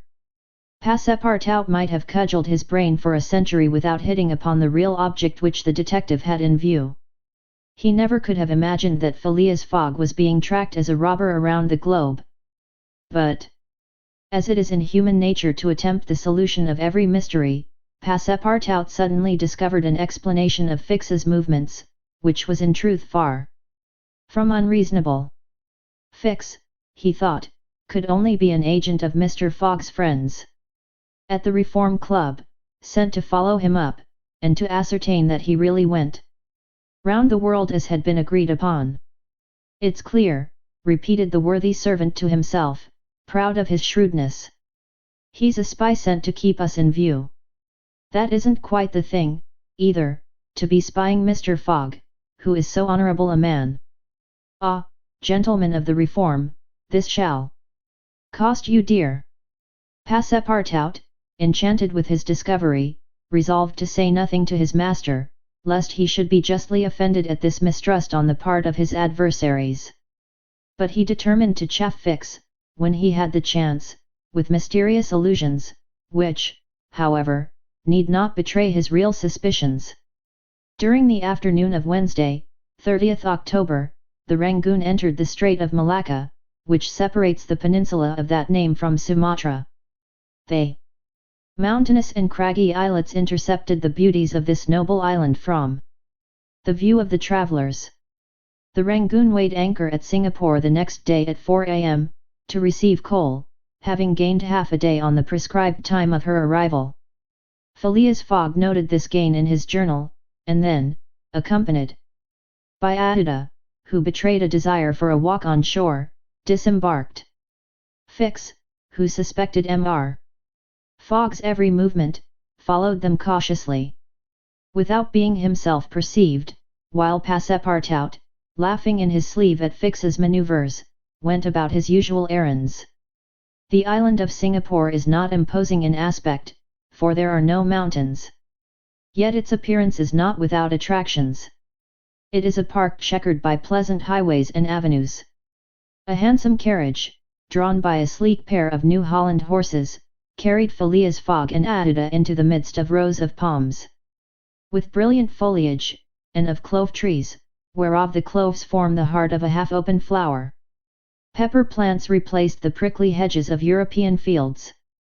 Sago bushes, large ferns with gorgeous branches, varied the aspect of this tropical clime, while nutmeg trees in full foliage filled the air with a penetrating perfume. Agile and grinning bands of monkeys skipped about in the trees, nor were tigers wanting in the jungles. After a drive of 2 hours through the country, Adida and Mr. Fogg returned to the town, which is a vast collection of heavy-looking, irregular houses, surrounded by charming gardens rich in tropical fruits and plants, and at 10 o'clock they re-embarked, closely followed by the detective, who had kept them constantly in sight.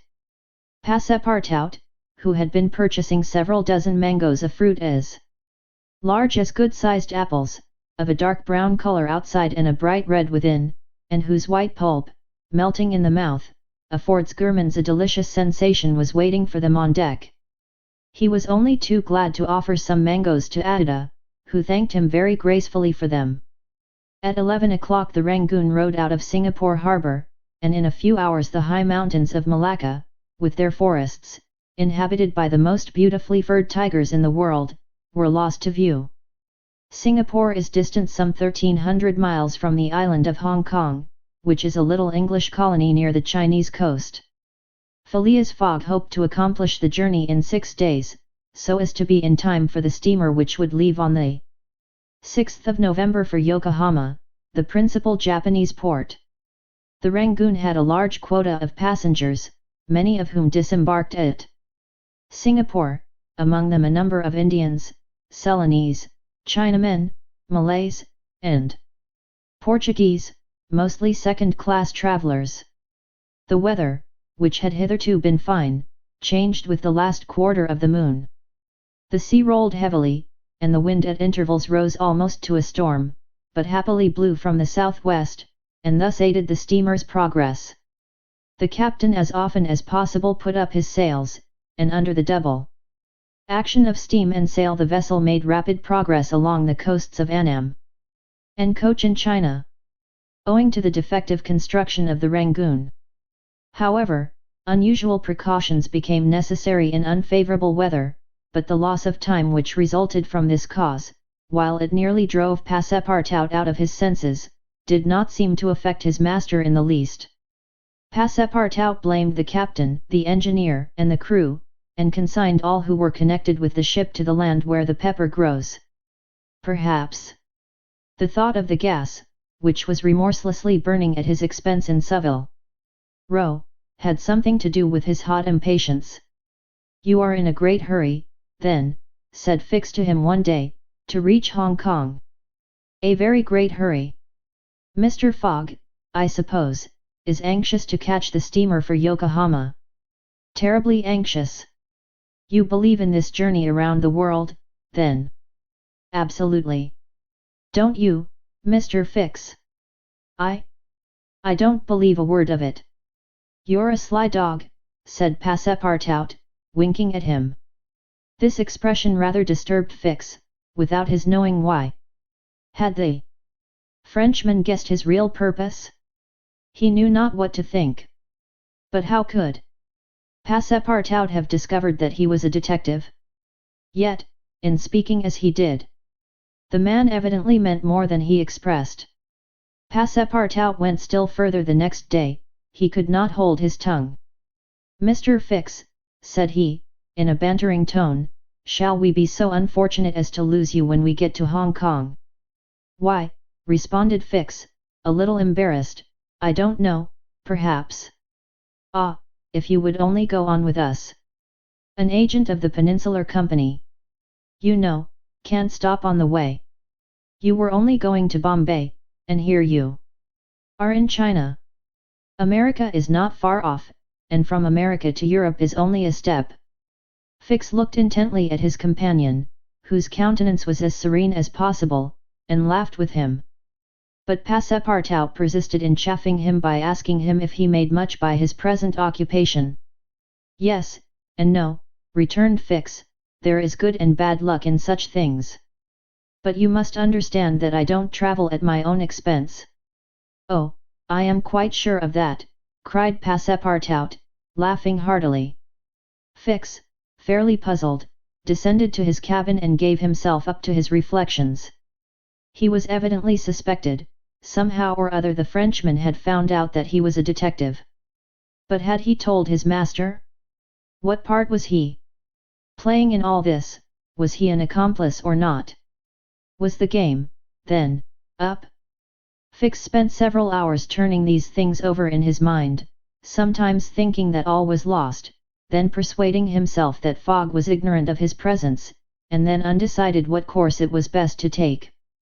Nevertheless, he preserved his coolness of mind, and at last resolved to deal plainly with Passepartout.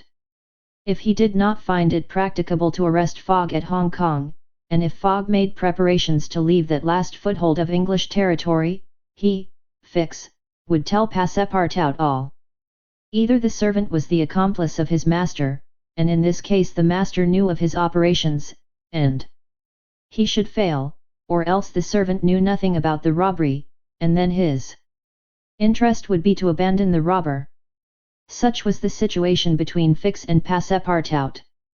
Meanwhile Phileas Fogg moved about above them in the most majestic and unconscious indifference.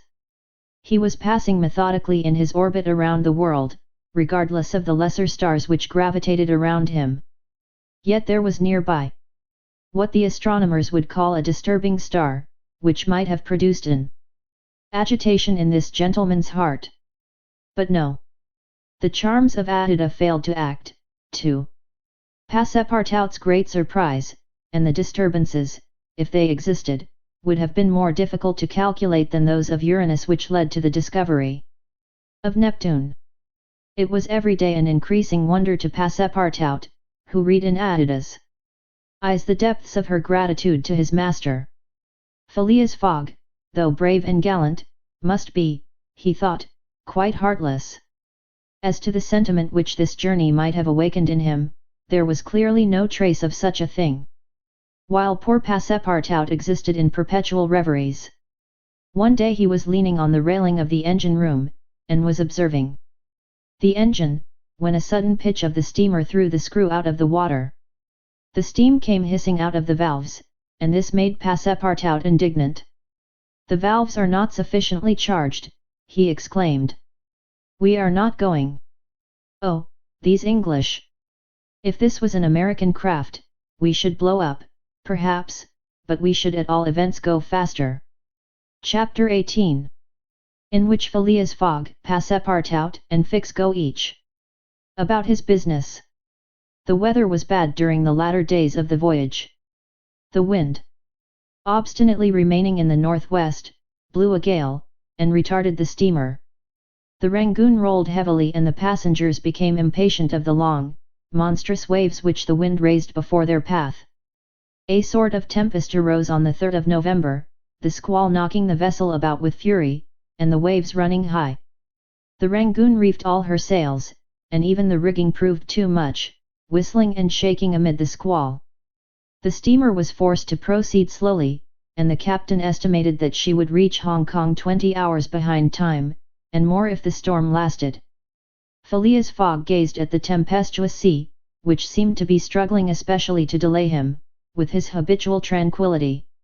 He never changed countenance for an instant, though a delay of 20 hours, by making him too late for the Yokohama boat, would almost inevitably cause the loss of the wager. But this man of nerve manifested neither impatience nor annoyance. It seemed as if the storm were a part of his program, and had been foreseen. Ada was amazed to find him as calm as he had been from the first time she saw him. Fix did not look at the state of things in the same light. The storm greatly pleased him. His satisfaction would have been complete had the Rangoon been forced to retreat before the violence of wind and waves. Each delay filled him with hope, for it became more and more probable that Fogg would be obliged to remain some days at Hong Kong, and now the heavens themselves became his allies, with the gusts and squalls. It mattered not that they made him seasick. He made no account of this inconvenience, and, whilst his body was writhing under their effects, his spirit bounded with hopeful exultation. Passepartout was enraged beyond expression by the unpropitious weather. Everything had gone so well till now. Earth and sea had seemed to be at his master's service, steamers and railways obeyed him, wind and steam united to speed his journey. Had the hour of adversity come? Passepartout was as much excited as if the £20,000 were to come from his own pocket. The storm exasperated him, the gale made him furious, and he longed to lash the obstinate sea into obedience. Poor fellow! Fix carefully concealed from him his own satisfaction, for, had he betrayed it, Passepartout could scarcely have restrained himself from personal violence. Passepartout remained on deck as long as the tempest lasted, being unable to remain quiet below, and taking it into his head to aid the progress of the ship by lending a hand with the crew. He overwhelmed the captain, officers, and sailors, who could not help laughing at his impatience, with all sorts of questions. He wanted to know exactly how long the storm was going to last, whereupon he was referred to the barometer, which seemed to have no intention of rising. Passepartout shook it, but with no perceptible effect, for neither shaking nor maledictions could prevail upon it to change its mind. On the 4th, however, the sea became more calm, and the storm lessened its violence, the wind veered southward, and was once more favourable. Passepartout cleared up with the weather. Some of the sails were unfurled, and the Rangoon resumed its most rapid speed. The time lost could not, however, be regained. Land was not signalled until 5 o'clock on the morning of the 6th, the steamer was due on the 5th. Phileas Fogg was 24 hours behindhand, and the Yokohama steamer would, of course, be missed. The pilot went on board at 6, and took his place on the bridge, to guide the Rangoon through the channels to the port of Hong Kong. Passepartout longed to ask him if the steamer had left for Yokohama, but he dared not, for he wished to preserve the spark of hope, which still remained till the last moment. He had confided his anxiety to Fix, who, the sly rascal, tried to console him by saying that Mr. Fogg would be in time if he took the next boat, but this only put Passepartout in a passion. Mr. Fogg, bolder than his servant, did not hesitate to approach the pilot, and tranquilly ask him if he knew when a steamer would leave Hong Kong for Yokohama. At high tide tomorrow morning, answered the pilot. Ah, said Mr. Fogg, without betraying any astonishment. Passepartout, who heard what passed, would willingly have embraced the pilot, while Fix would have been glad to twist his neck. What is the steamer's name? Asked Mr. Fogg. The Carnatic. Ought she not to have gone yesterday?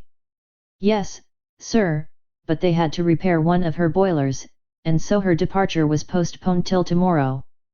Thank you, returned Mr. Fogg, descending mathematically to the saloon. Passepartout clasped the pilot's hand and shook it heartily in his delight, exclaiming, "Pilot, you are the best of good fellows." The pilot probably does not know to this day why his responses won him this enthusiastic greeting. He remounted the bridge, and guided the steamer through the flotilla of junks, tonkas, and fishing boats which crowd the harbour of Hong Kong. At 1 o'clock the Rangoon was at the quay, and the passengers were going ashore. Chance had strangely favoured Phileas Fogg, for had not the Carnatic been forced to lie over for repairing her boilers, she would have left on the 6th of November, and the passengers for Japan would have been obliged to await for a week the sailing of the next steamer. Mr. Fogg was, it is true, 24 hours behind his time, but this could not seriously imperil the remainder of his tour. The steamer which crossed the Pacific from Yokohama to San Francisco made a direct connection with that from Hong Kong, and it could not sail until the latter reached Yokohama, and if Mr. Fogg was 24 hours late on reaching Yokohama, this time would no doubt be easily regained in the voyage of 22 days across the Pacific. He found himself, then, about 24 hours behindhand, 35 days after leaving London. The Carnatic was announced to leave Hong Kong at 5 the next morning. Mr. Fogg had 16 hours in which to attend to his business there, which was to deposit Adida safely with her wealthy relative. On landing, he conducted her to a palanquin, in which they repaired to the club hotel.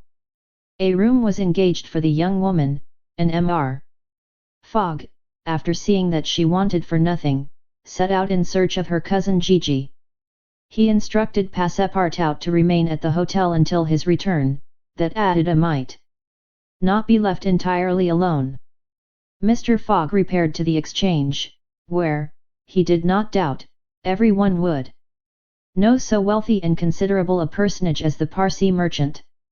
Meeting a broker, he made the inquiry, to learn that Gigi had left China 2 years before, and, retiring from business with an immense fortune, had taken up his residence in Europe. In Holland the broker thought, with the merchants of which country he had principally traded. Phileas Fogg returned to the hotel, begged a moment's conversation with Adida, and without more ado, apprised her that Gigi was no longer at Hong Kong, but probably in Holland. Adida at first said nothing. She passed her hand across her forehead, and reflected a few moments. Then, in her sweet, soft voice, she said, "What ought I to do, Mr. Fogg?" "It is very simple," responded the gentleman. "Go on to Europe." "But I cannot intrude." "You do not intrude, nor do you in the least embarrass my project." Passepartout. "Monsieur. Go to the Carnatic, and engage 3 cabins." Passepartout, delighted that the young woman, who was very gracious to him, was going to continue the journey with them, went off at a brisk gait to obey his master's order. Chapter 19, in which Passepartout takes a too great interest in his master. And what comes of it? Hong Kong is an island which came into the possession of the English by the Treaty of Nanking, after the War of 1842, and the colonizing genius of the English has created upon it an important city and an excellent port. The island is situated at the mouth of the Canton River, and is separated by about 60 miles from the Portuguese town of Macau, on the opposite coast. Hong Kong has beaten Macau in the struggle for the Chinese trade, and now the greater part of the transportation of Chinese goods finds its depot at the former place. Docks, hospitals, wharves, a Gothic cathedral, a government house, macadamist streets, give to Hong Kong the appearance of a town in Kent or Surrey transferred by some strange magic to the antipodes. Passepartout wandered, with his hands in his pockets, towards the Victoria port, gazing as he went at the curious palanquins and other modes of conveyance, and the groups of Chinese, Japanese, and Europeans who passed to and fro in the streets. Hong Kong seemed to him not unlike Bombay, Calcutta, and Singapore, since, like them, it betrayed everywhere the evidence of English supremacy. At the Victoria port he found a confused mass of ships of all nations, English, French, American, and Dutch, men of war and trading vessels, Japanese and Chinese junks, sempas, tonkas, and flower boats, which formed so many floating parterres. Passepartout noticed in the crowd a number of the natives who seemed very old and were dressed in yellow. On going into a barber's to get shaved he learned that these ancient men were all at least 80 years old, at which age they are permitted to wear yellow, which is the imperial color. Passepartout, without exactly knowing why, thought this very funny. On reaching the quay where they were to embark on the Carnatic, he was not astonished to find Fix walking up and down. The detective seemed very much disturbed and disappointed. "This is bad," muttered Passepartout, for the gentleman of the Reform Club. He accosted Fix with a merry smile, as if he had not perceived that gentleman's chagrin. The detective had, indeed, good reasons to inveigh against the bad luck which pursued him. The warrant had not come. It was certainly on the way, but as certainly it could not now reach Hong Kong for several days, and, this being the last English territory on Mr. Fogg's route, the robber would escape, unless he could manage to detain him. "Well, Monsieur Fix," said Passepartout, "have you decided to go with us so far as America?" "Yes," returned Fix, through his set teeth. "Good!" exclaimed Passepartout, laughing heartily. "I knew you could not persuade yourself to separate from us. Come and engage your berth." They entered the steamer office and secured cabins for 4 persons. The clerk, as he gave them the tickets, informed them that, the repairs on the Carnatic having been completed, the steamer would leave that very evening, and not next morning, as had been announced. "That will suit my master all the better," said Passepartout. "I will go and let him know." Fix now decided to make a bold move. He resolved to tell Passepartout all. It seemed to be the only possible means of keeping Phileas Fogg several days longer at Hong Kong. He accordingly invited his companion into a tavern which caught his eye on the quay. On entering, they found themselves in a large room handsomely decorated, at the end of which was a large camp bed furnished with cushions. Several persons lay upon this bed in a deep sleep. At the small tables, which were arranged about the room, some 30 customers were drinking English beer, porter, gin, and brandy, smoking, the while, long red clay pipes stuffed with little balls of opium mingled with essence of rose. From time to time one of the smokers, overcome with the narcotic, would slip under the table, whereupon the waiters, taking him by the head and feet, carried and laid him upon the bed. The bed already supported 20 of these stupefied sots. Fix and Passepartout saw that they were in a smoking house haunted by those wretched, cadaverous, idiotic creatures to whom the English merchants sell every year the miserable drug called opium, to the amount of £1,400,000, thousands devoted to one of the most despicable vices which afflict humanity. The Chinese government has in vain attempted to deal with the evil by stringent laws. It passed gradually from the rich, to whom it was at first exclusively reserved, to the lower classes, and then its ravages could not be arrested. Opium is smoked everywhere, at all times, by men and women. In the Celestial Empire, and, once accustomed to it, the victims cannot dispense with it, except by suffering horrible bodily contortions and agonies. A great smoker can smoke as many as 8 pipes a day, but he dies in 5 years. It was in one of these dens that Fix and Passepartout, in search of a friendly glass, found themselves. Passepartout had no money, but willingly accepted Fix's invitation in the hope of returning the obligation at some future time. They ordered 2 bottles of port, to which the Frenchman did ample justice. Whilst Fix observed him with close attention, they chatted about the journey, and Passepartout was especially merry at the idea that Fix was going to continue it with them. When the bottles were empty, however, he rose to go and tell his master of the change in the time of the sailing of the Carnatic. Fix caught him by the arm, and said, "Wait a moment." "What for, Mr. Fix?" "I want to have a serious talk with you." "A serious talk," cried Passepartout, drinking up the little wine that was left in the bottom of his glass. "Well, we'll talk about it tomorrow, I haven't time now." "Stay. What I have to say concerns your master." Passepartout, at this, looked attentively at his companion. Fix's face seemed to have a singular expression. He resumed his seat. "What is it that you have to say?" Fix placed his hand upon Passepartout's arm, and, lowering his voice, said, "You have guessed who I am." "Parbleu," said Passepartout, smiling. "Then I'm going to tell you everything. Now that I know everything, my friend." "Ah! That's very good. But go on, go on. First, though, let me tell you that those gentlemen have put themselves to a useless expense." "Useless?" said Fix. "You speak confidently. It's clear that you don't know how large the sum is." "Of course I do," returned Passepartout. £20,000. "55,000, answered Fix, pressing his companion's hand. "What?" cried the Frenchman. "Has Monsieur Fogg dared £55,000? Well, there's all the more reason for not losing an instant," he continued, getting up hastily.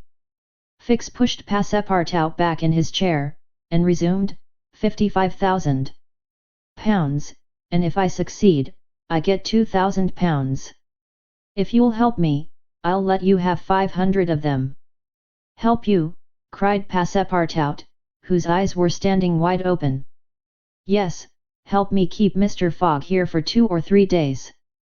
Why, what are you saying? Those gentlemen are not satisfied with following my master and suspecting his honor, but they must try to put obstacles in his way. I blush for them." "What do you mean?" "I mean that it is a piece of shameful trickery. They might as well waylay Mr.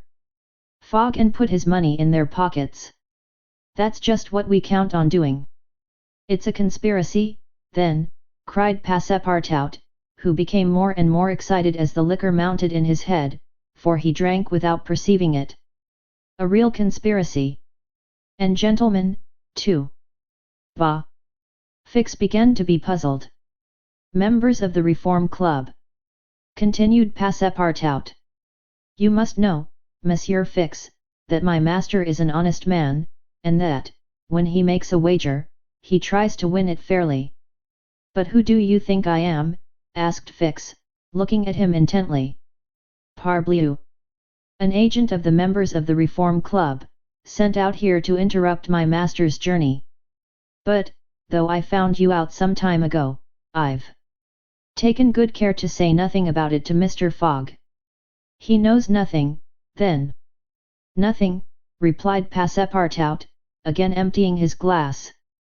The detective passed his hand across his forehead, hesitating before he spoke. "Again? What should he do?" Passepartout's mistake seemed sincere, but it made his design more difficult. It was evident that the servant was not the master's accomplice, as Fix had been inclined to suspect. "Well," said the detective to himself, "as he is not an accomplice, he will help me." He had no time to lose. Fogg must be detained at Hong Kong, so he resolved to make a clean breast of it. "Listen to me," said Fix abruptly. "I am not, as you think, an agent of the members of the Reform Club." "Bah!" retorted Passepartout, with an air of raillery. "I am a police detective, sent out here by the London office. You, a detective? I will prove it. Here is my commission. Passepartout was speechless with astonishment when Fix displayed this document, the genuineness of which could not be doubted. Mr. Fogg's wager, resumed Fix, is only a pretext, of which you and the gentlemen of the reform are dupes.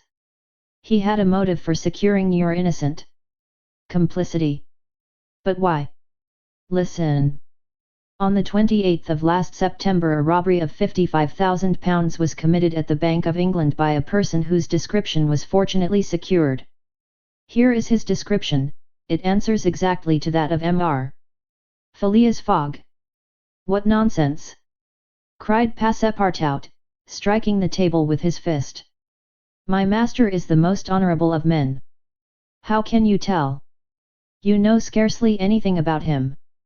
You went into his service the day he came away, and he came away on a foolish pretext, without trunks, and carrying a large amount in banknotes. And yet you are bold enough to assert that he is an honest man. Yes, yes, repeated the poor fellow, mechanically. Would you like to be arrested as his accomplice? Passepartout, overcome by what he had heard, held his head between his hands, and did not dare to look at the detective. Phileas Fogg, the saviour of Adida, that brave and generous man, a robber. And yet how many presumptions there were against him! Passepartout essayed to reject the suspicions which forced themselves upon his mind. He did not wish to believe that his master was guilty. Well, what do you want of me? Said he, at last, with an effort. See here, replied Fix, I have tracked Mr. Fogg to this place, but as yet I have failed to receive the warrant of arrest for which I sent to London. You must help me to keep him here in Hong Kong. But I will share with you the £2,000 reward offered by the Bank of England. Never, replied Passepartout, who tried to rise, but fell back, exhausted in mind and body. Mr. Fix, he stammered, even should what you say be true, if my master is really the robber you are seeking, for which I deny I have been, in his service, I have seen his generosity and goodness, and I will never betray him. Not for all the gold in the world. I come from a village where they don't eat that kind of bread. You refuse. I refuse. Consider that I've said nothing, said Fix, and let us drink. Yes, let us drink. Passepartout felt himself yielding more and more to the effects of the liquor. Fix, seeing that he must, at all hazards, be separated from his master, wished to entirely overcome him. Some pipes full of opium lay upon the table. Fix slipped one into Passepartout's hand. He took it, put it between his lips, lit it, drew several puffs, and his head, becoming heavy under the influence of the narcotic, fell upon the table. At last, said Fix, seeing Passepartout unconscious, Mr. Fogg will not be informed of the Carnatic's departure, and, if he is, he will have to go without this cursed Frenchman. And, after paying his bill, Fix left the tavern. Chapter XX, in which Fix comes face to face with Phileas Fogg. While these events were passing at the opium house, Mr. Fogg, unconscious of the danger he was in of losing the steamer, was quietly escorting Adida about the streets of the English quarter, making the necessary purchases for the long voyage before them. It was all very well for an Englishman like Mr. Fogg to make the tour of the world with a carpet bag. A lady could not be expected to travel comfortably under such conditions. He acquitted his task with characteristic serenity, and invariably replied to the remonstrances of his fair companion, who was confused by his patience and generosity. It is in the interest of my journey a part of my program. The purchases made, they returned to the hotel, where they dined at a sumptuously served table d'hôte, after which Adida, shaking hands with her protector after the English fashion, retired to her room for rest. Mr. Fogg absorbed himself throughout the evening in the perusal of the Times and Illustrated London News. Had he been capable of being astonished at anything, it would have been not to see his servant return at bedtime. But, knowing that the steamer was not to leave for Yokohama until the next morning, he did not disturb himself about the matter. When Passepartout did not appear the next morning to answer his master's bell, Mr. Fogg, not betraying the least vexation, contented himself with taking his carpet bag, calling Adida, and sending for a palanquin. It was then 8 o'clock. At 9:30, it being then high tide, the Carnatic would leave the harbour. Mr. Fogg and Adida got into the palanquin, their luggage being brought after on a wheelbarrow, and half an hour later stepped upon the quay whence they were to embark. Mr. Fogg then learned that the Carnatic had sailed the evening before. He had expected to find not only the steamer, but his domestic, and was forced to give up both, but no sign of disappointment appeared on his face, and he merely remarked to Adida, "It is an accident, madam, nothing more." At this moment a man who had been observing him attentively approached. It was Fix, who, bowing, addressed Mr. Fogg. "Were you not, like me, sir, a passenger by the Rangoon, which arrived yesterday?" "I was, sir," replied Mr. Fogg coldly. "But I have not the honour." "Pardon me, I thought I should find your servant here." "Do you know where he is, sir?" asked Adida anxiously. "What?" responded Fix, feigning surprise. "Is he not with you?" "No," said Adida. "He has not made his appearance since yesterday." "Could he have gone on board the Carnatic without us?" "Without you, madam," answered the detective. "Excuse me, did you intend to sail in the Carnatic?" "Yes, sir." "So did I, madam, and I am excessively disappointed. The Carnatic, its repairs being completed, left Hong Kong 12 hours before the stated time, without any notice being given, and we must now wait a week for another steamer." As he said a week, Fix felt his heart leap for joy. Fogg detained at Hong Kong for a week. There would be time for the warrant to arrive, and fortune at last favoured the representative of the law. His horror may be imagined when he heard Mr. Fogg say, in his placid voice, "But there are other vessels besides the Carnatic, it seems to me, in the harbour of Hong Kong." And, offering his arm to Adida, he directed his steps toward the docks in search of some craft about to start. Fix, stupefied, followed. It seemed as if he were attached to Mr. Fogg by an invisible thread. Chance, however, appeared really to have abandoned the man it had hitherto served so well. For 3 hours, Phileas Fogg wandered about the docks, with the determination, if necessary, to charter a vessel to carry him to Yokohama, but he could only find vessels which were loading or unloading, and which could not therefore set sail. Fix began to hope again. But Mr. Fogg, far from being discouraged, was continuing his search. Resolved not to stop if he had to resort to Macau, when he was accosted by a sailor on one of the wharves. "Is your honour looking for a boat? Have you a boat ready to sail?" "Yes, your honour, a pilot boat No. 43, the best in the harbour." "Does she go fast?" "Between 8 and 9 knots the hour." "Will you look at her?" "Yes." "Your honour will be satisfied with her." "Is it for a sea excursion?" "No, for a voyage." "A voyage?" "Yes. Will you agree to take me to Yokohama?" The sailor leaned on the railing, opened his eyes wide, and said, "Is your honour joking?"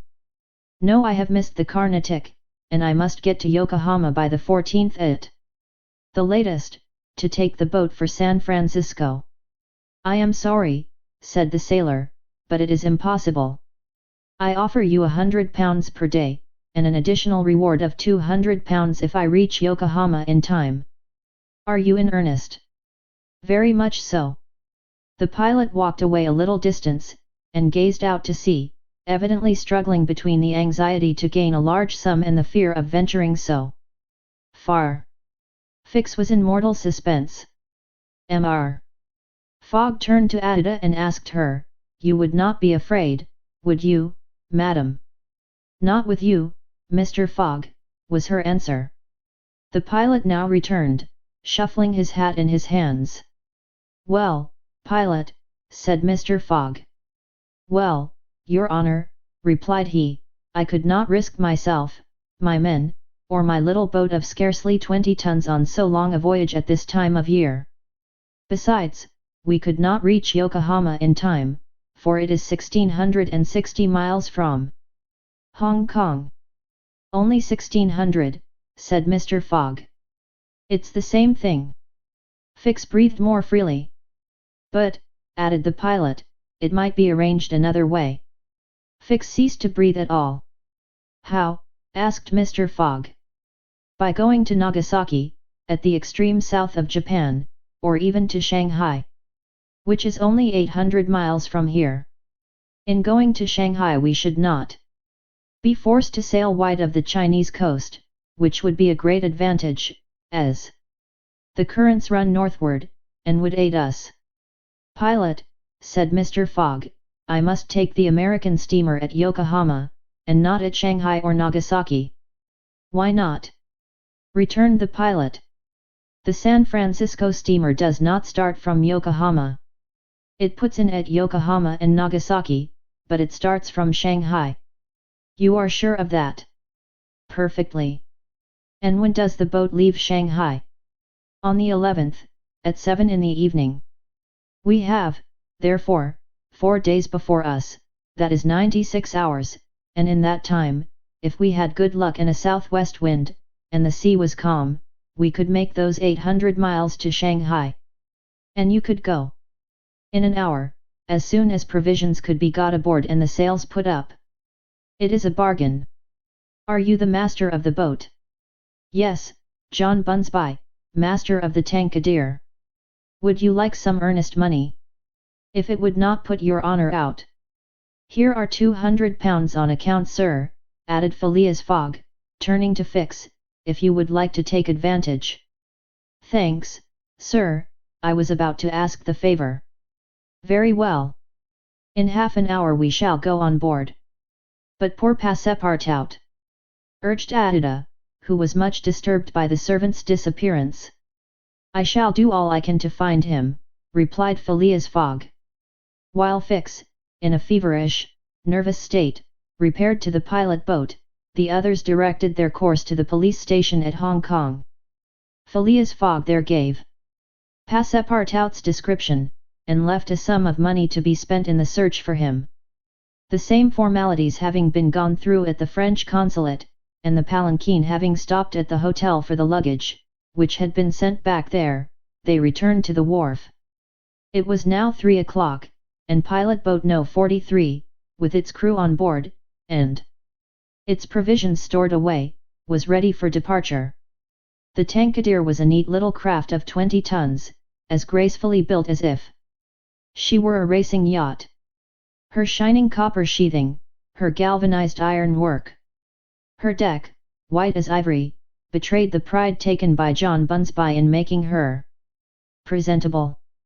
Her 2 masts leaned a trifle backward, she carried brigantine, foresail, storm jib, and standing jib, and was well rigged for running before the wind, and she seemed capable of brisk speed, which, indeed, she had already proved by gaining several prizes in pilot boat races.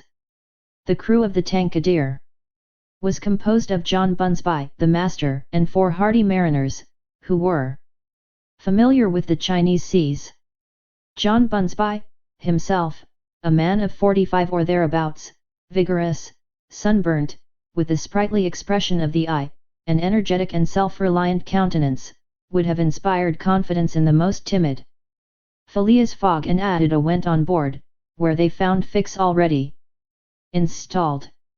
Below deck was a square cabin, of which the walls bulged out in the form of cots, above a circular divan, in the center was a table provided with a swinging lamp. The accommodation was confined, but neat. "I am sorry to have nothing better to offer you," said Mr. Fogg to Fix, who bowed without responding. The detective had a feeling akin to humiliation in profiting by the kindness of Mr. Fogg. "It's certain," thought he, "though rascal as he is a polite one." The sails and the English flag were hoisted at 10 minutes past 3. Mr. Fogg and Ada, who were seated on deck, cast a last glance at the quay, in the hope of espying Passepartout.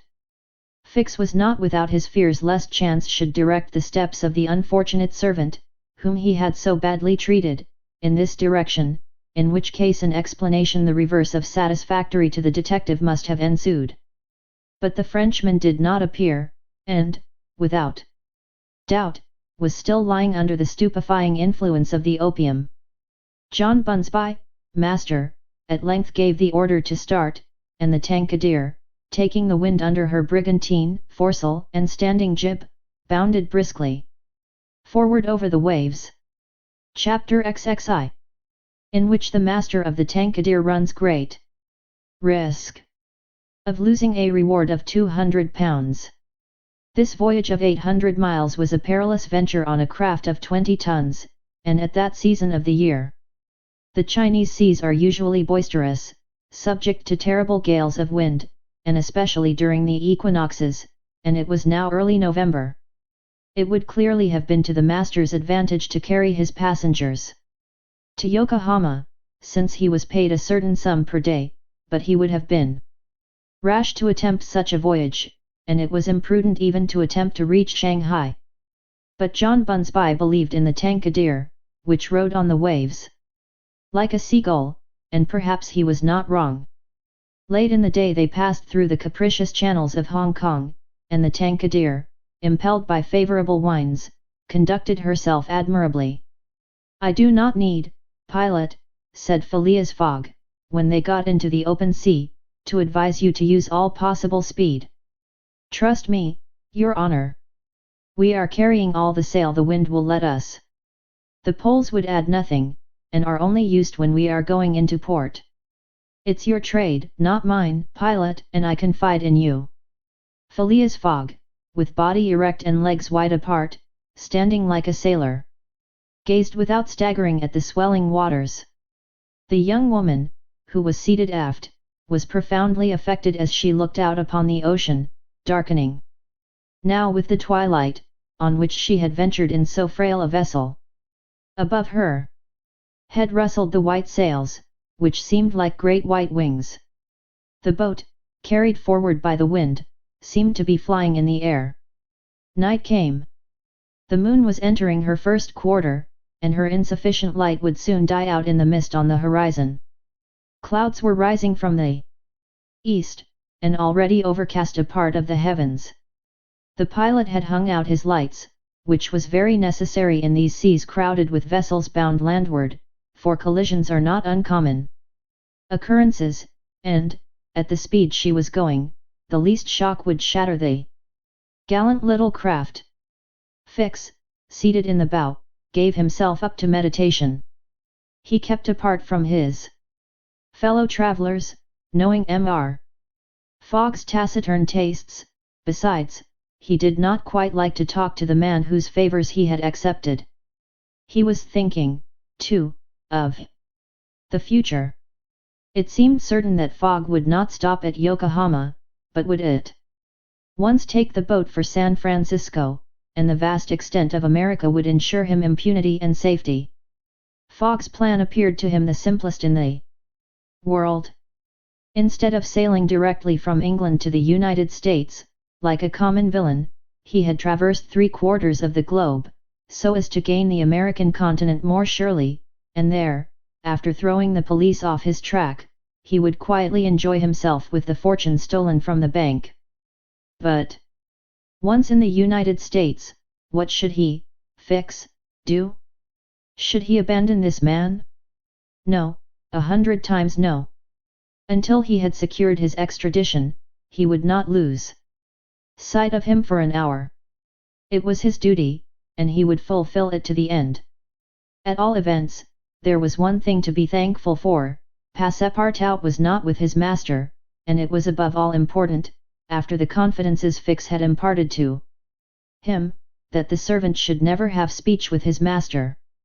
Phileas Fogg was also thinking of Passepartout, who had so strangely disappeared.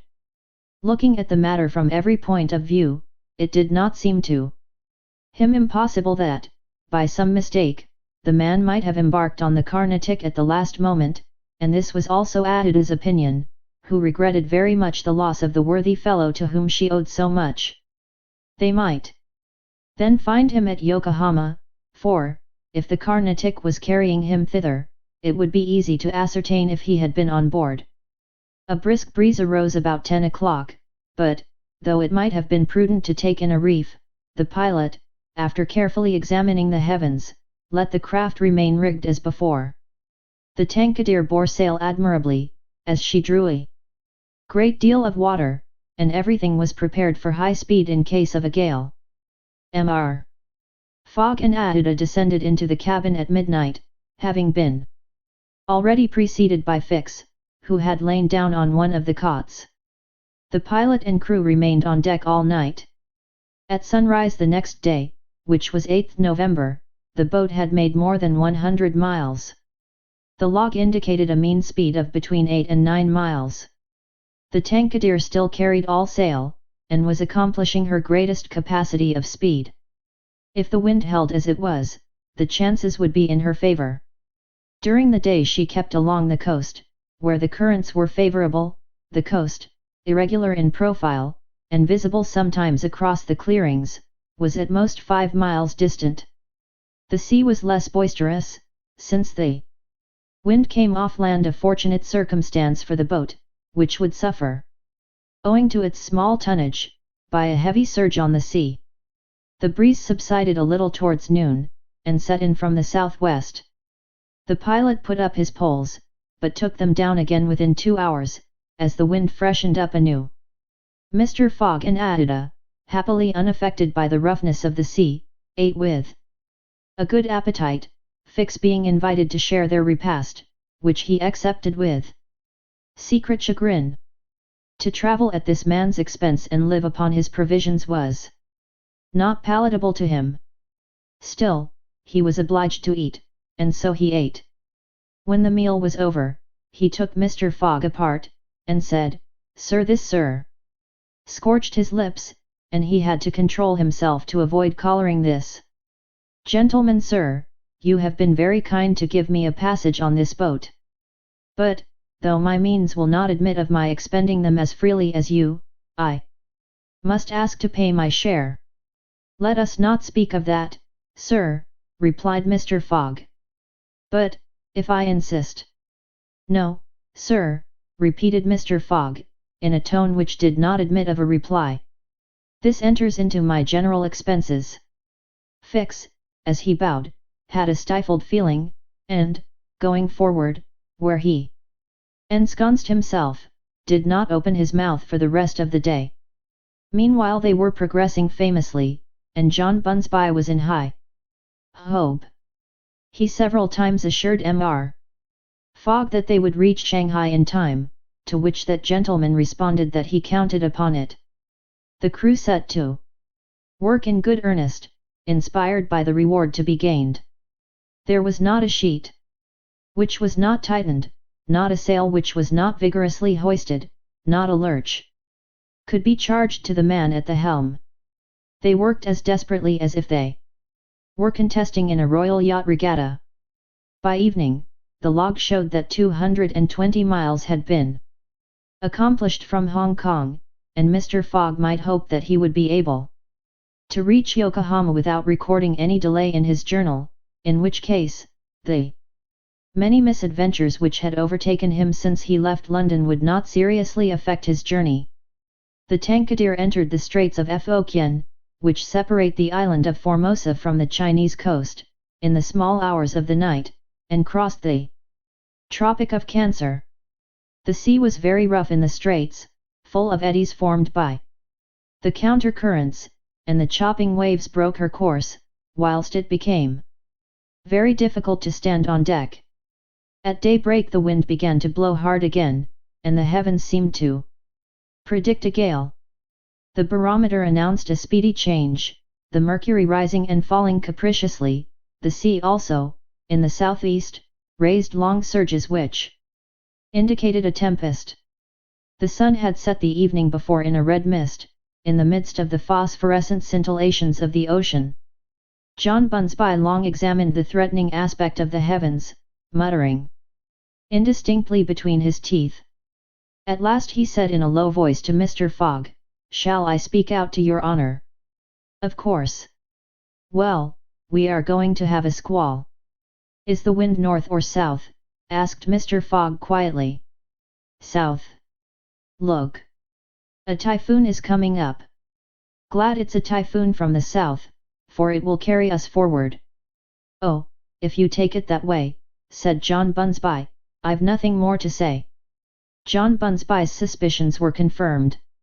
At a less advanced season of the year, the typhoon, according to a famous meteorologist, would have passed away like a luminous cascade of electric flame, but in the winter equinox it was to be feared that it would burst upon them with great violence. The pilot took his precautions in advance. He reefed all sail, the pole masts were dispensed with, all hands went forward to the bows. A single triangular sail, of strong canvas, was hoisted as a storm jib, so as to hold the wind from behind. Then they waited. John Bunsby had requested his passengers to go below, but this imprisonment in so narrow a space, with little air, and the boat bouncing in the gale, was far from pleasant. Neither Mr. Fogg, Fix, nor Adida consented to leave the deck. The storm of rain and wind descended upon them towards 8 o'clock. With but its bit of sail, the Tankadere was lifted like a feather by a wind, an idea of whose violence can scarcely be given. To compare her speed to 4 times that of a locomotive going on full steam would be below the truth. The boat scudded thus northward during the whole day, borne on by monstrous waves, preserving always, fortunately, a speed equal to theirs. 20 times she seemed almost to be submerged by these mountains of water which rose behind her, but the adroit management of the pilot saved her. The passengers were often bathed in spray, but they submitted to it philosophically. Fix cursed it, no doubt, but Adida, with her eyes fastened upon her protector, whose coolness amazed her, showed herself worthy of him, and bravely weathered the storm. As for Phileas Fogg, it seemed just as if the typhoon were a part of his program. Up to this time the Tankadere had always held her course to the north, but towards evening the wind, veering 3/4, bore down from the northwest. The boat, now lying in the trough of the waves, shook and rolled terribly. The sea struck her with fearful violence. At night the tempest increased in violence. John Bunsby saw the approach of darkness and the rising of the storm. With dark misgivings, he thought a while, and then asked his crew if it was not time to slacken speed. After a consultation he approached Mr. Fogg, and said, "I think, your honour, that we should do well to make for one of the ports on the coast." "I think so too." "Ah," said the pilot. "But which one?" "I know of but one," returned Mr. Fogg tranquilly. "And that is Shanghai." The pilot, at first, did not seem to comprehend, he could scarcely realize so much determination and tenacity. Then he cried, "Well, yes. Your honour is right. To Shanghai." So the Tankadere kept steadily on her northward track. The night was really terrible, it would be a miracle if the craft did not founder. Twice it could have been all over with her if the crew had not been constantly on the watch. Adida was exhausted, but did not utter a complaint. More than once Mr. Fogg rushed to protect her from the violence of the waves. Day reappeared. The tempest still raged with undiminished fury, but the wind now returned to the southeast. It was a favourable change, and the Tankadere again bounded forward on this mountainous sea, though the waves crossed each other, and imparted shocks and counter-shocks which would have crushed a craft less solidly built. From time to time the coast was visible through the broken mist, but no vessel was in sight. The Tankadere was alone upon the sea. There were some signs of a calm at noon, and these became more distinct as the sun descended toward the horizon. The tempest had been as brief as terrific. The passengers, thoroughly exhausted, could now eat a little, and take some repose. The night was comparatively quiet. Some of the sails were again hoisted, and the speed of the boat was very good. The next morning at dawn they espied the coast, and John Bunsby was able to assert that they were not 100 miles from Shanghai.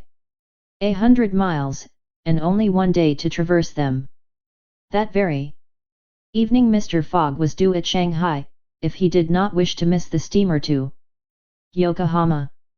Had there been no storm, during which several hours were lost, they would be at this moment within 30 miles of their destination. The wind grew decidedly calmer, and happily the sea fell with it. All sails were now hoisted, and at noon the Tankadere was within 45 miles of Shanghai. There remained yet 6 hours in which to accomplish that distance. All on board feared that it could not be done, and every one, Phileas Fogg, no doubt, excepted, felt his heart beat with impatience. The boat must keep up an average of 9 miles an hour, and the wind was becoming calmer every moment. It was a capricious breeze, coming from the coast, and after it passed, the sea became smooth.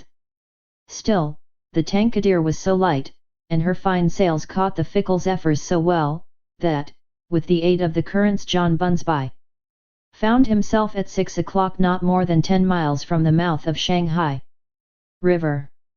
Shanghai itself is situated at least 12 miles up the stream. At 7 they were still 3 miles from Shanghai. The pilot swore an angry oath. The reward of £200 was evidently on the point of escaping him. He looked at Mr. Fogg.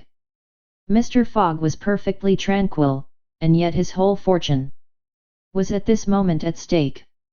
At this moment, also, a long black funnel, crowned with wreaths of smoke, appeared on the edge of the waters. It was the American steamer, leaving for Yokohama at the appointed time. "Confound her!" cried John Bunsby, pushing back the rudder with a desperate jerk. "Signal her," said Phileas Fogg quietly. A small brass cannon stood on the forward deck of the Tankadere, for making signals in the fogs. It was loaded to the muzzle, but just as the pilot was about to apply a red-hot coal to the touch-hole, Mr. Fogg said, "Hoist your flag." The flag was run up at half-mast, and, this being the signal of distress, it was hoped that the American steamer, perceiving it, would change her course a little, so as to succor the pilot boat.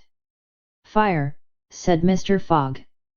And the booming of the little cannon resounded in the air. Chapter XXII, in which Passepartout finds out that, even at the antipodes, it is convenient to have some money in one's pocket. The Carnatic, setting sail from Hong Kong at 6:30 on the 7th of November, directed her course at full steam towards Japan. She carried a large cargo and a well-filled cabin of passengers. 2 staterooms in the rear were, however, unoccupied, those which had been engaged by Phileas Fogg. The next day a passenger with a half-stupefied eye, staggering gait and disordered hair, was seen to emerge from the second cabin, and to totter to a seat on deck. It was Passepartout, and what had happened to him was as follows. Shortly after Fix left the opium den, 2 waiters had lifted the unconscious Passepartout, and had carried him to the bed reserved for the smokers.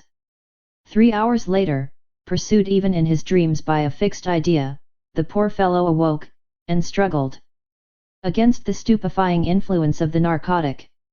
The thought of a duty unfulfilled shook off his torpor, and he hurried from the abode of drunkenness, staggering, and holding himself up by keeping against the walls, falling down and creeping up again, and irresistibly impelled by a kind of instinct, he kept crying out, "The Carnatic!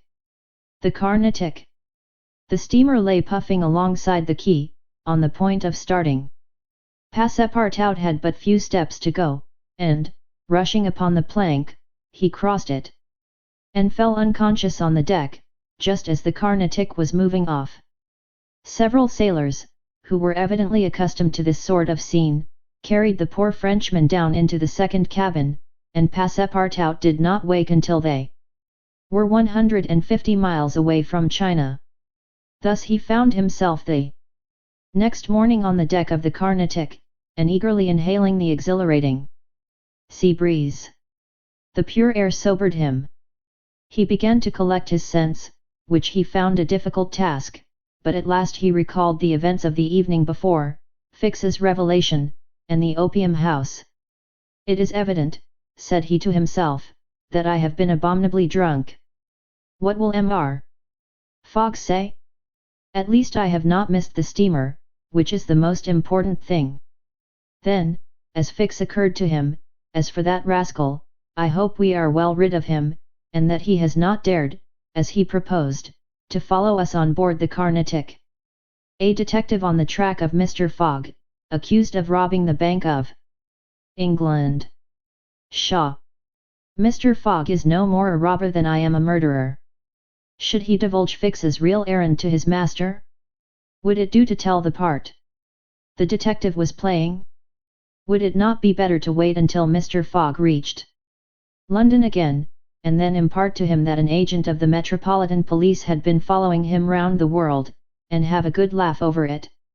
No doubt, at least, it was worth considering. The first thing to do was to find Mr. Fogg, and apologize for his singular behavior. Passepartout got up and proceeded, as well as he could with the rolling of the steamer, to the after deck. He saw no one who resembled either his master or Adida. "Good!" muttered he, "Adida has not got up yet, and Mr. Fogg has probably found some partners at whist." He descended to the saloon. Mr. Fogg was not there. Passepartout had only, however, to ask the purser the number of his master's stateroom. The purser replied that he did not know any passenger by the name of Fogg. "I beg your pardon," said Passepartout persistently. "He is a tall gentleman, quiet, and not very talkative, and has with him a young lady." "There is no young lady on board," interrupted the purser. "Here is a list of the passengers, you may see for yourself." Passepartout scanned the list, but his master's name was not upon it. All at once an idea struck him. "Ah! Am I on the Carnatic?" "Yes." "On the way to Yokohama?" "Certainly." Passepartout had for an instant feared that he was on the wrong boat, but, though he was really on the Carnatic, his master was not there. He fell thunderstruck on a seat. He saw it all now. He remembered that the time of sailing had been changed, that he should have informed his master of that fact, and that he had not done so. It was his fault, then, that Mr. Fogg and Adida had missed the steamer.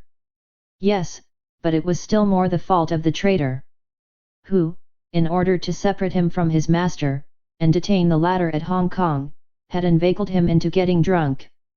He now saw the detective's trick, and at this moment Mr. Fogg was certainly ruined, his bet was lost, and he himself perhaps arrested and imprisoned. At this thought Passepartout tore his hair. Ah, if Fix ever came within his reach, what a settling of accounts there would be! After his first depression, Passepartout became calmer, and began to study his situation. It was certainly not an enviable one. He found himself on the way to Japan, and what should he do when he got there? His pocket was empty, he had not a solitary shilling, not so much as a penny. His passage had fortunately been paid for in advance, and he had 5 or 6 days in which to decide upon his future course. He fell to at meals with an appetite, and ate for Mr. Fogg, Adida, and himself. He helped himself as generously as if Japan were a desert, where nothing to eat was to be looked for. At dawn on the 13th the Carnatic entered the port of Yokohama. This is an important port of call in the Pacific, where all the mail steamers, and those carrying travelers between North America, China, Japan, and the Oriental Islands put in.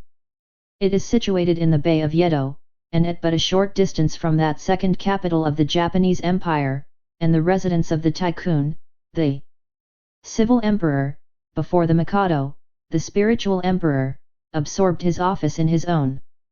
The Carnatic anchored at the quay near the custom house, in the midst of a crowd of ships bearing the flags of all nations. Passepartout went timidly ashore on this so curious territory of the sons of the Sunday. He had nothing better to do than, taking chance for his guide, to wander aimlessly through the streets of Yokohama. He found himself at first in a thoroughly European quarter, the houses having low fronts, and being adorned with verandas, beneath which he caught glimpses of neat peristyles. This quarter, occupied, with its streets, squares, docks, and warehouses, all the space between the promontory of the treaty and the river. Here, as at Hong Kong and Calcutta, were mixed crowds of all races, Americans and English, Chinamen and Dutchmen, mostly merchants ready to buy or sell anything. The Frenchman felt himself as much alone among them as if he had dropped down in the midst of Hottentots. He had, at least, one resource to call on the French and English consuls at Yokohama for assistance.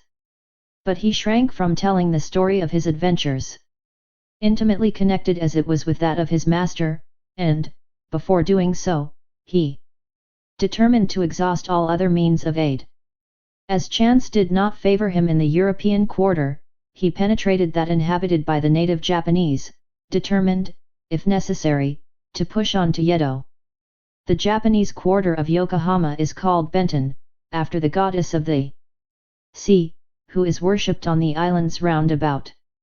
There Passepartout beheld beautiful fir and cedar groves, sacred gates of a singular architecture, bridges half hid in the midst of bamboos and reeds, temples shaded by immense cedar trees, holy retreats where were sheltered Buddhist priests and sectaries of Confucius, and interminable streets, where a perfect harvest of rose-tinted and red-cheeked children, who looked as if they had been cut out of Japanese screens, and who were playing in the midst of short-legged poodles and yellowish cats, might have been gathered. The streets were crowded with people. Priests were passing in processions, beating their dreary tambourines, police and custom house officers with pointed hats encrusted with lac and carrying two sabers hung to their waists, soldiers, clad in blue cotton with white stripes, and bearing guns, the Mikado's guards, enveloped in silken doubles, hauberks, and coats of mail, and numbers of military folk of all ranks, for the military profession is as much respected in Japan as it is despised in China, went hither and thither in groups and pairs. Passepartout saw, too, begging friars, long-robed pilgrims, and simple civilians. With their warped and jet-black hair, big heads, long busts, slender legs, short stature, and complexions varying from copper color to a dead white, but never yellow, like the Chinese, from whom the Japanese widely differ. He did not fail to observe the curious equipages, carriages and palanquins, barrows supplied with sails, and litters made of bamboo, nor the women whom he thought not especially handsome, who took little steps with their little feet, whereon they wore canvas shoes, straw sandals, and clogs of worked wood, and who displayed tight-looking eyes, flat chests, teeth fashionably blackened, and gowns crossed with silken scarfs, tied in an enormous knot behind an ornament which the modern Parisian ladies seem to have borrowed from the dames of Japan. Passepartout wandered for several hours in the midst of this motley crowd, looking in at the windows of the rich and curious shops, the jewelry establishments glittering with quaint Japanese ornaments, the restaurants decked with streamers and banners, the tea houses, where the odorous beverage was being drunk with sake, a liquor concocted from the fermentation of rice, and the comfortable smoking houses, where they were puffing, not opium, which is almost unknown in Japan, but a very fine, stringy tobacco. He went on till he found himself in the fields, in the midst of vast rice plantations. There he saw dazzling camellias expanding themselves, with flowers which were giving forth their last colors and perfumes, not on bushes, but on trees, and within bamboo enclosures, cherry, plum, and apple trees, which the Japanese cultivate rather for their blossoms than their fruit, and which queerly fashioned, grinning scarecrows protected from the sparrows, pigeons, ravens, and other voracious birds. On the branches of the cedars were perched large eagles, amid the foliage of the weeping willows were herons, solemnly standing on one leg, and on every hand were crows, ducks, hawks, wild birds, and a multitude of cranes, which the Japanese consider sacred, and which to their minds symbolize long life and prosperity. As he was strolling along, Passepartout espied some violets among the shrubs. "Good," said he, "I'll have some supper." But, on smelling them, he found that they were odorless. "No chance there," thought he. The worthy fellow had certainly taken good care to eat as hearty a breakfast as possible before leaving the Carnatic, but, as he had been walking about all day, the demands of hunger were becoming importunate.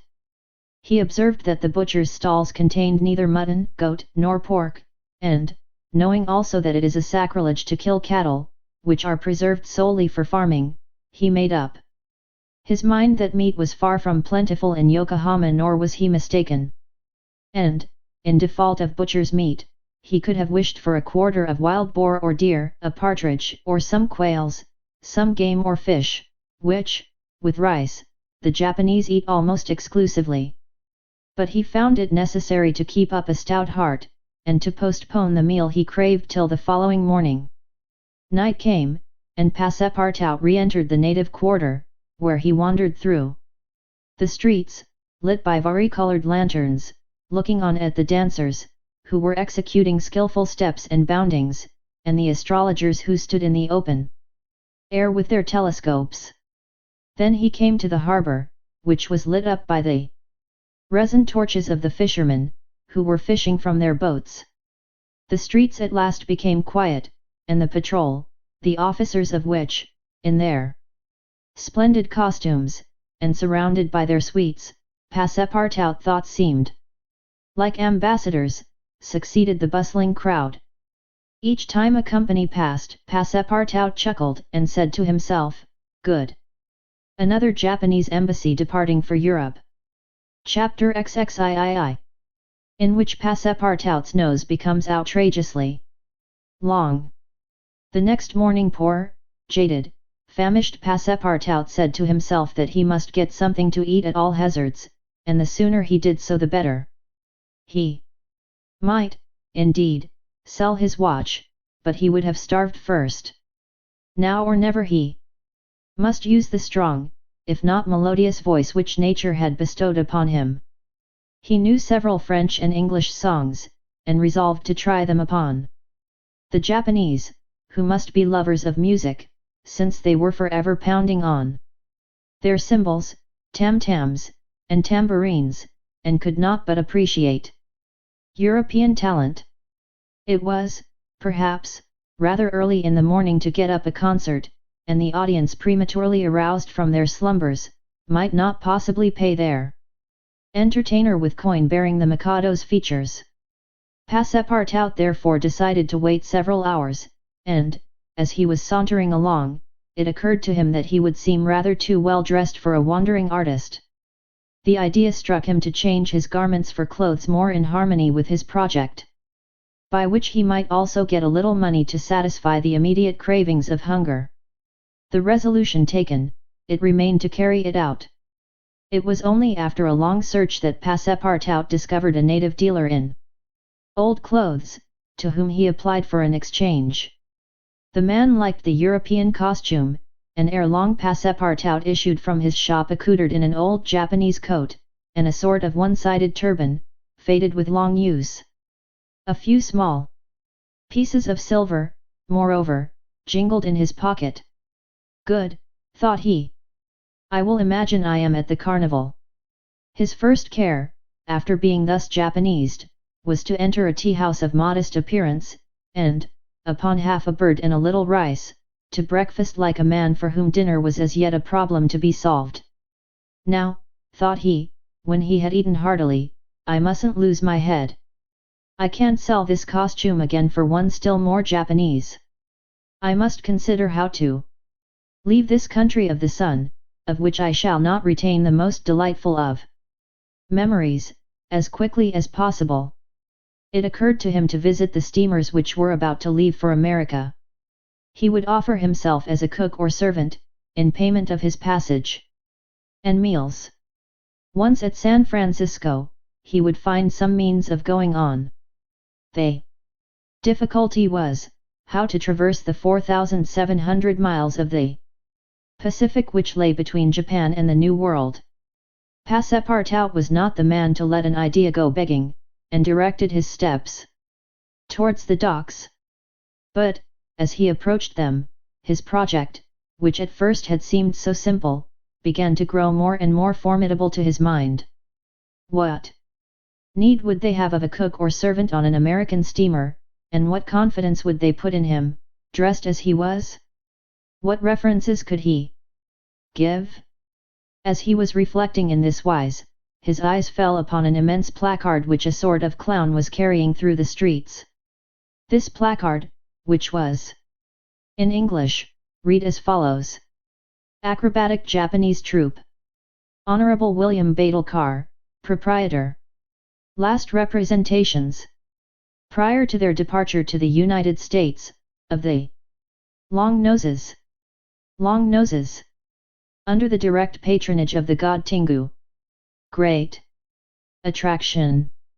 The United States, said Passepartout, that's just what I want. He followed the clown, and soon found himself once more in the Japanese quarter.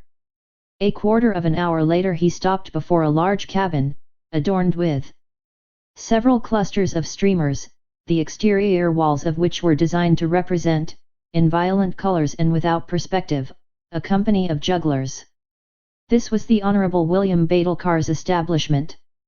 That gentleman was a sort of Barnum, the director of a troupe of mountebanks, jugglers, clowns, acrobats, equilibrists and gymnasts, who, according to the placard, was giving his last performances before leaving the Empire of the Sun for the States of the Union.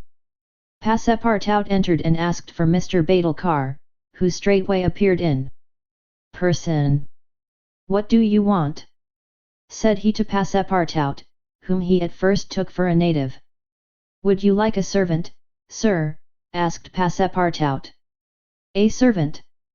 Cried Mr. Badalkar, caressing the thick grey beard which hung from his chin. I already have two who are obedient and faithful, have never left me, and serve me for their nourishment, and here they are, added he, holding out his two robust arms, furrowed with veins as large as the strings of a bass viol. So I can be of no use to you. None. The devil! I should so like to cross the Pacific with you. Ah, said the Honorable Mr. Badalkar. You are no more a Japanese than I am a monkey. Who are you dressed up in that way? A man dresses as he can. That's true. You are a Frenchman, aren't you? Yes, a Parisian of Paris. Then you ought to know how to make grimaces. Why, replied Passepartout, a little vexed that his nationality should cause this question, we Frenchmen know how to make grimaces, it is true, but not any better than the Americans do. True. Well, if I can't take you as a servant, I can as a clown. You see, my friend, in France they exhibit foreign clowns, and in foreign parts French clowns. Ah! You are pretty strong, especially after a good meal. And you can sing. Yes, returned Passepartout, who had formerly been wont to sing in the streets. But can you sing standing on your head, with the top spinning on your left foot, and a saber balanced on your right? Humph! I think so, replied Passepartout, recalling the exercises of his younger days. Well, that's enough, said the Honorable William Badalkar. The engagement was concluded there and then. Passepartout had at last found something to do. He was engaged to act in the celebrated Japanese troupe. It was not a very dignified position, but within a week he would be on his way to San Francisco. The performance, so noisily announced by the Honorable Mr. Badalkar, was to commence at 3 o'clock, and soon the deafening instruments of a Japanese orchestra resounded at the door. Passepartout, though he had not been able to study or rehearse a part, was designated to lend the aid of his sturdy shoulders in the great exhibition of the human pyramid, executed by the long noses of the god Tingu. This great attraction was to close the performance. Before 3 o'clock the large shed was invaded by the spectators, comprising Europeans and natives, Chinese and Japanese, men, women and children, who precipitated themselves upon the narrow benches and into the boxes opposite the stage. The musicians took up a position inside, and were vigorously performing. On their gongs, tam-tams, flutes, bones, tambourines, and immense drums. The performance was much like all acrobatic displays, but it must be confessed that the Japanese are the first equilibrists in the world. One, with a fan and some bits of paper, performed the graceful trick of the butterflies and the flowers, another traced in the air, with the odorous smoke of his pipe, a series of blue words, which composed a compliment to the audience. While a third juggled with some lighted candles, which he extinguished successively as they passed his lips, and relit again without interrupting for an instant his juggling. Another reproduced the most singular combinations with a spinning top. In his hands the revolving tops seemed to be animated with a life of their own. In their interminable whirling, they ran over pipe stems, the edges of sabers, wires, and even hairs stretched across the stage. They turned around on the edges of large glasses, crossed bamboo ladders, dispersed into all the corners, and produced strange musical effects by the combination of their various pitches of tone. The jugglers tossed them in the air, threw them like shuttlecocks with wooden battledores, and yet they kept on spinning. They put them into their pockets, and took them out still whirling as before. It is useless to describe the astonishing performances of the acrobats and gymnasts. The turning on ladders, poles, balls, barrels, etc., was executed with wonderful precision. But the principal attraction was the exhibition of the long noses, a show to which Europe is as yet a stranger. The long noses form a peculiar company, under the direct patronage of the god Tingu. Attired after the fashion of the Middle Ages, they bore upon their shoulders a splendid pair of wings, but what especially distinguished them was the long noses which were fastened to their faces, and the uses which they made of them. These noses were made of bamboo, and were 5, 6, and even 10 feet long, some straight, others curved, some ribboned, and some having imitation warts upon them.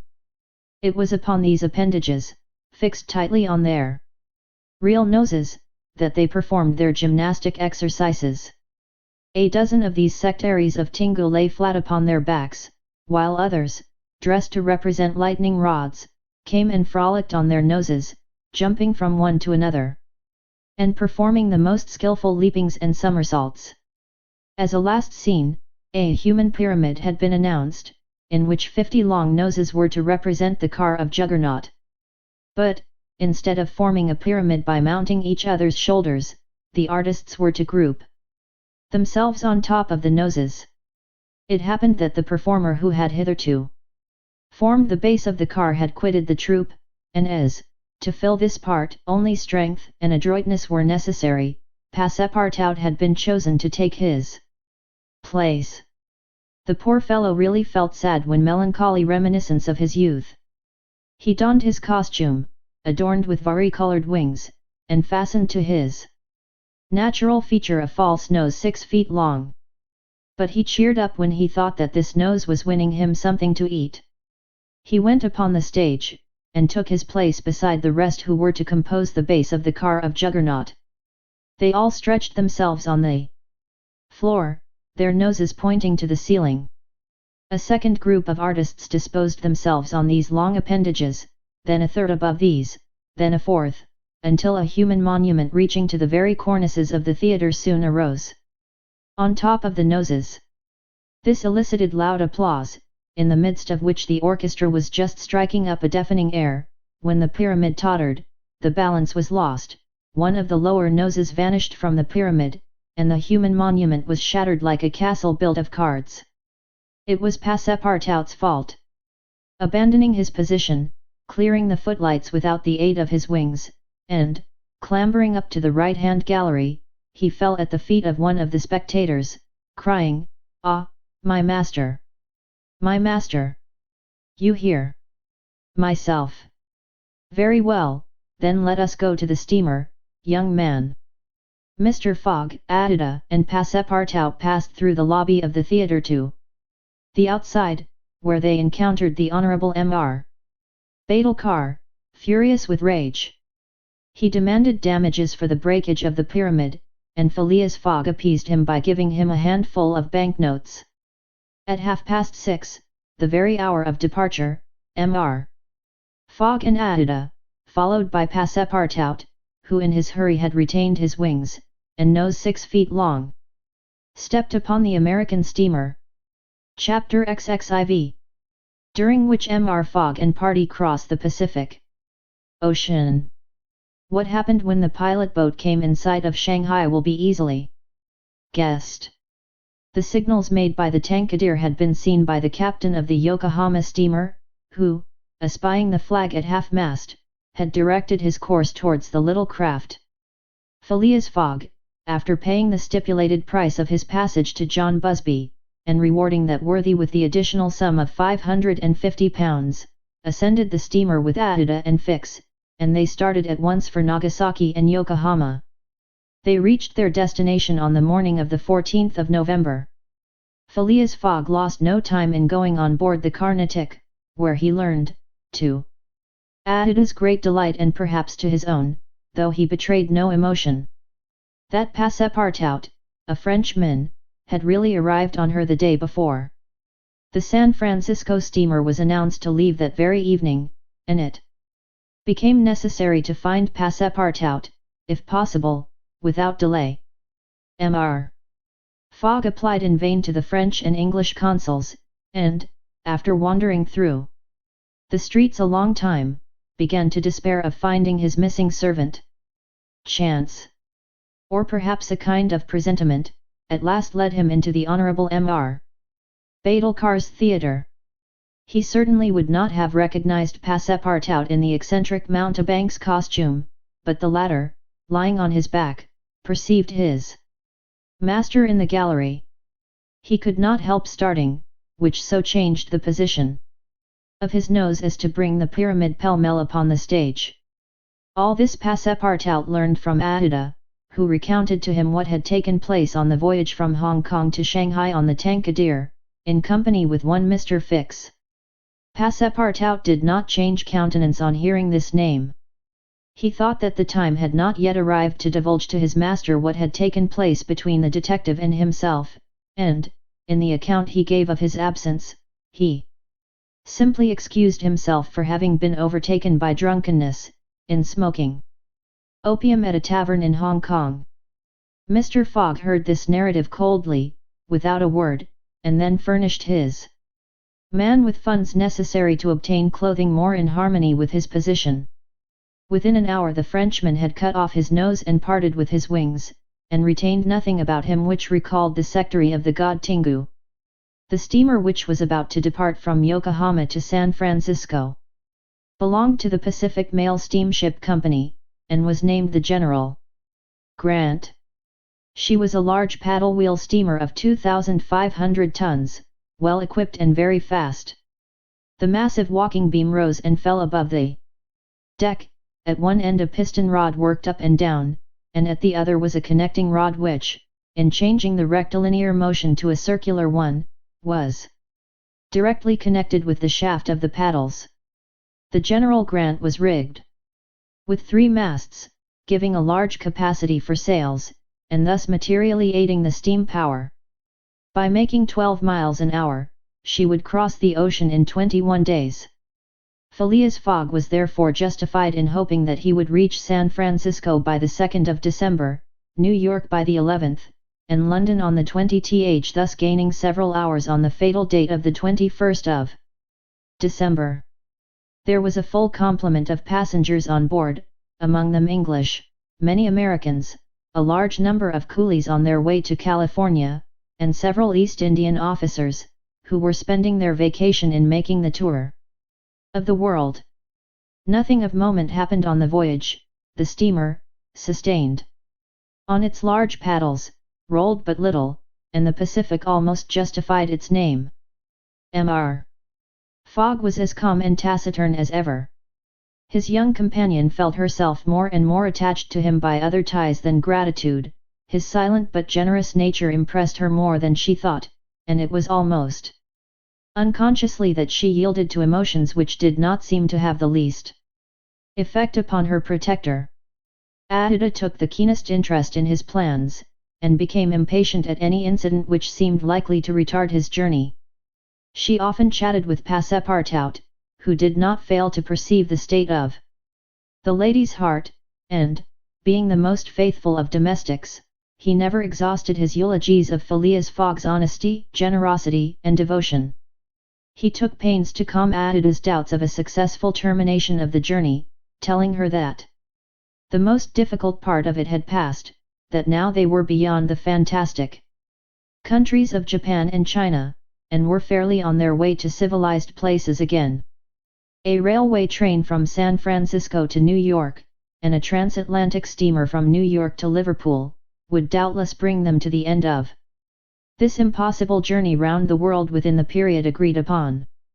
On the 9th day after leaving Yokohama, Phileas Fogg had traversed exactly 1/2 of the terrestrial globe. The General Grant passed, on the 23rd of November, the 180th meridian, and was at the very antipodes of London. Mr. Fogg had, it is true, exhausted 52 of the 80 days in which he was to complete the tour, and there were only 28 left. But, though he was only halfway by the difference of meridians, he had really gone over 2/3 of the whole journey, for he had been obliged to make long circuits from London to Aden, from Aden to Bombay, from Calcutta to Singapore, and from Singapore to Yokohama. Could he have followed without deviation the 50th parallel, which is that of London, the whole distance would only have been about 12,000 miles, whereas he would be forced, by the irregular methods of locomotion, to traverse 26,000, of which he had, on the 23rd of November, accomplished 17,500. And now the course was a straight one, and Fix was no longer there to put obstacles in their way. It happened also, on the 23rd of November, that Passepartout made a joyful discovery. It will be remembered that the obstinate fellow had insisted on keeping his famous family watch at London time, and on regarding that of the countries he had passed through as quite false and unreliable. Now, on this day, though he had not changed the hands, he found that his watch exactly agreed with the ship's chronometers. His triumph was hilarious. He would have liked to know what Fix would say if he were aboard. "The rogue told me a lot of stories," repeated Passepartout, "about the meridians, the sun and the moon." "Moon, indeed. Moonshine more likely. If one listened to that sort of people, a pretty sort of time one would keep. I was sure that the sun would some day regulate itself by my watch." Passepartout was ignorant that, if the face of his watch had been divided into 24 hours, like the Italian clocks, he would have no reason for exultation, for the hands of his watch would then, instead of as now indicating 9 o'clock in the morning, indicate 9 o'clock in the evening, that is, the 21st hour after midnight, precisely the difference between London time and that of the 180th meridian. But if Fix had been able to explain this purely physical effect, Passepartout would not have admitted, even if he had comprehended it. Moreover, if the detective had been on board at that moment, Passepartout would have joined issue with him on a quite different subject, and in an entirely different manner. Where was Fix at that moment? He was actually on board the General Grant. On reaching Yokohama, the detective, leaving Mr. Fogg, whom he expected to meet again during the day, had repaired at once to the English consulate, where he at last found the warrant of arrest. It had followed him from Bombay, and had come by the Carnatic, on which steamer he himself was supposed to be. Fix's disappointment may be imagined when he reflected that the warrant was now useless. Mr. Fogg had left English ground, and it was now necessary to procure his extradition. Well, thought Fix, after a moment of anger, my warrant is not good here, but it will be in England. The rogue evidently intends to return to his own country, thinking he has thrown the police off his track. Good. I will follow him across the Atlantic. As for the money, heaven grant there may be some left. But the fellow has already spent in travelling, rewards, trials, bail, elephants, and all sorts of charges, more than £5,000. Yet, after all, the bank is rich. His course decided on, he went on board the General Grant, and was there when Mr. Fogg and Adida arrived. To his utter amazement, he recognized Passepartout, despite his theatrical disguise. He quickly concealed himself in his cabin, to avoid an awkward explanation, and hoped thanks to the number of passengers to remain unperceived by Mr. Fogg's servant. On that very day, however, he met Passepartout face to face on the forward deck. The latter, without a word, made a rush for him, grasped him by the throat, and, much to the amusement of a group of Americans, who immediately began to bet on him, administered to the detective a perfect volley of blows, which proved the great superiority of French over English pugilistic skill. When Passepartout had finished, he found himself relieved and comforted. Fix got up in a somewhat rumpled condition, and, looking at his adversary, coldly said, "Have you done?" "For this time, yes." "Then let me have a word with you." "But in your master's interests." Passepartout seemed to be vanquished by Fix's coolness, for he quietly followed him, and they sat down aside from the rest of the passengers. "You have given me a thrashing," said Fix. "Good, I expected it. Now, listen to me. Up to this time I have been Mr. Fogg's adversary. I am now in his game." "Aha!" cried Passepartout, "you are convinced he is an honest man?" "No," replied Fix coldly, "I think him a rascal." "Sh! Don't budge, and let me speak. As long as Mr. Fogg was on English ground, it was for my interest to detain him there until my warrant of arrest arrived. I did everything I could to keep him back. I sent the Bombay priests after him, I got you intoxicated at Hong Kong, I separated you from him, and I made him miss the Yokohama steamer."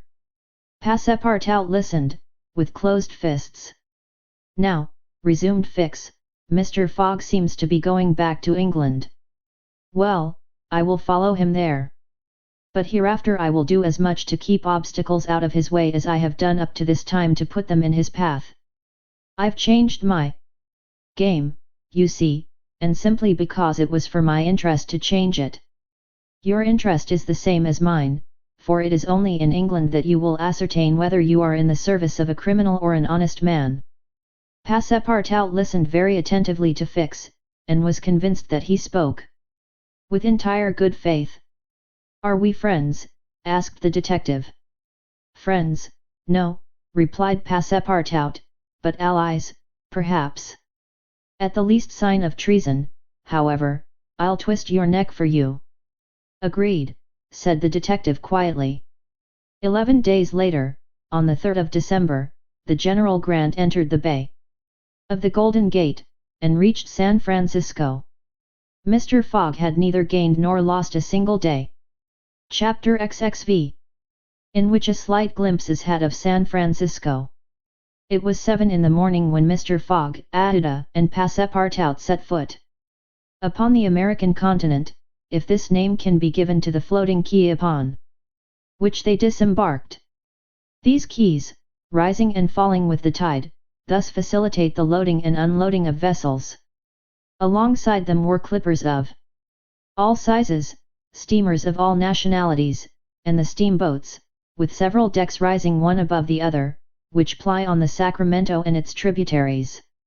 There were also heaped up the products of a commerce which extends to Mexico, Chile, Peru, Brazil, Europe, Asia, and all the Pacific Islands.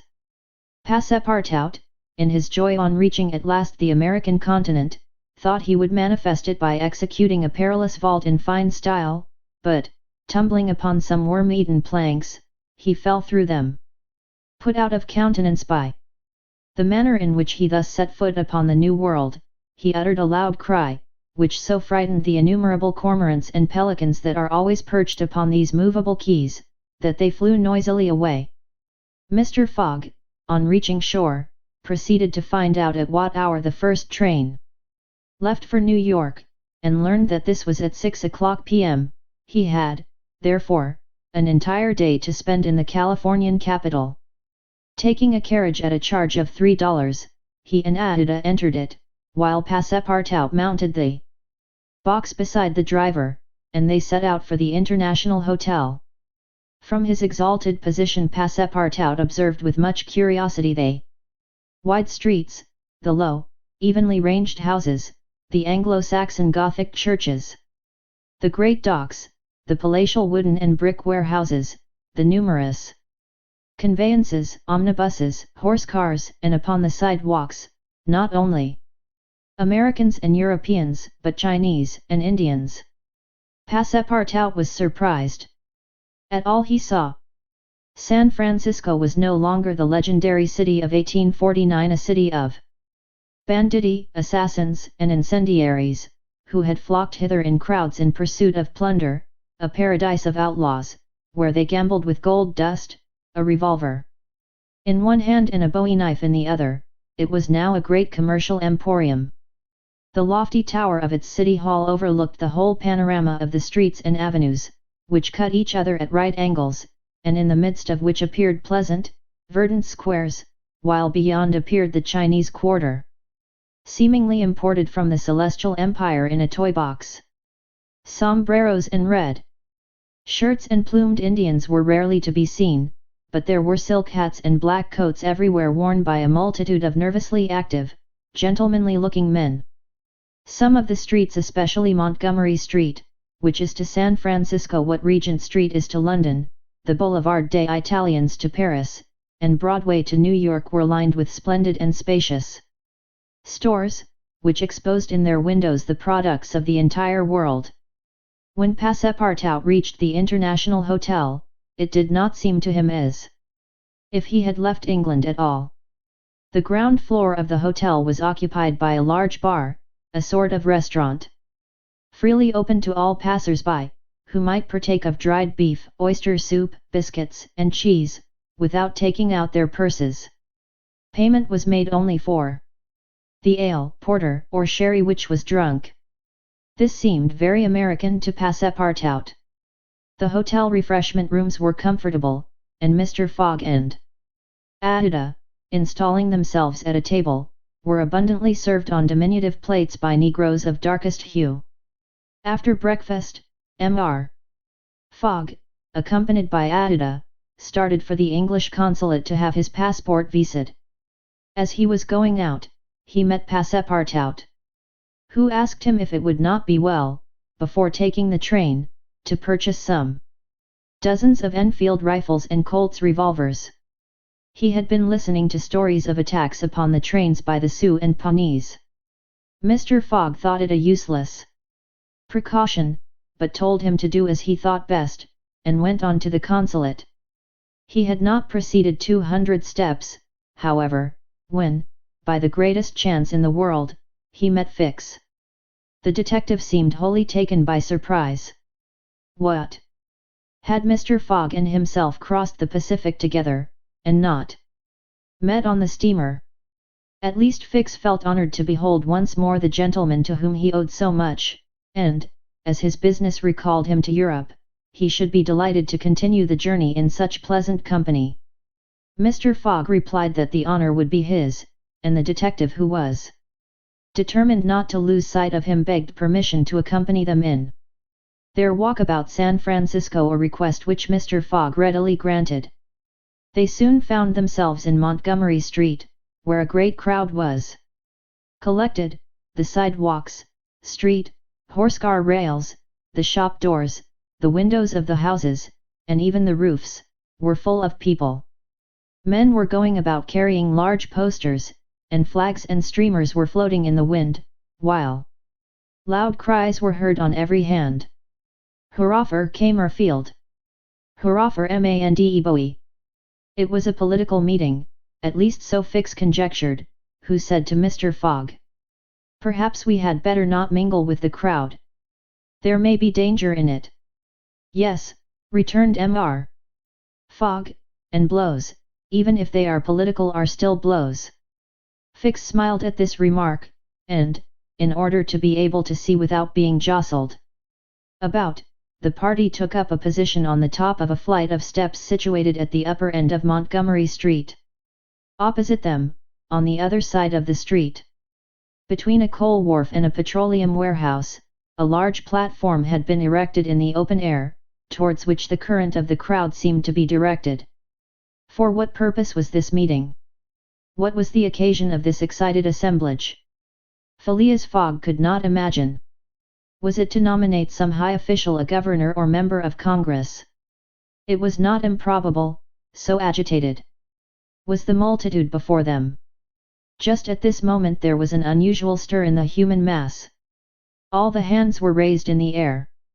Some, tightly closed, seemed to disappear suddenly. In the midst of the cries an energetic way, no doubt, of casting a vote. The crowd swayed back, the banners and flags wavered, disappeared an instant, then reappeared in tatters.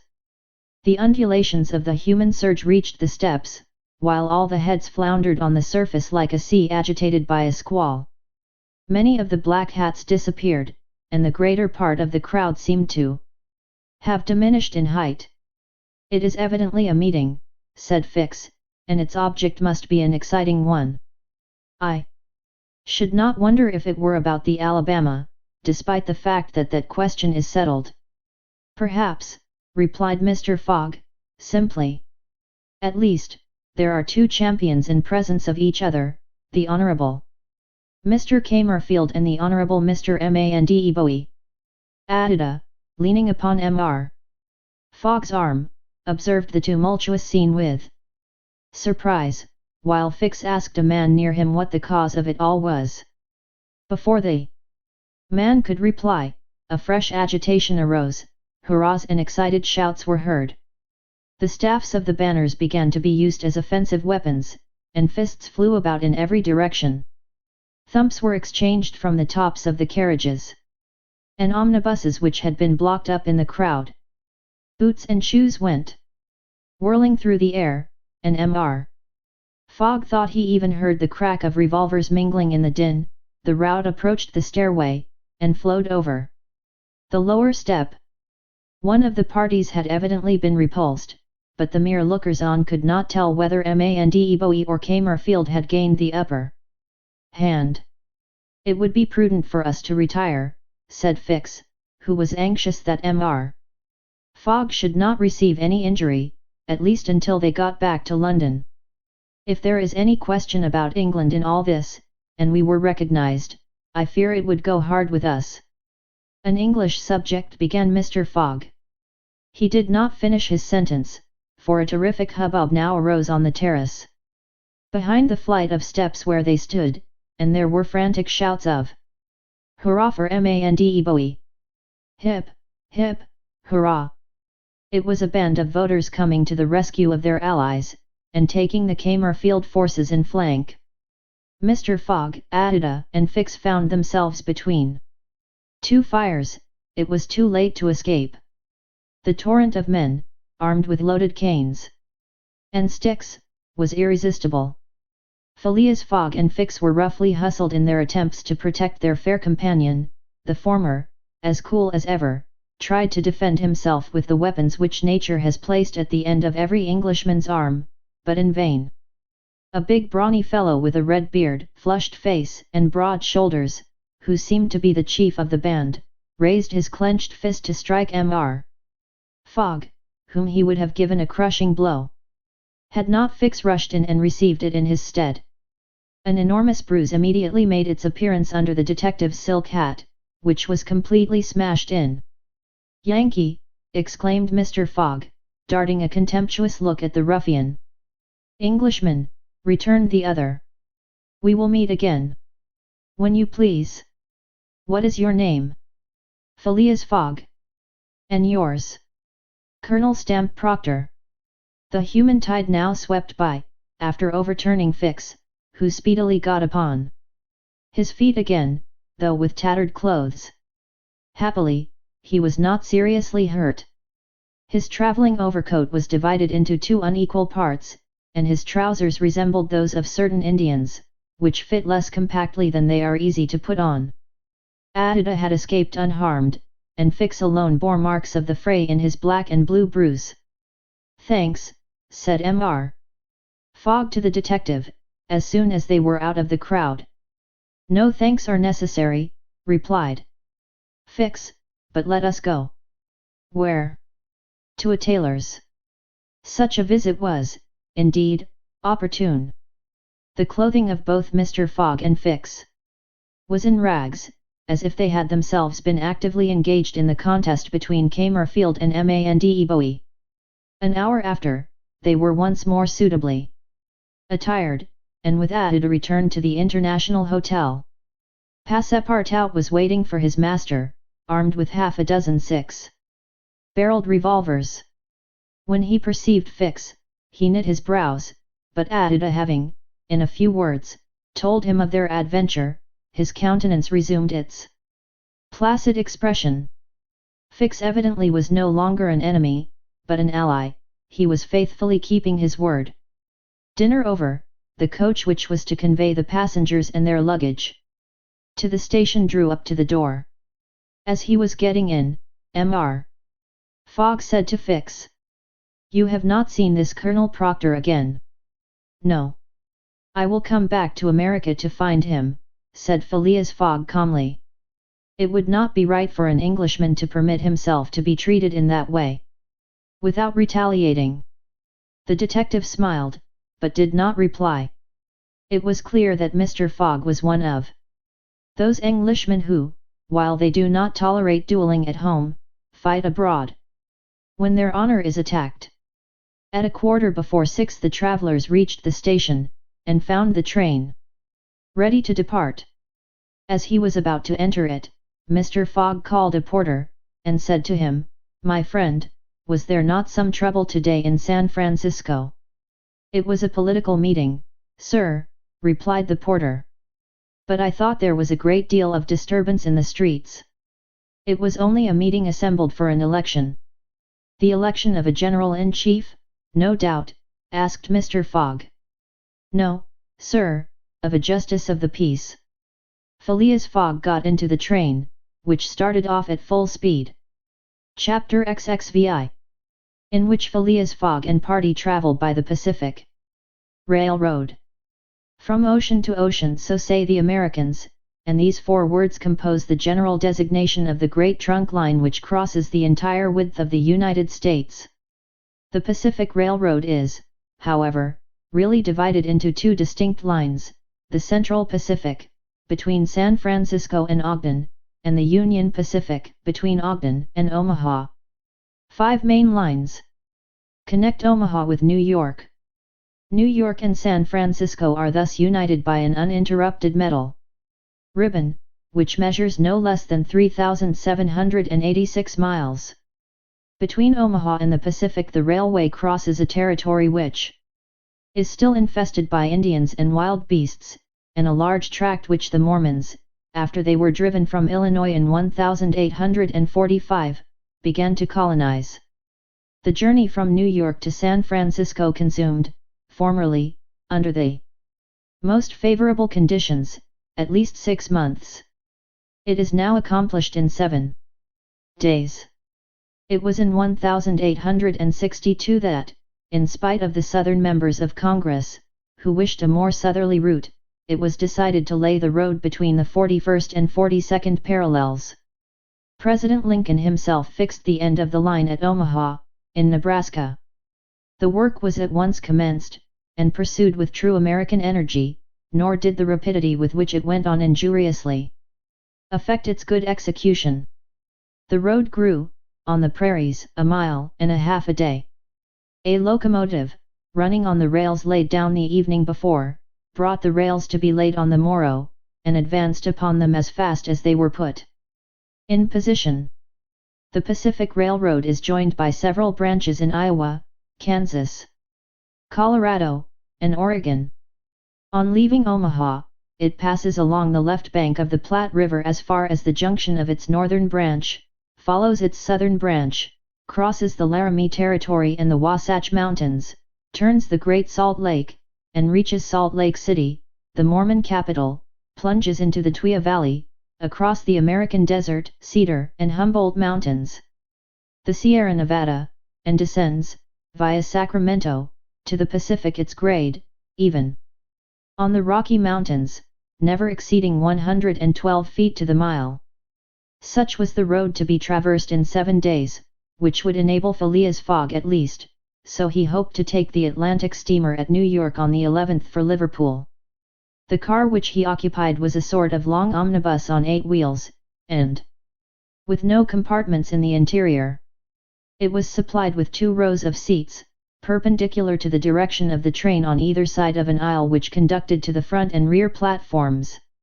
These platforms were found throughout the train, and the passengers were able to pass from one end of the train to the other. It was supplied with saloon cars, balcony cars, restaurants, and smoking cars. Theatre cars alone were wanting, and they will have these someday. Book and news dealers, sellers of edibles, drinkables, and cigars, who seemed to have plenty of customers, were continually circulating in the aisles. The train left Oakland Station at 6 o'clock.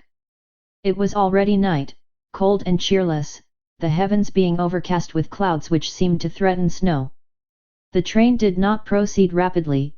Counting the stoppages, it did not run more than 20 miles an hour, which was a sufficient speed, however, to enable it to reach Omaha within its designated time. There was but little conversation in the car, and soon many of the passengers were overcome with sleep. Passepartout found himself beside the detective, but he did not talk to him. After recent events, their relations with each other had grown somewhat cold. There could no longer be mutual sympathy or intimacy between them. Fix's manner had not changed, but Passepartout was very reserved, and ready to strangle his former friend on the slightest provocation. Snow began to fall an hour after they started, a fine snow, however, which happily could not obstruct the train. Nothing could be seen from the windows but a vast, white sheet, against which the smoke of the locomotive had a greyish aspect. At 8 o'clock a steward entered the car and announced that the time for going to bed had arrived, and in a few minutes the car was transformed into a dormitory. The backs of the seats were thrown back, bedsteads carefully packed were rolled out by an ingenious system, berths were suddenly improvised, and each traveller had soon at his disposition a comfortable bed, protected from curious eyes by thick curtains. The sheets were clean and the pillows soft. It only remained to go to bed and sleep, which everybody did while the train sped on. Across the state of California, the country between San Francisco and Sacramento is not very hilly. The Central Pacific, taking Sacramento for its starting point, extends eastward to meet the road from Omaha. The line from San Francisco to Sacramento runs in a northeasterly direction, along the American River, which empties into San Pablo Bay. The 120 miles between these cities were accomplished in 6 hours, and towards midnight, while fast asleep, the travelers passed through Sacramento, so that they saw nothing of that important place, the seat of the state government, with its fine quays, its broad streets, its noble hotels, squares, and churches. The train, on leaving Sacramento, and passing the junction, Ricklin, Auburn, and Colfax, entered the range of the Sierra Nevada. Cisco was reached at 7 in the morning, and an hour later the dormitory was transformed into an ordinary car, and the travelers could observe the picturesque beauties of the mountain region through which they were steaming.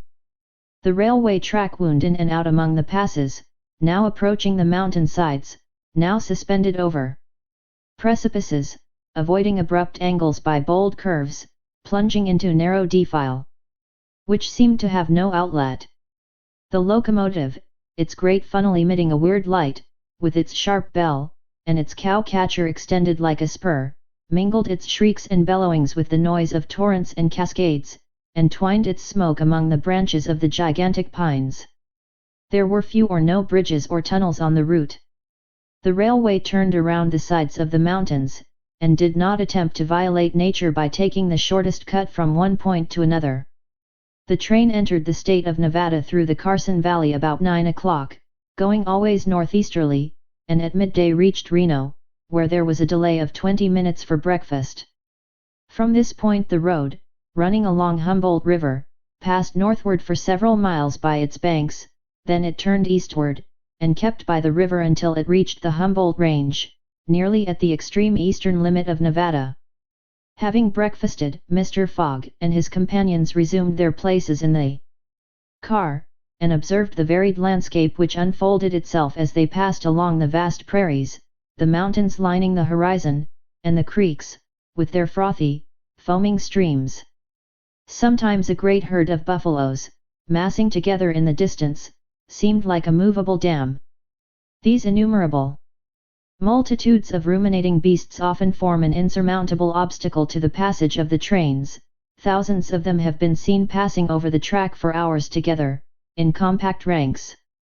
The locomotive is then forced to stop and wait till the road is once more clear.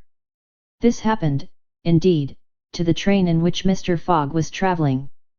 About 12 o'clock a troop of 10 or 12,000 head of buffalo encumbered the track. The locomotive, slackening its speed, tried to clear the way with its cow-catcher, but the mass of animals was too great. The buffaloes marched along with a tranquil gait, uttering now and then deafening bellowings. There was no use of interrupting them, for, having taken a particular direction, nothing can moderate and change their course. It is a torrent of living flesh which no dam could contain. The travellers gazed on this curious spectacle from the platforms, but Phileas Fogg, who had the most reason of all to be in a hurry, remained in his seat, and waited philosophically until it should please the buffaloes to get out of the way. Passepartout was furious at the delay they occasioned, and longed to discharge his arsenal of revolvers upon them. "What a country!" cried he. "Mere cattle stop the trains, and go by in a procession, just as if they were not impeding travel. Parbleu! I should like to know if Mr. Fogg foresaw this mishap in his programme. And here's an engineer who doesn't dare to run the locomotive into this herd of beasts." The engineer did not try to overcome the obstacle, and he was wise. He would have crushed the first buffaloes, no doubt, with the cow-catcher, but the locomotive, however powerful, would soon have been checked. The train would inevitably have been thrown off the track, and would then have been helpless. The best course was to wait patiently, and regain the lost time by greater speed when the obstacle was removed. The procession of buffaloes lasted 3 full hours, and it was night before the track was clear. The last ranks of the herd were now passing over the rails, while the first had already disappeared below the southern horizon. It was 8 o'clock when the train passed through the defile of the Humboldt Range, and 9:30 when it penetrated Utah, the region of the Great Salt Lake, the singular colony of the Mormons. Chapter XXVII, in which Passepartout undergoes, at a speed of 20 miles an hour, a course of Mormon history. During the night of the 5th of December, the train ran southeasterly for about 50 miles, then rose an equal distance in a northeasterly direction, towards the Great Salt Lake. Passepartout, about 9 o'clock, went out upon the platform to take the air. The weather was cold, the heavens grey, but it was not snowing. The sun's disk, enlarged by the mist, seemed an enormous ring of gold, and Passepartout was amusing himself by calculating its value in pounds sterling, when he was diverted from this interesting study by a strange-looking personage who made his appearance on the platform. This personage, who had taken the train at Elko, was tall and dark, with black mustache, black stockings, a black silk hat, a black waistcoat, black trousers, a white cravat, and dogskin gloves. He might have been taken for a clergyman. He went from one end of the train to the other, and affixed to the door of each car a notice written in manuscript. Passepartout approached and read one of these notices, which stated that Elder William Hitch, Mormon missionary, taking advantage of his presence on train No. 48, would deliver a lecture on Mormonism in car No. 117, from 11 to 12 o'clock, and that he invited all who were desirous of being instructed concerning the mysteries of the religion of the Latter-day Saints to attend. "I'll go," said Passepartout to himself. He knew nothing of Mormonism except the custom of polygamy, which is its foundation.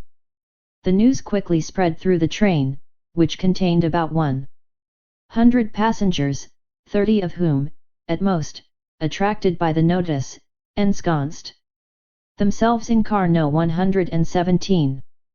Passepartout took one of the front seats. Neither Mr. Fogg nor Fix cared to attend.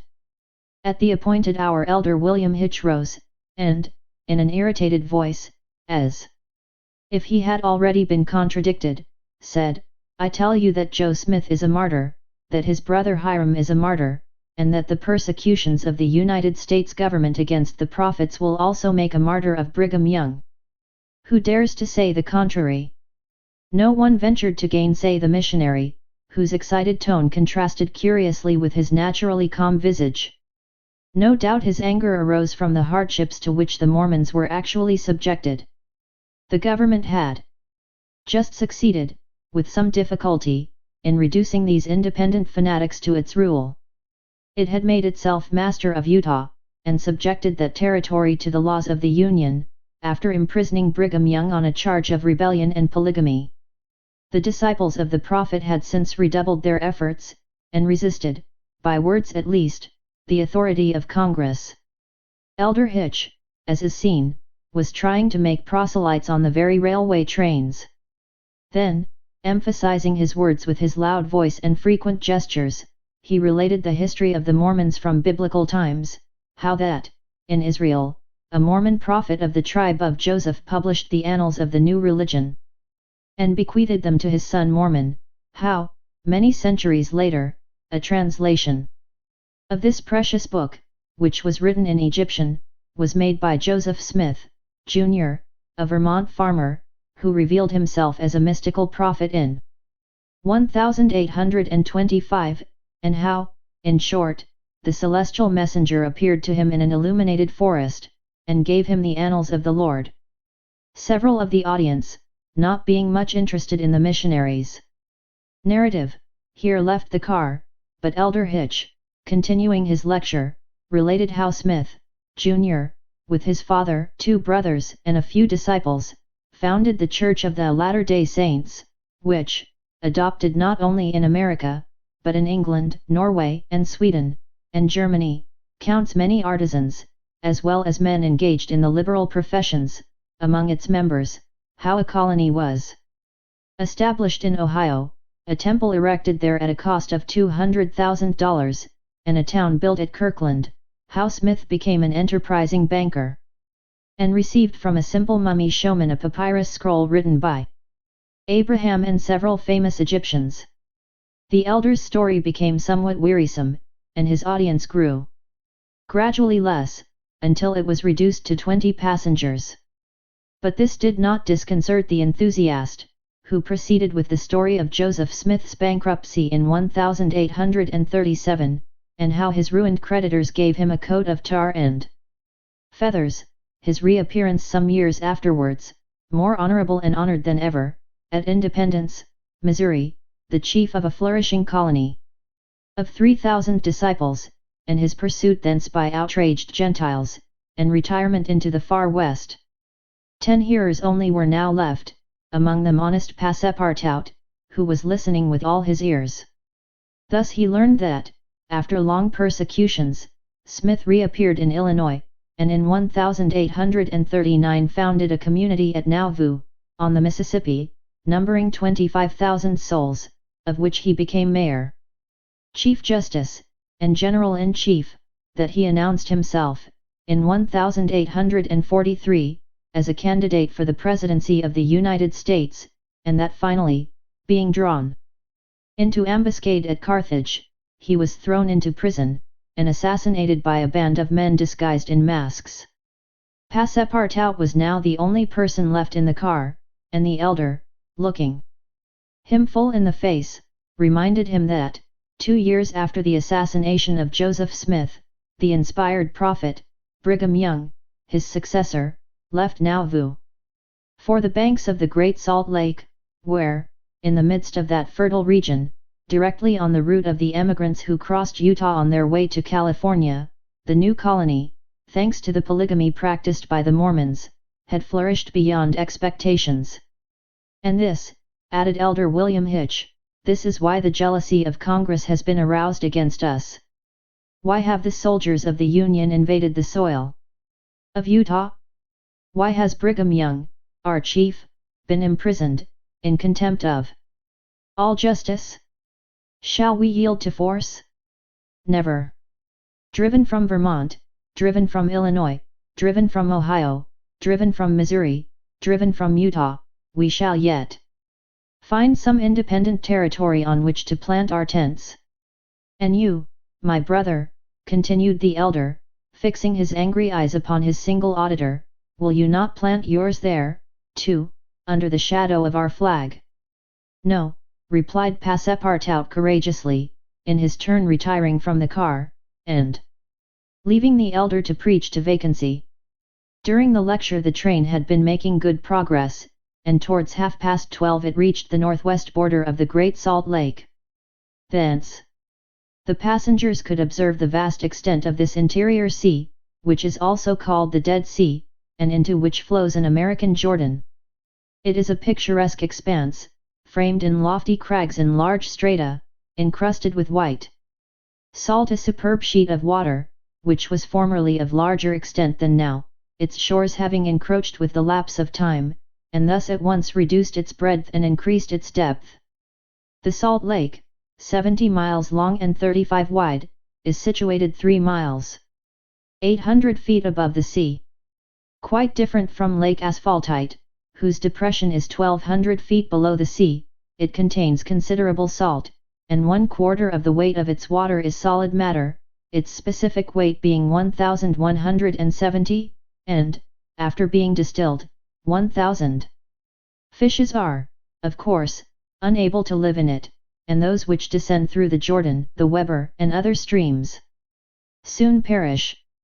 The country around the lake was well cultivated, for the Mormons are mostly farmers, while ranches and pens for domesticated animals, fields of wheat, corn, and other cereals, luxuriant prairies, hedges of wild rose, clumps of acacias and milkwort, would have been seen 6 months later. Now the ground was covered with a thin powdering of snow. The train reached Ogden at 2 o'clock, where it rested for 6 hours. Mr. Fogg and his party had time to pay a visit to Salt Lake City, connected with Ogden by a branch road, and they spent 2 hours in this strikingly American town, built on the pattern of other cities of the Union, like a checkerboard, with the somber sadness of right angles, as Victor Hugo expresses it.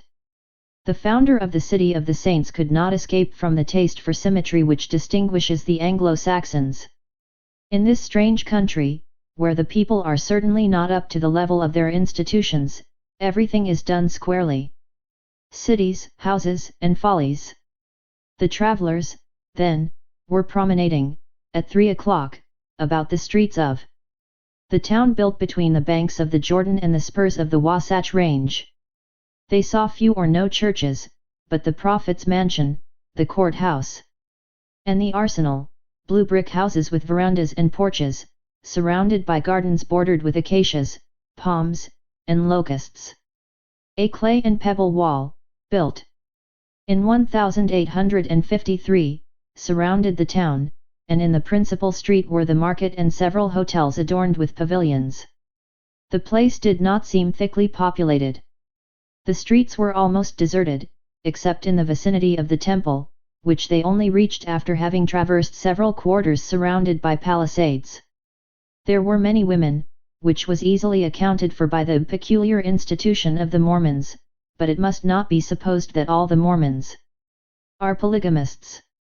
They are free to marry or not, as they please, but it is worth noting that it is mainly the female citizens of Utah who are anxious to marry, as, according to the Mormon religion, maiden ladies are not admitted to the possession of its highest joys.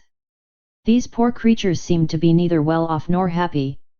Some, the more well-to-do, no doubt wore short, open, black silk dresses, under a hood or modest shawl, others were habited in Indian fashion. Passepartout could not behold without a certain fright these women, charged in groups, with conferring happiness on a single Mormon. His common sense pitied, above all, the husband. It seemed to him a terrible thing to have to guide so many wives at once across the vicissitudes of life, and to conduct them, as it were, in a body to the Mormon paradise with the prospect of seeing them in the company of the glorious Smith, who doubtless was the chief ornament of that delightful place, to all eternity. He felt decidedly repelled from such a vocation, and he imagined perhaps he was mistaken that the fair ones of Salt Lake City cast rather alarming glances on his person. Happily, his stay there was but brief.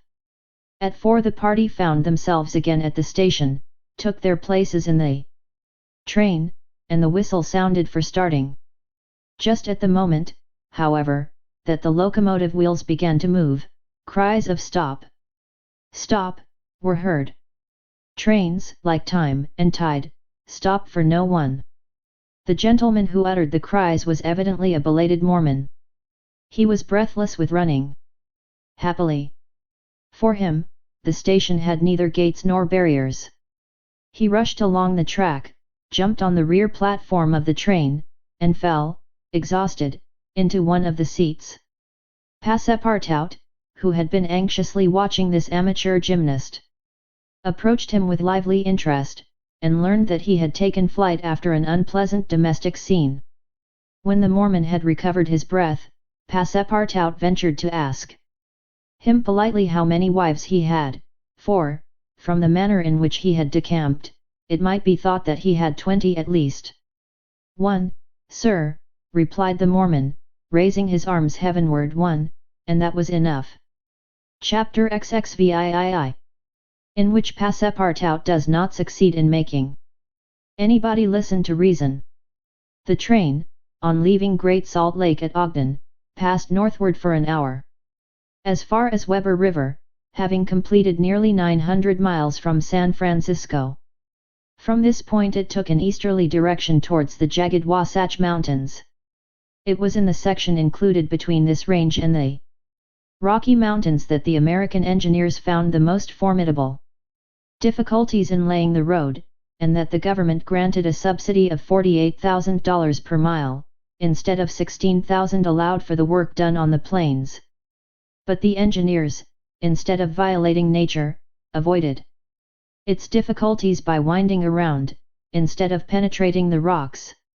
One tunnel only, 14,000 feet in length, was pierced in order to arrive at the Great Basin. The track up to this time had reached its highest elevation at the Great Salt Lake. From this point it described a long curve, descending towards Bitter Creek Valley, to rise again to the dividing ridge of the waters between the Atlantic and the Pacific. There were many creeks in this mountainous region, and it was necessary to cross Muddy Creek, Green Creek, and others, upon culverts. Passepartout grew more and more impatient as they went on, while Fix longed to get out of this difficult region, and was more anxious than Phileas Fogg himself to be beyond the danger of delays and accidents, and set foot on English soil. At 10 o'clock at night the train stopped at Fort Bridger Station, and 20 minutes later entered Wyoming Territory, following the valley of Bitter Creek throughout. The next day, 7th December, they stopped for a quarter of an hour at Green River Station. Snow had fallen abundantly during the night, but, being mixed with rain, it had half melted, and did not interrupt their progress. The bad weather, however, annoyed Passepartout, for the accumulation of snow, by blocking the wheels of the cars, would certainly have been fatal to Mr. Fogg's tour. "What an idea," he said to himself. "Why did my master make this journey in winter? Couldn't he have waited for the good season to increase his chances?" While the worthy Frenchman was absorbed in the state of the sky and the depression of the temperature, Adida was experiencing fears from a totally different cause. Several passengers had got off at Green River, and were walking up and down the platforms, and among these Adida recognized Colonel Stamp Proctor. The same who had so grossly insulted Phileas Fogg at the San Francisco meeting. Not wishing to be recognized, the young woman drew back from the window, feeling much alarm at her discovery.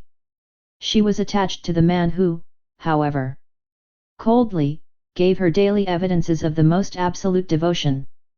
She did not comprehend, perhaps, the depth of the sentiment with which her protector inspired her, which she called gratitude, but which, though she was unconscious of it, was really more than that. Her heart sank within her when she recognized the man whom Mr. Fogg desired, sooner or later, to call to account for his conduct. Chance alone, it was clear, had brought Colonel Proctor on this train, but there he was, and it was necessary, at all hazards, that Phileas Fogg should not perceive his adversary. Adida seized a moment when Mr. Fogg was asleep to tell Fix and Passepartout whom she had seen. "That Proctor on this train!" cried Fix. "Well, reassure yourself, madam, before he settles with Mr. Fogg, he has got to deal with me. It seems to me that I was the more insulted of the two. And, besides," added Passepartout, "I'll take charge of him, colonel as he is." "Mr. Fix," resumed Adida, "Mr. Fogg will allow no one to avenge him. He said that he would come back to America to find this man. Should he perceive Colonel Proctor, we could not prevent a collision which might have terrible results. He must not see him." "You are right, madam," replied Fix, "a meeting between them might ruin all. Whether he were victorious or beaten, Mr. Fogg would be delayed, and, added Passepartout, that would play the game of the gentlemen of the Reform Club. In 4 days we shall be in New York. Well, if my master does not leave this car during those 4 days, we may hope that chance will not bring him face to face with this confounded American. We must, if possible, prevent his stirring out of it." The conversation dropped. Mr. Fogg had just woke up, and was looking out of the window. Soon after Passepartout, without being heard by his master or Adida, whispered to the detective, "Would you really fight for him?" "I would do anything," replied Fix, in a tone which betrayed determined will to get him back living to Europe. Passepartout felt something like a shudder shoot through his frame, but his confidence in his master remained unbroken. Was there any means of detaining Mr. Fogg in the car, to avoid a meeting between him and the colonel? It ought not to be a difficult task, since that gentleman was naturally sedentary and little curious. The detective, at least, seemed to have found a way, for, after a few moments, he said to Mr. Fogg, "These are long and slow hours, sir, that we are passing on the railway." "Yes," replied Mr. Fogg, "but they pass." "You were in the habit of playing whist," resumed Fix, "on the steamers." "Yes, but it would be difficult to do so here. I have neither cards nor partners." "Oh, but we can easily buy some cards, for they are sold on all the American trains. And as for partners, if Madam plays. Certainly, sir, Adida quickly replied, I understand whist. It is part of an English education. I myself have some pretensions to playing a good game. Well, here are 3 of us, and a dummy. As you please, sir, replied Phileas Fogg, heartily glad to resume his favourite pastime even on the railway. Passepartout was dispatched in search of the steward, and soon returned with 2 packs of cards, some pins, counters, and a shelf covered with cloth. The game commenced. Adida understood whist sufficiently well, and even received some compliments on her playing from Mr. Fogg. As for the detective, he was simply an adept, and worthy of being matched against his present opponent. Now, thought Passepartout, we've got him. He won't budge. At 11 in the morning the train had reached the dividing ridge of the waters at Bridger Pass, 7,524 feet above the level of the sea, one of the highest points attained by the track in crossing the Rocky Mountains. After going about 200 miles, the travellers at last found themselves on one of those vast plains which extend to the Atlantic, and which nature has made so propitious for laying the iron road.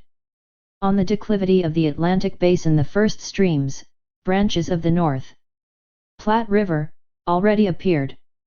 The whole northern and eastern horizon was bounded by the immense semicircular curtain which is formed by the southern portion of the Rocky Mountains, the highest being Laramie Peak. Between this and the railway extended vast plains, plentifully irrigated. On the right rose the lower spurs of the mountainous mass which extends southward to the sources of the Arkansas River, one of the great tributaries of the Missouri. At 12:30 the travellers caught sight for an instant of Fort Halleck, which commands that section, and in a few more hours the Rocky Mountains were crossed. There was reason to hope, then, that no accident would mark the journey through this difficult country. The snow had ceased falling, and the air became crisp and cold. Large birds, frightened by the locomotive, rose and flew off in the distance. No wild beast appeared on the plain. It was a desert in its vast nakedness. After a comfortable breakfast, served in the car, Mr. Fogg and his partners had just resumed whist, when a violent whistling was heard, and the train stopped. Passepartout put his head out of the door, but saw nothing to cause the delay. No station was in view. Adida and Fix feared that Mr. Fogg might take it into his head to get out, but that gentleman contented himself with saying to his servant, "See what is the matter." Passepartout rushed out of the car. 30 or 40 passengers had already descended, amongst them Colonel Stamp Proctor. The train had stopped before a red signal which blocked the way. The engineer and conductor were talking excitedly with a signal man, whom the station master at Medicine Bow, the next stopping place, had sent on before. The passengers drew around and took part in the discussion, in which Colonel Proctor, with his insolent manner, was conspicuous. Passepartout, joining the group, heard the signal man say, "No. You can't pass. The bridge at Medicine Bow is shaky, and would not bear the weight of the train."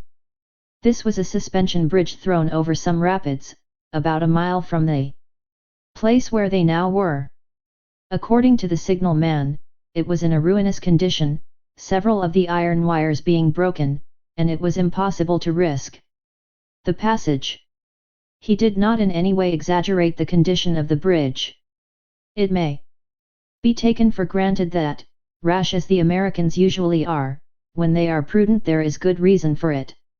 Passepartout, not daring to apprise his master of what he heard, listened with set teeth, immovable as a statue. "Hum," cried Colonel Proctor, "but we are not going to stay here, I imagine, and take root in the snow." "Colonel," replied the conductor, "we have telegraphed to Omaha for a train, but it is not likely that it will reach Medicine Bow in less than 6 hours. 6 hours, cried Passepartout. Certainly, returned the conductor, besides, it will take us as long as that to reach Medicine Bow on foot. But it is only a mile from here, said one of the passengers. Yes, but it's on the other side of the river. And can't we cross that in a boat? Asked the colonel.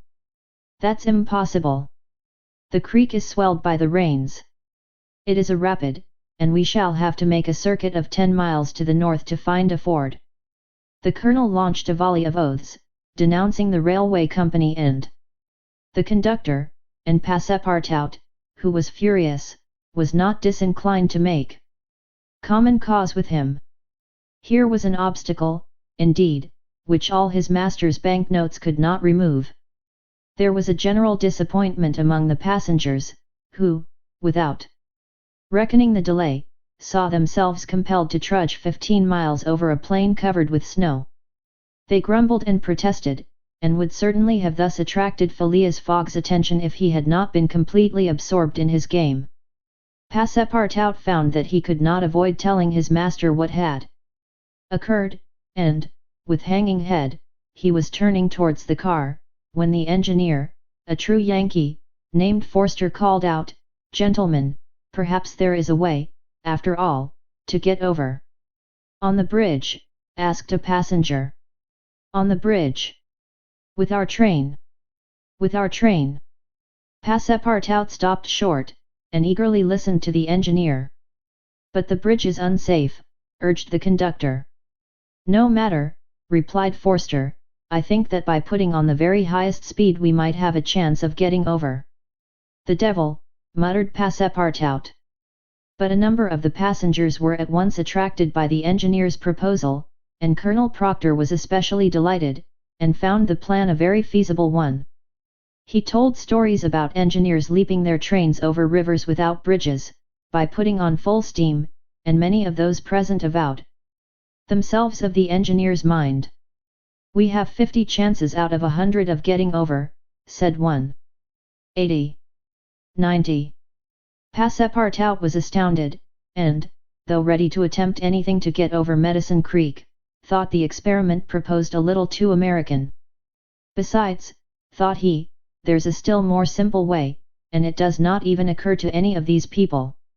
"Sir," said he aloud to one of the passengers, "the engineer's plan seems to me a little dangerous, but—" "80 chances," replied the passenger, turning his back on him. "I know it," said Passepartout, turning to another passenger, "but a simple idea." "Ideas are no use," returned the American, shrugging his shoulders, "as the engineer assures us that we can pass." "Doubtless," urged Passepartout, "we can pass, but perhaps it would be more prudent." "What? Prudent?" cried Colonel Proctor, whom this word seemed to excite prodigiously. "At full speed, don't you see, at full speed." "I know I see," repeated Passepartout, "but it would be, if not more prudent, since that word displeases you, at least more natural." "Who? What? What's the matter with this fellow?" cried several. The poor fellow did not know to whom to address himself. "Are you afraid?" asked Colonel Proctor. "I afraid? Very well, I will show these people that a Frenchman can be as American as they." "All aboard!" cried the conductor. "Yes, all aboard!" repeated Passepartout, and immediately. "But they can't prevent me from thinking that it would be more natural for us to cross the bridge on foot, and let the train come after." But no one heard this sage reflection, nor would anyone have acknowledged its justice. The passengers resumed their places in the cars. Passepartout took his seat without telling what had passed. The whist players were quite absorbed in their game. The locomotive whistled vigorously, the engineer, reversing the steam, backed the train for nearly a mile, retiring, like a jumper, in order to take a longer leap. Then, with another whistle, he began to move forward. The train increased its speed, and soon its rapidity became frightful. A prolonged screech issued from the locomotive, the piston worked up and down 20 strokes to the second. They perceived that the whole train, rushing on at the rate of 100 miles an hour, hardly bore upon the rails at all. And they passed over. It was like a flash. No one saw the bridge. The train leaped, so to speak, from one bank to the other, and the engineer could not stop it until it had gone 5 miles beyond the station. But scarcely had the train passed the river, when the bridge, completely ruined, fell with a crash into the rapids of Medicine Bow.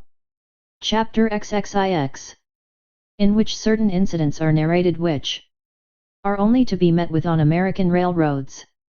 The train pursued its course, that evening, without interruption, passing Fort Saunders, crossing Cheney Pass, and reaching Evans Pass.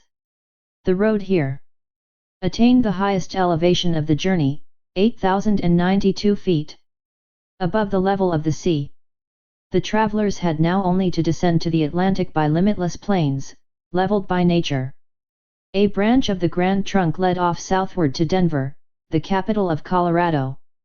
The country round about is rich in gold and silver, and more than 50,000 inhabitants are already settled there. 1,382 miles had been passed over from San Francisco, in 3 days and 3 nights, 4 days and nights more would probably bring them to New York. Phileas Fogg was not as yet behindhand. During the night Camp Walbeck was passed on the left, Lodgepole Creek ran parallel with the road, marking the boundary between the territories of Wyoming and Colorado. They entered Nebraska at 11, passed near Sedgwick, and touched at Julesburg, on the southern branch of the Platte River. It was here that the Union Pacific Railroad was inaugurated on the 23rd of October, 1867, by the chief engineer, General Dodge. 2 powerful locomotives, carrying 9 cars of invited guests, amongst whom was Thomas C. Durant, vice president of the road, stopped at this point. Cheers were given, the Sioux and Pawnees performed an imitation Indian battle, fireworks were let off, and the first number of the Railway Pioneer was printed by a press brought on the train. Thus was celebrated the inauguration of this great railroad, a mighty instrument of progress and civilization, thrown across the desert, and destined to link together cities and towns which do not yet exist. The whistle of the locomotive, more powerful than Amphion's lyre, was about to bid them rise from American soil. Fort McPherson was left behind at 8 in the morning, and 357 miles had yet to be traversed before reaching Omaha. The road followed the capricious windings of the southern branch of the Platte River, on its left bank. At 9 the train stopped at the important town of North Platte, built between the 2 arms of the river, which rejoin each other around it and form a single artery, a large tributary, whose waters empty into the Missouri a little above Omaha. The 101st meridian was passed. Mr. Fogg and his partners had resumed their game. No one, not even the dummy, complained of the length of the trip. Fix had begun by winning several guineas, which he seemed likely to lose, but he showed himself a not less eager whist player than Mr. Fogg. During the morning, chance distinctly favoured that gentleman. Trumps and honours were showered upon his hands. Once, having resolved on a bold stroke, he was on the point of playing a spade, when a voice behind him said, "I should play a diamond."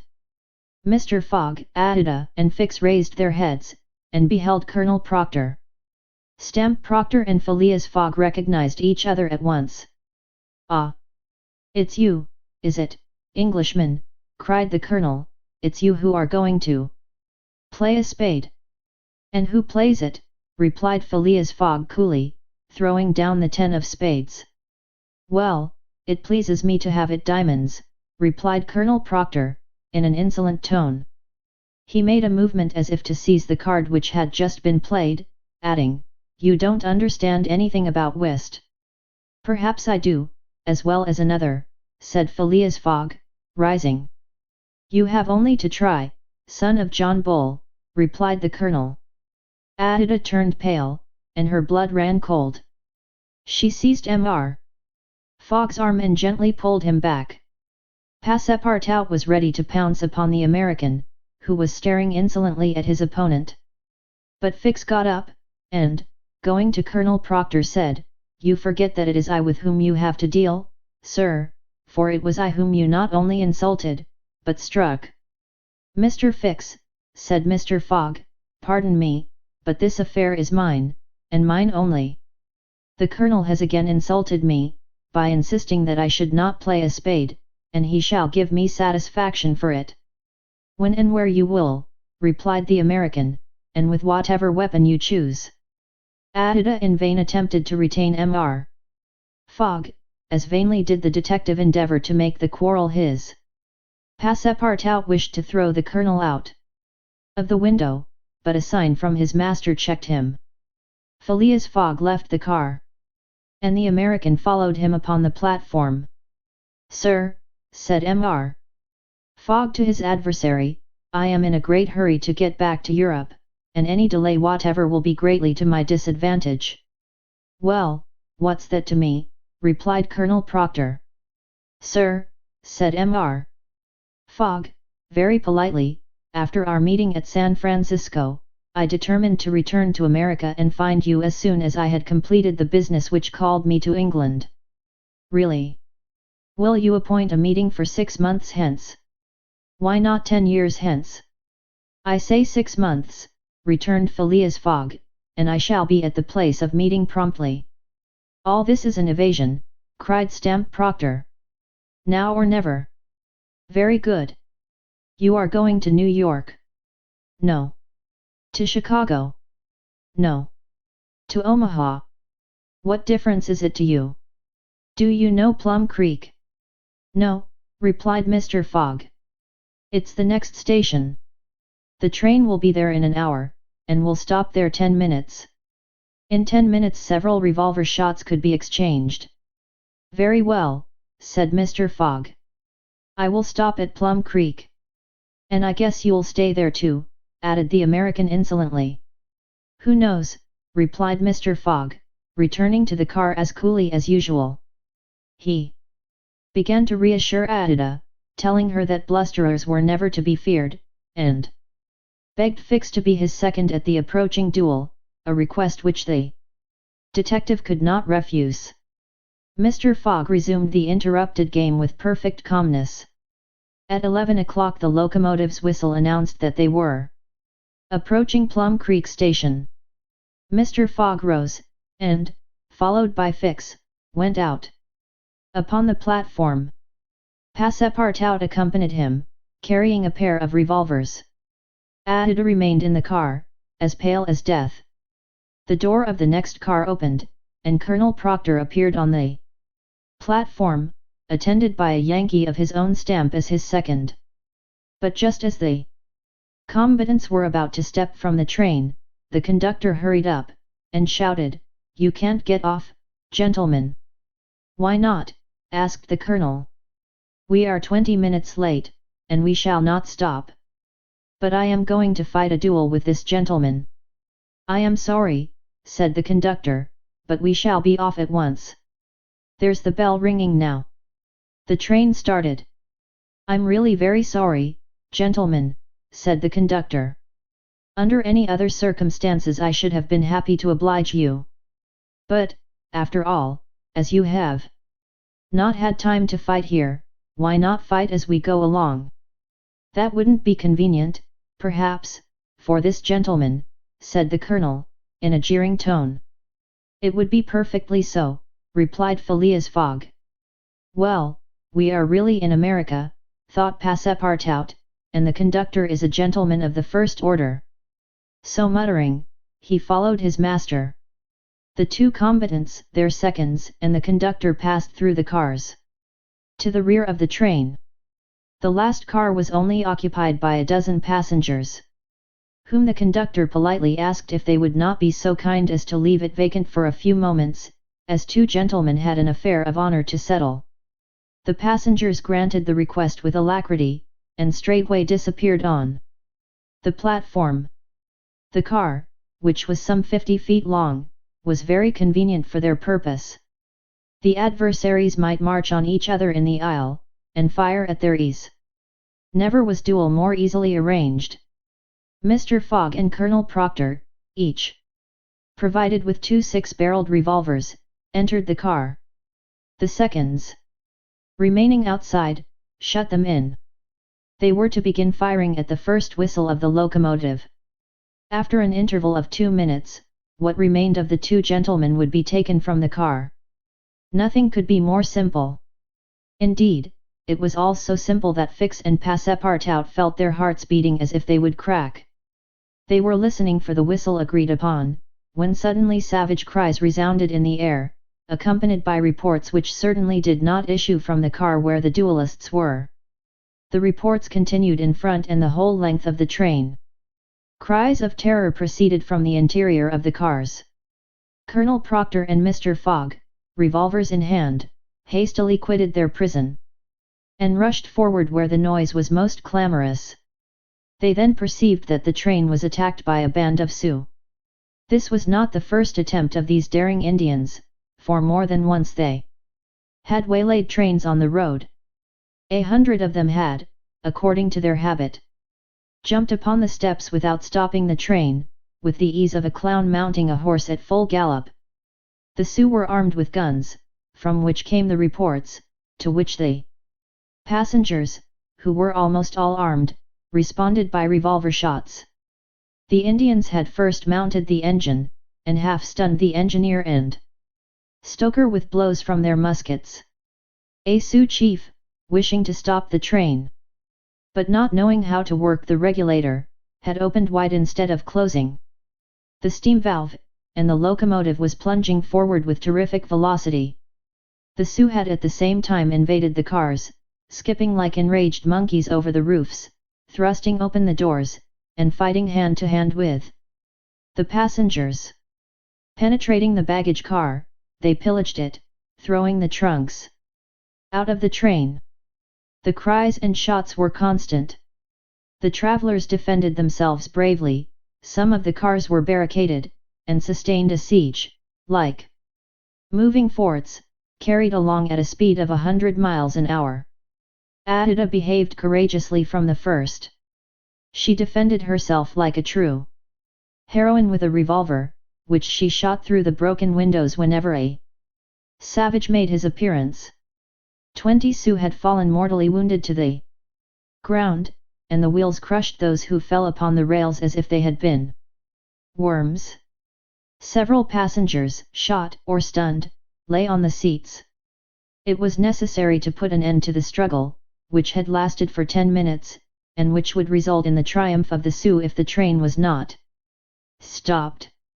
Fort Kearny Station, where there was a garrison, was only 2 miles distant, but, that once passed, the Sioux would be masters of the train between Fort Kearny and the station beyond. The conductor was fighting beside Mr. Fogg, when he was shot and fell. At the same moment he cried, "Unless the train is stopped in 5 minutes, we are lost." "It shall be stopped," said Phileas Fogg, preparing to rush from the car. "Stay, monsieur," cried Passepartout, "I will go." Mr.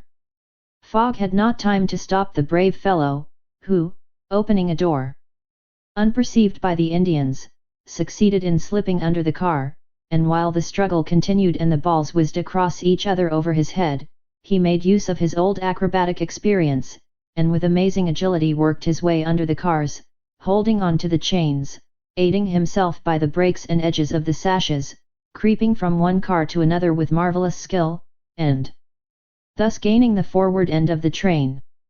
There, suspended by one hand between the baggage car and the tender, with the other he loosened the safety chains, but, owing to the traction, he would never have succeeded in unscrewing the yoking bar, had not a violent concussion jolted this bar out.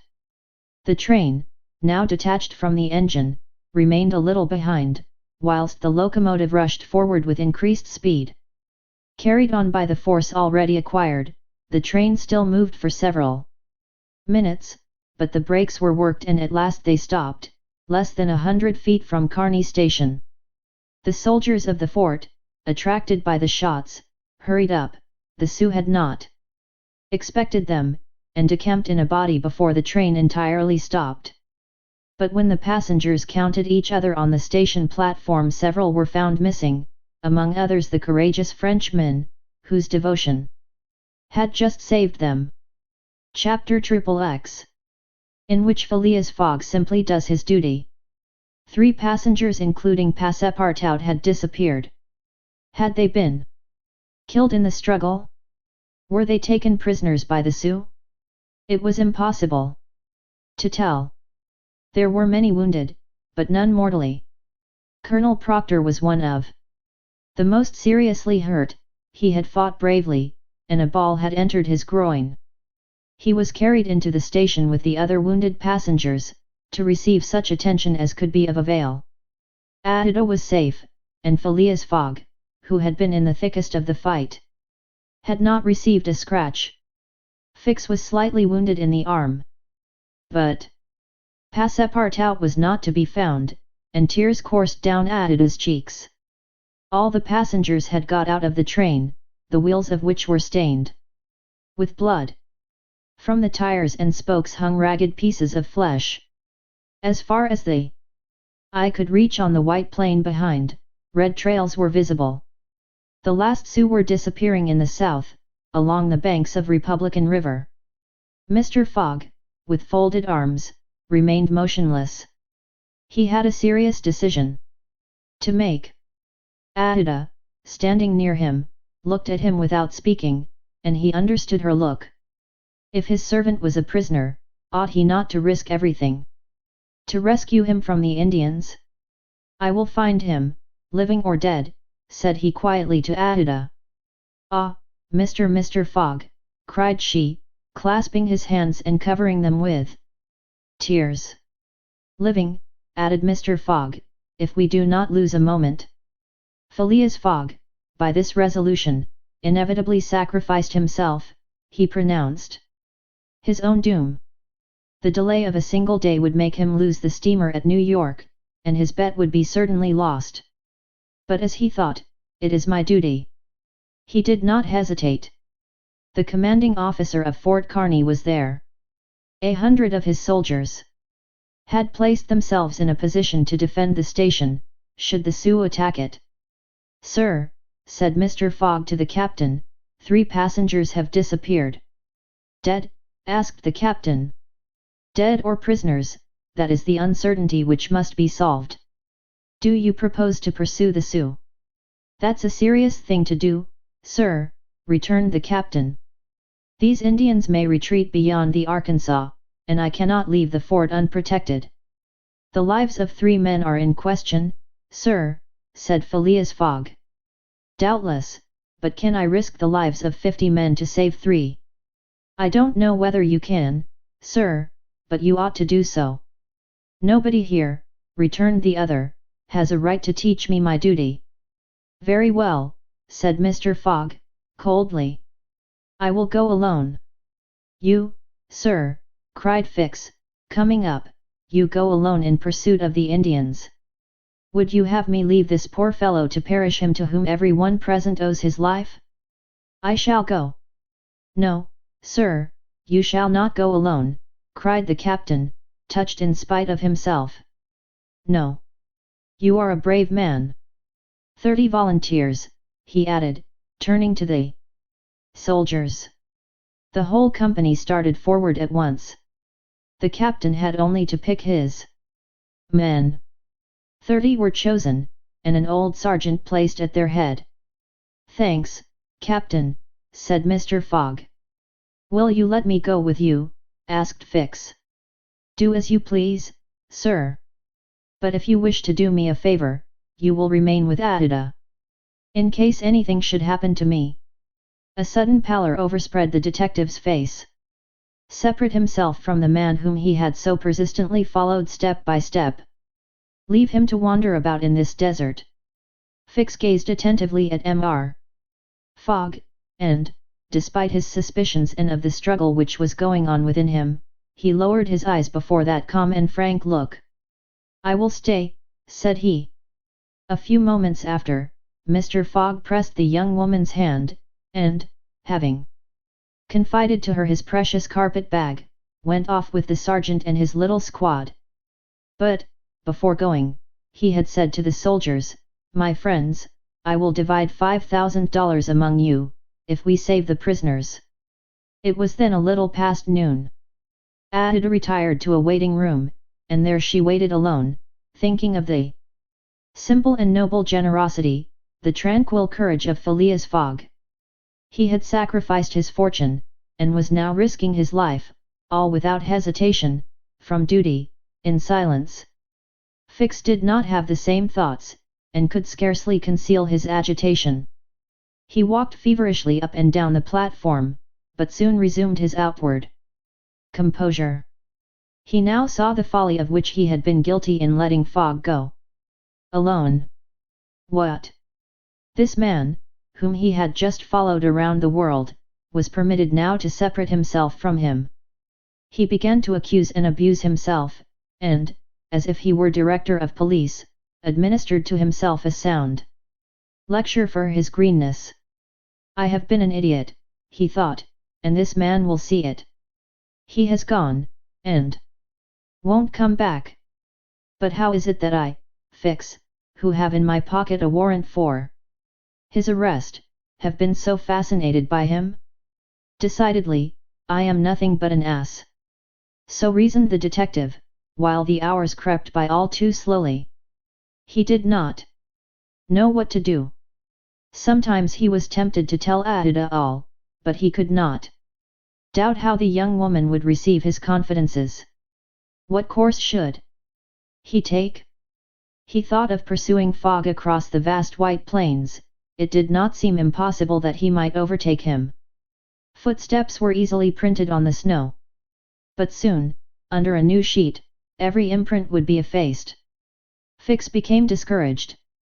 He felt a sort of insurmountable longing to abandon the game altogether. He could now leave Fort Kearny Station, and pursue his journey homeward in peace. Towards 2 o'clock in the afternoon, while it was snowing hard, long whistles were heard approaching from the east. A great shadow, preceded by a wild light, slowly advanced, appearing still larger through the mist, which gave it a fantastic aspect. No train was expected from the east, neither had there been time for the succor asked for by telegraph to arrive. The train from Omaha to San Francisco was not due till the next day. The mystery was soon explained. The locomotive, which was slowly approaching with deafening whistles, was that which, having been detached from the train, had continued its route with such terrific rapidity, carrying off the unconscious engineer and stoker. It had run several miles, when, the fire becoming low for want of fuel, the steam had slackened, and it had finally stopped an hour after, some 20 miles beyond Fort Kearny. Neither the engineer nor the stoker was dead, and, after remaining for some time in their swoon, had come to themselves. The train had then stopped. The engineer, when he found himself in the desert, and the locomotive without cars, understood what had happened. He could not imagine how the locomotive had become separated from the train, but he did not doubt that the train left behind was in distress. He did not hesitate what to do. It would be prudent to continue on to Omaha, for it would be dangerous to return to the train, which the Indians might still be engaged in pillaging. Nevertheless, he began to rebuild the fire in the furnace. The pressure again mounted, and the locomotive returned, running backwards to Fort Kearny. This it was which was whistling in the mist. The travelers were glad to see the locomotive resume its place at the head of the train. They could now continue the journey so terribly interrupted. Ada, on seeing the locomotive come up, hurried out of the station, and asked the conductor, "Are you going to start?" "At once, madam." "But the prisoners, our unfortunate fellow travelers." "I cannot interrupt the trip," replied the conductor. "We are already 3 hours behind time." "And when will another train pass here from San Francisco?" "Tomorrow evening, madam." "Tomorrow evening? But then it will be too late." "We must wait." "It is impossible," responded the conductor. If you wish to go, please get in. I will not go, said Adida. Fix had heard this conversation. A little while before, when there was no prospect of proceeding on the journey, he had made up his mind to leave Fort Kearny, but now that the train was there, ready to start, and he had only to take his seat in the car, an irresistible influence held him back. The station platform burned his feet, and he could not stir. The conflict in his mind again began, anger and failure stifled him. He wished to struggle on to the end. Meanwhile the passengers and some of the wounded, among them Colonel Proctor, whose injuries were serious, had taken their places in the train. The buzzing of the overheated boiler was heard, and the steam was escaping from the valves. The engineer whistled, the train started, and soon disappeared, mingling its white smoke with the eddies of the densely falling snow. The detective had remained behind. Several hours passed. The weather was dismal, and it was very cold. Fix sat motionless on a bench in the station, he might have been thought asleep. Adida, despite the storm, kept coming out of the waiting room, going to the end of the platform, and peering through the tempest of snow, as if to pierce the mist which narrowed the horizon around her, and to hear, if possible, some welcome sound. She heard and saw nothing. Then she would return, chilled through, to issue out again after the lapse of a few moments, but always in vain. Evening came, and the little band had not returned. Where could they be? Had they found the Indians, and were they having a conflict with them, or were they still wandering amid the mist? The commander of the fort was anxious, though he tried to conceal his apprehensions. As night approached, the snow fell. Less plentifully, but it became intensely cold. Absolute silence rested on the plains. Neither flight of bird nor passing of beast troubled the perfect calm. Throughout the night Adida, full of sad forebodings, her heart stifled with anguish, wandered about on the verge of the plains. Her imagination carried her far off, and showed her innumerable dangers. What she suffered through the long hours it would be impossible to describe. Fix remained stationary in the same place, but did not sleep.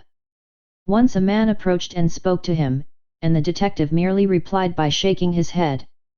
Thus the night passed. At dawn, the half-extinguished disk of the sun rose above a misty horizon, but it was now possible to recognize objects 2 miles off.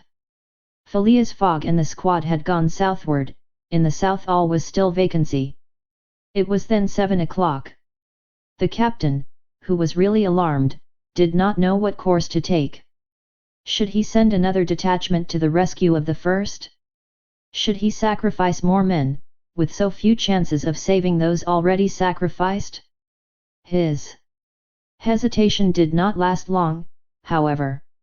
Calling one of his lieutenants, he was on the point of ordering a reconnaissance, when gunshots were heard. Was it a signal? The soldiers rushed out of the fort, and half a mile off they perceived a little band returning in good order. Mr. Fogg was marching at their head, and just behind him were Passepartout and the other 2 travelers, rescued from the Sioux. They had met and fought the Indians 10 miles south of Fort Kearny.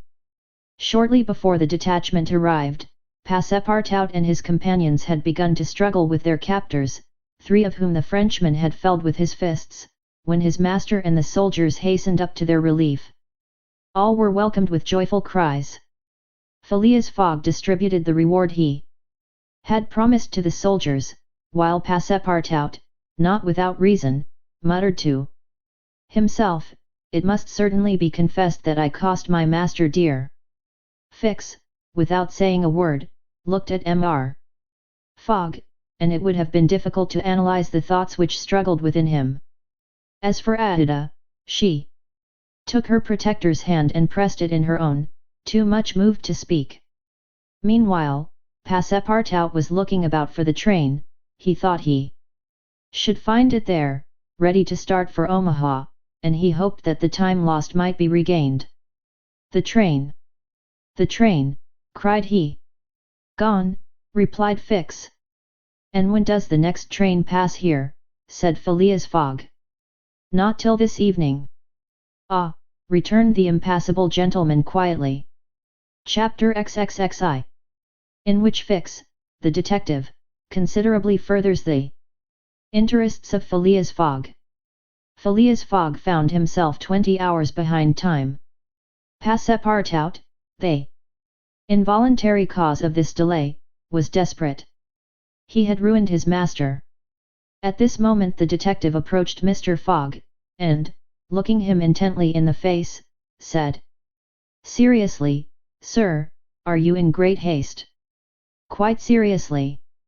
"I have a purpose in asking," resumed Fix. "Is it absolutely necessary that you should be in New York on the 11th, before 9 o'clock in the evening, the time that the steamer leaves for Liverpool?" "It is absolutely necessary."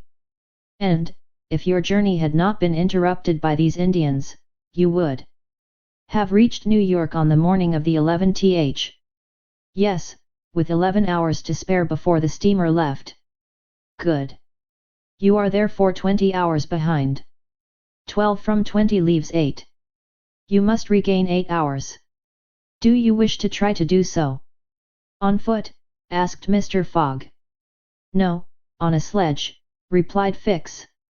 "On a sledge with sails. A man has proposed such a method to me." It was the man who had spoken to Fix during the night, and whose offer he had refused.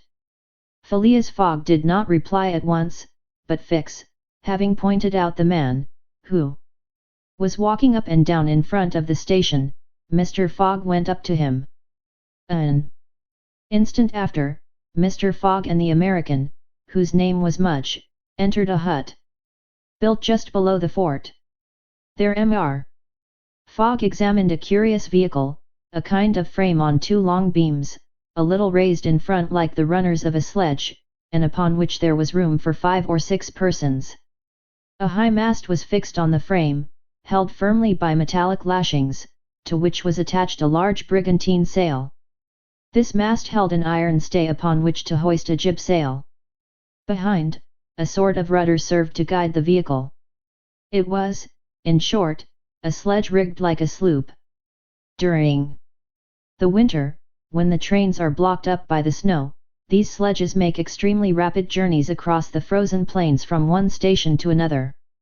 Provided with more sails than a cutter, and with the wind behind them, they slip over the surface of the prairies with a speed equal if not superior to that of the express trains.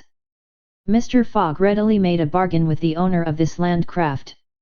The wind was favourable, being fresh and blowing from the west. The snow had hardened, and Mudge was very confident of being able to transport Mr. Fogg in a few hours to Omaha. Thence the trains eastward run frequently to Chicago and New York. It was not impossible that the lost time might yet be recovered, and such an opportunity was not to be rejected. Not wishing to expose Adida to the discomforts of travelling in the open air, Mr. Fogg proposed to leave her with Passepartout at Fort Kearny, the servant taking upon himself to escort her to Europe by a better route and under more favourable conditions. But Adida refused to separate from Mr. Fogg, and Passepartout was delighted with her decision, for nothing could induce him to leave his master while Fix was with him. It would be difficult to guess the detective's thoughts. Was this conviction shaken by Phileas Fogg's return, or did he still regard him as an exceedingly shrewd rascal, who, his journey round the world completed, would think himself absolutely safe in England? Perhaps Fix's opinion of Phileas Fogg was somewhat modified, but he was nevertheless resolved to do his duty, and to hasten the return of the whole party to England as much as possible. At 8 o'clock the sledge was ready to start. The passengers took their places on it, and wrapped themselves up closely in their travelling cloaks. The 2 great sails were hoisted, and under the pressure of the wind the sledge slid over the hardened snow with a velocity of 40 miles an hour. The distance between Fort Kearny and Omaha, as the birds fly, is at most 200 miles. If the wind held good, the distance might be traversed in 5 hours. If no accident happened, the sledge might reach Omaha by 1 o'clock. What a journey! The travelers, huddled close together, could not speak for the cold, intensified by the rapidity at which they were going. The sledge sped on as lightly as a boat over the waves. When the breeze came skimming the earth, the sledge seemed to be lifted off the ground by its sails. Mudge, who was at the rudder, kept in a straight line, and by a turn of his hand checked the lurches which the vehicle had a tendency to make. All the sails were up, and the jib was so arranged as not to screen the brigantine. A topmast was hoisted, and another jib, held out to the wind, added its force to the other sails. Although the speed could not be exactly estimated, the sledge could not be going at less than 40 miles an hour. If nothing breaks, said Mudge, we shall get there. Mr. Fogg had made it for Mudge's interest to reach Omaha within the time agreed on, by the offer of a handsome reward. The prairie, across which the sledge was moving in a straight line, was as flat as a sea. It seemed like a vast frozen lake. The railroad which ran through this section ascended from the southwest to the northwest by Great Island, Columbus, an important Nebraska town, Schuyler, and Fremont, to Omaha. It followed throughout the right bank of the Platte River. The sledge, shortening this route, took a chord of the arc described by the railway. Mudge was not afraid of being stopped by the Platte River, because it was frozen. The road, then, was quite clear of obstacles, and Phileas Fogg had but two things to fear: an accident to the sledge, and a change or calm in the wind. But the breeze, far from lessening its force, blew as if to bend the mast, which, however, the metallic lashings held firmly. These lashings, like the chords of a stringed instrument, resounded as if vibrated by a violin bow. The sledge slid along in the midst of a plaintively intense melody. "Those chords give the fifth and the octave," said Mr. Fogg.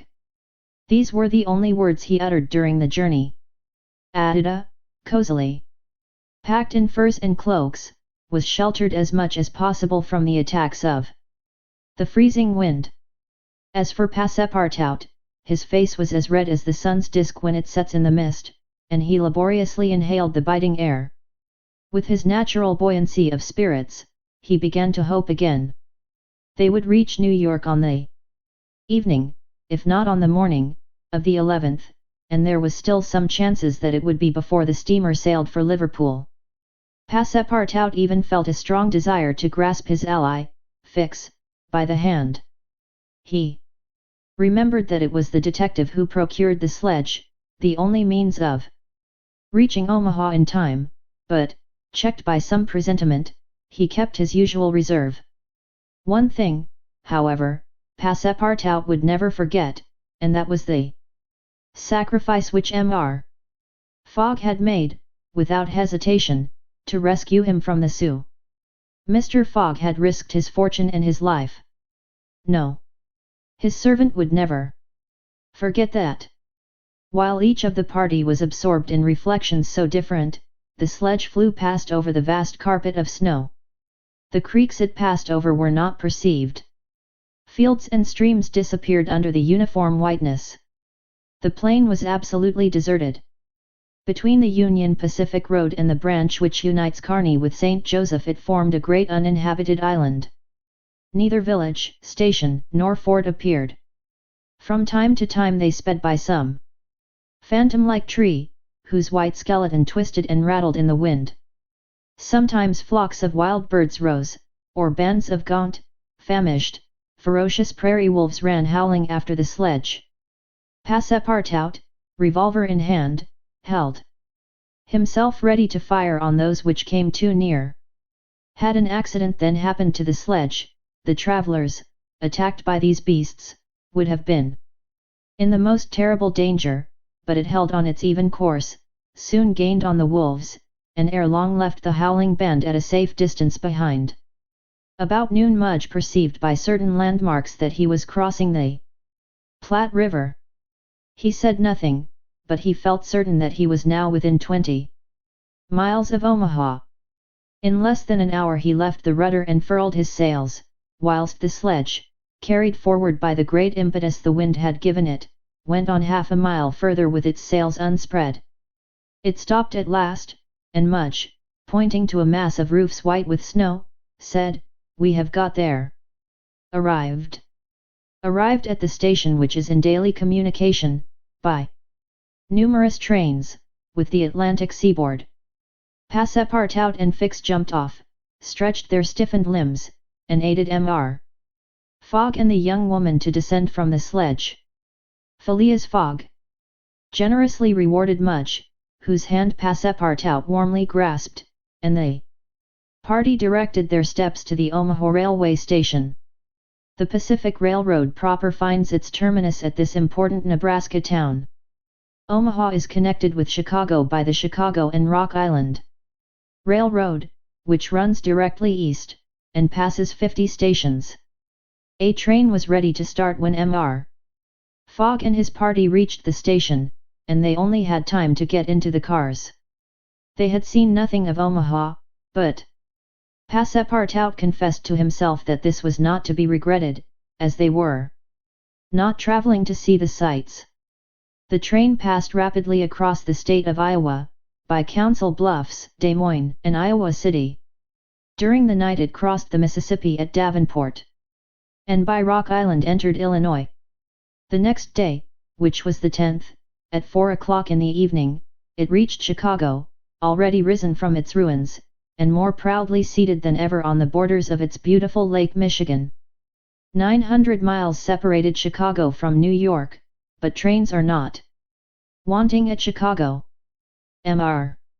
Fogg passed at once from one to the other, and the locomotive of the Pittsburgh, Fort Wayne, and Chicago Railway left at full speed, as if it fully comprehended that that gentleman had no time to lose. It traversed Indiana, Ohio, Pennsylvania, and New Jersey like a flash, rushing through towns with antique names, some of which had streets and car tracks, but as yet no houses. At last the Hudson came into view, and, at 11:15 in the evening of the 11th, the train stopped in the station on the right bank of the river, before the very pier of the Cunard line. The China, for Liverpool, had started 3/4 of an hour before. Chapter XXXII, in which Phileas Fogg engages in a direct struggle with bad fortune. The China, in leaving, seemed to have carried off Phileas Fogg's last hope. None of the other steamers were able to serve his projects. The Parier, of the French Transatlantic Company, whose admirable steamers are equal to any in speed and comfort, did not leave until the 14th. The Hamburg boats did not go directly to Liverpool or London, but to Havre, and the additional trip from Havre to Southampton would render Phileas Fogg's last efforts of no avail. The Inman steamer did not depart till the next day, and could not cross the Atlantic in time to save the wager. Mr. Fogg learned all this in consulting his Bradshaw, which gave him the daily movements of the transatlantic steamers. Passepartout was crushed. It overwhelmed him to lose the boat by 3/4 of an hour. It was his fault, for, instead of helping his master, he had not ceased putting obstacles in his path. And when he recalled all the incidents of the tour, when he counted up the sums expended in pure loss and on his own account, when he thought that the immense stake, added to the heavy charges of this useless journey, would completely ruin Mr. Fogg, he overwhelmed himself with bitter self-accusations. Mr. Fogg, however, did not reproach him, and, on leaving the Cunard pier, only said, "We will consult about what is best tomorrow. Come." The party crossed the Hudson in the Jersey City ferryboat, and drove in a carriage to the St. Nicholas Hotel, on Broadway. Rooms were engaged, and the night passed, briefly to Phileas Fogg, who slept profoundly, but very long to Adida and the others, whose agitation did not permit them to rest. The next day was the 12th of December. From 7 in the morning of the 12th to 9:15 in the evening of the 21st there were 9 days, 13 hours, and 45 minutes. If Phileas Fogg had left in the China, one of the fastest steamers on the Atlantic, he would have reached Liverpool, and then London, within the period agreed upon. Mr. Fogg left the hotel alone, after giving Passepartout instructions to await his return, and inform Ada to be ready at an instant's notice. He proceeded to the banks of the Hudson, and looked about among the vessels moored or anchored in the river, for any that were about to depart. Several had departure signals, and were preparing to put to sea at morning tide, for in this immense and admirable port there is not one day in 100 that vessels do not set out for every quarter of the globe. But they were mostly sailing vessels, of which, of course, Phileas Fogg could make no use. He seemed about to give up all hope, when he espied, anchored at the battery, a cable's length off at most, a trading vessel, with a screw, well shaped, whose funnel, puffing a cloud of smoke, indicated that she was getting ready for departure. Phileas Fogg hailed a boat, got into it, and soon found himself on board the Henrietta, iron-hulled, wood-built above. He ascended to the deck, and asked for the captain, who forthwith presented himself. He was a man of 50, a sort of sea-wolf, with big eyes, a complexion of oxidized copper, red hair and thick neck, and a growling voice. "The captain?" asked Mr. Fogg. "I am the captain. I am Phileas Fogg, of London. And I am Andrew Speedy, of Cardiff. You are going to put to sea in an hour. You are bound for Bordeaux. And your cargo? No freight. Going in ballast. Have you any passengers? No passengers. Never have passengers. Too much in the way. Is your vessel a swift one? Between 11 and 12 knots. The Henrietta, well known. Will you carry me and 3 other persons to Liverpool? To Liverpool? Why not to China? I said Liverpool. No. No. No, I am setting out for Bordeaux, and shall go to Bordeaux. Money is no object. None. The captain spoke in a tone which did not admit of a reply. But the owners of the Henrietta, resumed Phileas Fogg. The owners are myself, replied the captain. The vessel belongs to me. I will freight it for you. No. I will buy it of you. No. Phileas Fogg did not betray the least disappointment, but the situation was a grave one. It was not at New York as at Hong Kong, nor with the captain of the Henrietta as with the captain of the Tankadere. Up to this time money had smoothed away every obstacle. Now money failed. Still, some means must be found to cross the Atlantic on a boat, unless by balloon, which would have been venturesome, besides not being capable of being put in practice. It seemed that Phileas Fogg had an idea, for he said to the captain, "Well, will you carry me to Bordeaux?" "No, not if you paid me $200. I offer you 2,000. Apiece. Apiece. And there are 4 of you." 4. Captain Speedy began to scratch his head. There were $8,000 to gain, without changing his route, for which it was well worth conquering the repugnance he had for all kinds of passengers. Besides, passengers at $2,000 are no longer passengers, but valuable merchandise. "I start at 9 o'clock, said Captain Speedy, simply. "Are you and your party ready?" "We will be on board at 9 o'clock, replied, no less simply, Mr. Fogg. It was 8:30. To disembark from the Henrietta, jump into a hack, hurry to the St. Nicholas, and return with Ada, Passepartout, and even the inseparable Fix was the work of a brief time, and was performed by Mr. Fogg with the coolness which never abandoned him. They were on board when the Henrietta made ready to weigh anchor. When Passepartout heard what this last voyage was going to cost, he uttered a prolonged "oh," which extended throughout his vocal gamut. As for Fix, he said to himself that the Bank of England would certainly not come out of this affair well indemnified. When they reached England, even if Mr. Fogg did not throw some handfuls of bank bills into the sea, more than £7,000 would have been spent. Chapter XXXIII, in which Phileas Fogg shows himself equal to the occasion. An hour after, the Henrietta passed the lighthouse which marks the entrance of the Hudson, turned the point of Sandy Hook, and put to sea. During the day, she skirted Long Island, passed Fire Island, and directed her course rapidly eastward. At noon the next day, a man mounted the bridge to ascertain the vessel's position. It might be thought that this was Captain Speedy. Not the least in the world. It was Phileas Fogg, Esquire. As for Captain Speedy, he was shut up in his cabin under lock and key, and was uttering loud cries, which signified an anger at once pardonable and excessive. What had happened was very simple. Phileas Fogg wished to go to Liverpool, but the captain would not carry him there. Then Phileas Fogg had taken passage for Bordeaux, and, during the 30 hours he had been on board, had so shrewdly managed with his banknotes that the sailors and stokers, who were only an occasional crew, and were not on the best terms with the captain, went over to him in a body.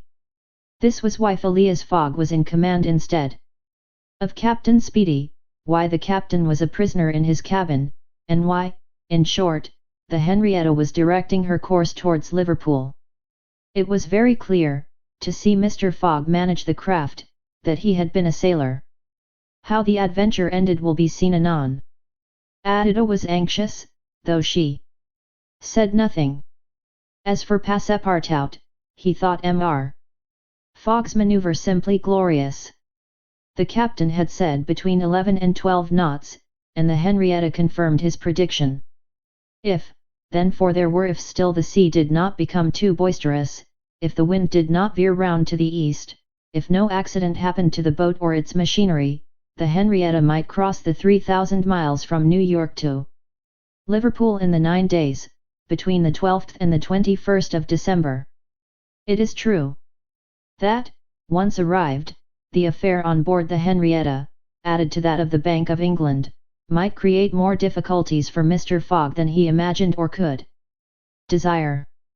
During the first days, they went along smoothly enough. The sea was not very unpropitious, the wind seemed stationary in the northeast, the sails were hoisted, and the Henrietta ploughed across the waves like a real transatlantic steamer. Passepartout was delighted.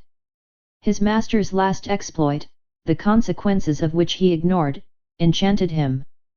Never had the crew seen so jolly and dexterous a fellow. He formed warm friendships with the sailors, and amazed them with his acrobatic feats. He thought they managed the vessel like gentlemen, and that the stokers fired up like heroes. His loquacious good humour infected everyone. He had forgotten the past, its vexations and delays. He only thought of the end, so nearly accomplished, and sometimes he boiled over with impatience, as if heated by the furnaces of the Henrietta. Often, also, the worthy fellow revolved around Fix, looking at him with a keen, distrustful eye, but he did not speak to him, for their old intimacy no longer existed. Fix, it must be confessed, understood nothing of what was going on. The conquest of the Henrietta, the bribery of the crew, Fogg managing the boat like a skilled seaman, amazed and confused him. He did not know what to think. For, after all, a man who began by stealing £55,000 might end by stealing a vessel, and Fix was not unnaturally inclined to conclude that the Henrietta under Fogg's command, was not going to Liverpool at all, but to some part of the world where the robber, turned into a pirate, would quietly put himself in safety. The conjecture was at least a plausible one, and the detective began to seriously regret that he had embarked on the affair. As for Captain Speedy, he continued to howl and growl in his cabin, and Passepartout, whose duty it was to carry him his meals, courageous as he was, took the greatest precautions. Mr. Fogg did not seem even to know that there was a captain on board. On the 13th they passed the edge of the banks of Newfoundland, a dangerous locality, during the winter, especially, there are frequent fogs and heavy gales of wind. Ever since the evening before, the barometer, suddenly falling, had indicated an approaching change in the atmosphere, and during the night the temperature varied, the cold became sharper, and the wind veered to the southeast. This was a misfortune. Mr. Fogg, in order not to deviate from his course, furled his sails and increased the force of the steam, but the vessel's speed slackened, owing to the state of the sea, the long waves of which broke against the stern. She pitched violently, and this retarded her progress. The breeze little by little swelled into a tempest, and it was to be feared that the Henrietta might not be able to maintain herself upright on the waves. Passepartout's visage darkened with the skies, and for 2 days the poor fellow experienced constant fright. But Phileas Fogg was a bold mariner, and knew how to maintain headway against the sea, and he kept on his course, without even decreasing his steam. The Henrietta, when she could not rise upon the waves, crossed them, swamping her deck, but passing safely. Sometimes the screw rose out of the water, beating its protruding end, when a mountain of water raised the stern above the waves, but the craft always kept straight ahead.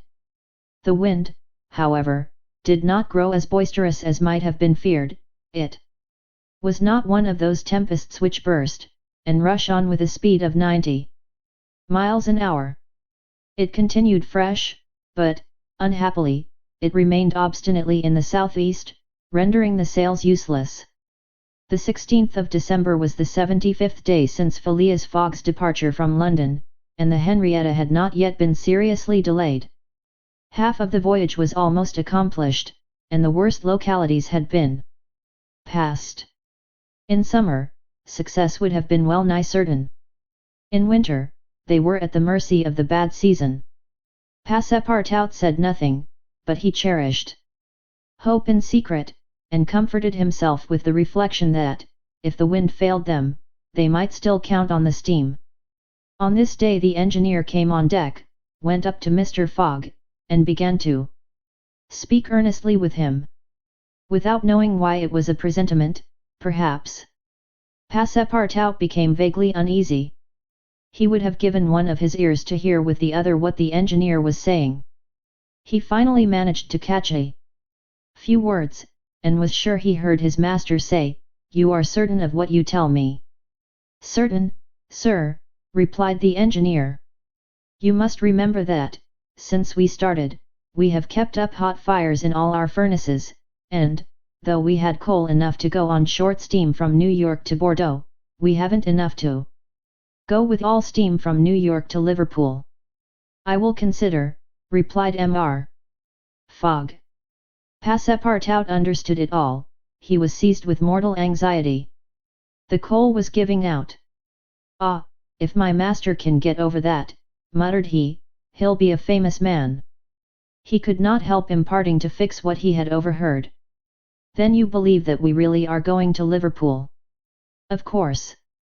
"Ass," replied the detective, shrugging his shoulders and turning on his heel.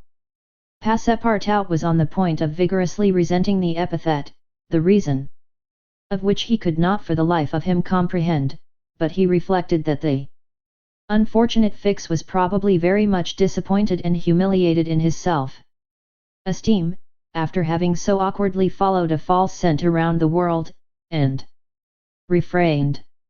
And now what course would Phileas Fogg adopt? It was difficult to imagine. Nevertheless he seemed to have decided upon one, for that evening he sent for the engineer, and said to him, "Feed all the fires until the coal is exhausted." A few moments after, the funnel of the Henrietta vomited forth torrents of smoke. The vessel continued to proceed with all steam on, but on the 18th, the engineer, as he had predicted, announced that the coal would give out in the course of the day. "Do not let the fires go down," replied Mr. Fogg. "Keep them up to the last. Let the valves be filled." Towards noon Phileas Fogg, having ascertained their position, called Passepartout, and ordered him to go for Captain Speedy. It was as if the honest fellow had been commanded to unchain a tiger. He went to the poop, saying to himself, he will be like a madman. In a few moments, with cries and oaths, a bomb appeared on the poop deck. The bomb was Captain Speedy. It was clear that he was on the point of bursting. "Where are we?" were the first words his anger permitted him to utter. Had the poor man been an apoplectic, he could never have recovered from his paroxysm of wrath. "Where are we?" he repeated, with purple face. 707 miles from Liverpool," replied Mr. Fogg, with imperturbable calmness. "Pirate!" cried Captain Speedy. "I have sent for you, sir." "Picaroon." "Sir," continued Mr. Fogg, "to ask you to sell me your vessel." "No. By all the devils, no. But I shall be obliged to burn her." "Burn the Henrietta?" "Yes, at least the upper part of her. The coal has given out." "Burn my vessel," cried Captain Speedy, who could scarcely pronounce the words. "A vessel worth $50,000. "Here are 60,000, replied Phileas Fogg, handing the captain a roll of bank bills. This had a prodigious effect on Andrew Speedy. An American can scarcely remain unmoved at the sight of $60,000. The captain forgot in an instant his anger, his imprisonment, and all his grudges against his passenger. The Henrietta was 20 years old. It was a great bargain. The bomb would not go off after all. Mr. Fogg had taken away the match. "And I shall still have the iron hull," said the captain in a softer tone. "The iron hull and the engine. Is it agreed?" "Agreed." And Andrew Speedy, seizing the banknotes, counted them and consigned them to his pocket. During this colloquy, Passepartout was as white as a sheet, and Fix seemed on the point of having an apoplectic fit. Nearly £20,000 had been expended, and Fogg left the hull and engine to the captain, that is, near the whole value of the craft. It was true, however, that £55,000 had been stolen from the bank. When Andrew Speedy had pocketed the money, Mr. Fogg said to him, "Don't let this astonish you, sir. You must know that I shall lose £20,000, unless I arrive in London by 9:15 on the evening of the 21st of December. I missed the steamer at New York, and as you refused to take me to Liverpool. And I did well," cried Andrew Speedy, "for I have gained at least $40,000 by it." He added, more sedately, "Do you know one thing, Captain Fogg? Captain Fogg, you've got something of the Yankee about you." And, having paid his passenger what he considered a high compliment, he was going away, when Mr. Fogg said, "The vessel now belongs to me." "Certainly, from the keel to the truck of the masts all the wood, that is." "Very well. Have the interior seats, bunks, and frames pulled down, and burn them." It was necessary to have dry wood to keep the steam up to the adequate pressure, and on that day the poop, cabins, bunks, and the spare deck were sacrificed. On the next day, the 19th of December, the masts, rafts, and spars were burned. The crew worked lustily, keeping up the fires. Passepartout hewed, cut, and sawed away with all his might. There was a perfect rage for demolition. The railings, fittings, the greater part of the deck, and topsides disappeared. On the 20th, and the Henrietta was now only a flat hulk. But on this day they sighted the Irish coast and Fastnet Light. By 10 in the evening they were passing Queenstown. Phileas Fogg had only 24 hours more in which to get to London. That length of time was necessary to reach Liverpool, with all steam on. And the steam was about to give out altogether. "Sir," said Captain Speedy, who was now deeply interested in Mr. Fogg's project, "I really commiserate you. Everything is against you. We are only opposite Queenstown." "Ah," said Mr. Fogg, "is that place where we see the lights Queenstown?" "Yes." "Can we enter the harbour?" "Not under 3 hours. Only at high tide." Stay, replied Mr. Fogg calmly, without betraying in his features that by a supreme inspiration he was about to attempt once more to conquer ill fortune. Queenstown is the Irish port at which the transatlantic steamers stop to put off the mails.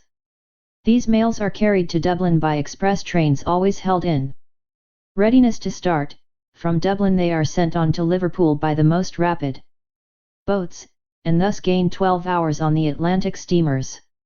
Phileas Fogg counted on gaining 12 hours in the same way. Instead of arriving at Liverpool the next evening by the Henrietta, he would be there by noon, and would therefore have time to reach London before 9:15 in the evening.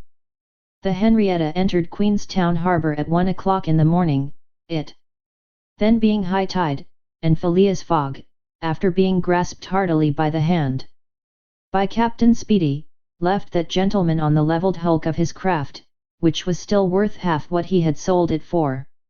The party went on shore at once. Fix was greatly tempted to arrest Mr. Fogg on the spot, but he did not. Why? What struggle was going on within him? Had he changed his mind about his man? Did he understand that he had made a grave mistake? He did not, however, abandon Mr. Fogg. They all got upon the train, which was just ready to start. At 1:30, at dawn of day they were in Dublin, and they lost no time in embarking on a steamer which, disdaining to rise upon the waves, invariably cut through them. Phileas Fogg at last disembarked on the Liverpool quay, at 20 minutes before 12, 21st December. He was only 6 hours distant from London. But at this moment Fix came up, put his hand upon Mr. Fogg's shoulder, and, showing his warrant, said, "You are really Phileas Fogg?" "I am. I arrest you in the Queen's name." Chapter XXXIV, in which Phileas Fogg at last reaches London. Phileas Fogg was in prison. He had been shut up in the Custom House, and he was to be transferred to London the next day. Passepartout, when he saw his master arrested, would have fallen upon Fix had he not been held back by some policemen. Adida was thunderstruck at the suddenness of an event which she could not understand. Passepartout explained to her how it was that the honest and courageous Fogg was arrested as a robber. The young woman's heart revolted against so heinous a charge, and when she saw that she could attempt to do nothing to save her protector, she wept bitterly. As for Fix, he had arrested Mr. Fogg because it was his duty, whether Mr. Fogg were guilty or not. The thought then struck Passepartout, that he was the cause of this new misfortune. Had he not concealed Fix's errand from his master? When Fix revealed his true character and purpose, why had he not told Mr. Fogg? If the latter had been warned, he would no doubt have given Fix proof of his innocence, and satisfied him of his mistake. At least, Fix would not have continued his journey at the expense and on the heels of his master, only to arrest him the moment he set foot on English soil. Passepartout wept till he was blind, and felt like blowing his brains out. Adida and he had remained, despite the cold, under the portico of the Custom House. Neither wished to leave the place, both were anxious to see Mr. Fogg again. That gentleman was really ruined, and that at the moment when he was about to attain his end. This arrest was fatal. Having arrived at Liverpool at 20 minutes before 12 on the 21st of December, he had till 9:15 that evening to reach the Reform Club, that is, 9 hours and a quarter. The journey from Liverpool to London was 6 hours. If anyone, at this moment, had entered the Custom House, he would have found Mr. Fogg seated, motionless, calm, and without apparent anger, upon a wooden bench. He was not, it is true, resigned, but this last blow failed to force him into an outward betrayal of any emotion. Was he being devoured by one of those secret rages, all the more terrible because contained, and which only burst forth, with an irresistible force, at the last moment? No one could tell. There he sat, calmly waiting for what? Did he still cherish hope? Did he still believe, now that the door of this prison was closed upon him, that he would succeed? However that may have been, Mr. Fogg carefully put his watch upon the table, and observed its advancing hands. Not a word escaped his lips, but his look was singularly set and stern. The situation, in any event, was a terrible one, and might be thus stated: if Phileas Fogg was honest he was ruined, if he was a knave, he was caught. Did escape occur to him? Did he examine to see if there were any practicable outlet from his prison? Did he think of escaping from it? Possibly, for once he walked slowly around the room. But the door was locked, and the window heavily barred with iron rods. He sat down again, and drew his journal from his pocket. On the line where these words were written, 21st December, Saturday, Liverpool, he added, 80th day, 11.408 and waited. The custom house clock struck 1. Mr. Fogg observed that his watch was 2 hours too fast. 2 hours. Admitting that he was at this moment taking an express train, he could reach London and the Reform Club by 9:15 p.m. His forehead slightly wrinkled. At 33 minutes past 2 he heard a singular noise outside, then a hasty opening of doors. Passepartout's voice was audible, and immediately after that of Fix. Phileas Fogg's eyes brightened for an instant. The door swung open, and he saw Passepartout, Ada, and Fix, who hurried towards him. Fix was out of breath, and his hair was in disorder. He could not speak. "Sir," he stammered, "sir, forgive me, most unfortunate resemblance robber. Arrested 3 days ago, you are free." Phileas Fogg was free. He walked to the detective, looked him steadily in the face, and with the only rapid motion he had ever made in his life, or which he ever would make, drew back his arms, and with the precision of a machine knocked Fix down. "Well hit!" cried Passepartout, "parbleu!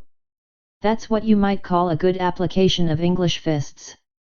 Fix, who found himself on the floor, did not utter a word. He had only received his deserts. Mr. Fogg, Ada, and Passepartout left the custom house without delay, got into a cab, and in a few moments descended at the station. Phileas Fogg asked if there was an express train about to leave for London. It was 40 minutes past 2. The express train had left 35 minutes before. Phileas Fogg then ordered a special train. There were several rapid locomotives on hand, but the railway arrangements did not permit the special train to leave until 3 o'clock. At that hour Phileas Fogg, having stimulated the engineer by the offer of a generous reward, at last set out towards London with Ada and his faithful servant. It was necessary to make the journey in 5 hours and a half, and this would have been easy on a clear road throughout. But there were forced delays, and when Mr. Fogg stepped from the train at the terminus, all the clocks in London were striking 10 minutes before 9. Having made the tour of the world, he was behindhand 5 minutes. He had lost the wager. Chapter XXXV, in which Phileas Fogg does not have to repeat his orders to Passepartout twice. The dwellers in Savile Row would have been surprised the next day, if they had been told that Phileas Fogg had returned home. His doors and windows were still closed, no appearance of change was visible.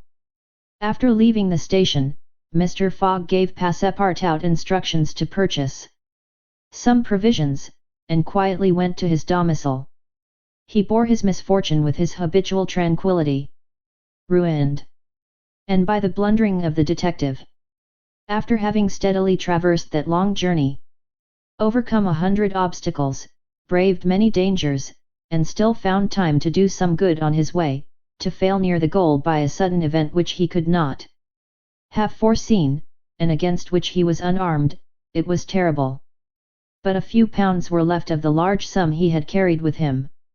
There only remained Of his fortune the £20,000 deposited at Barings, and this amount he owed to his friends of the Reform Club. So great had been the expense of his tour that, even had he won, it would not have enriched him, and it is probable that he had not sought to enrich himself, being a man who rather laid wagers for honour's sake than for the stake proposed. But this wager totally ruined him. Mr. Fogg's course, however, was fully decided upon. He knew what remained for him to do. A room in the house in Savile Row was set apart for Adida, who was overwhelmed with grief at her protector's misfortune. From the words which Mr. Fogg dropped, she saw that he was meditating some serious project.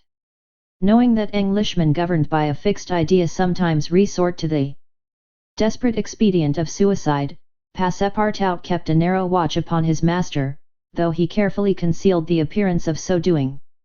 First of all, the worthy fellow had gone up to his room, and had extinguished the gas burner, which had been burning for 80 days.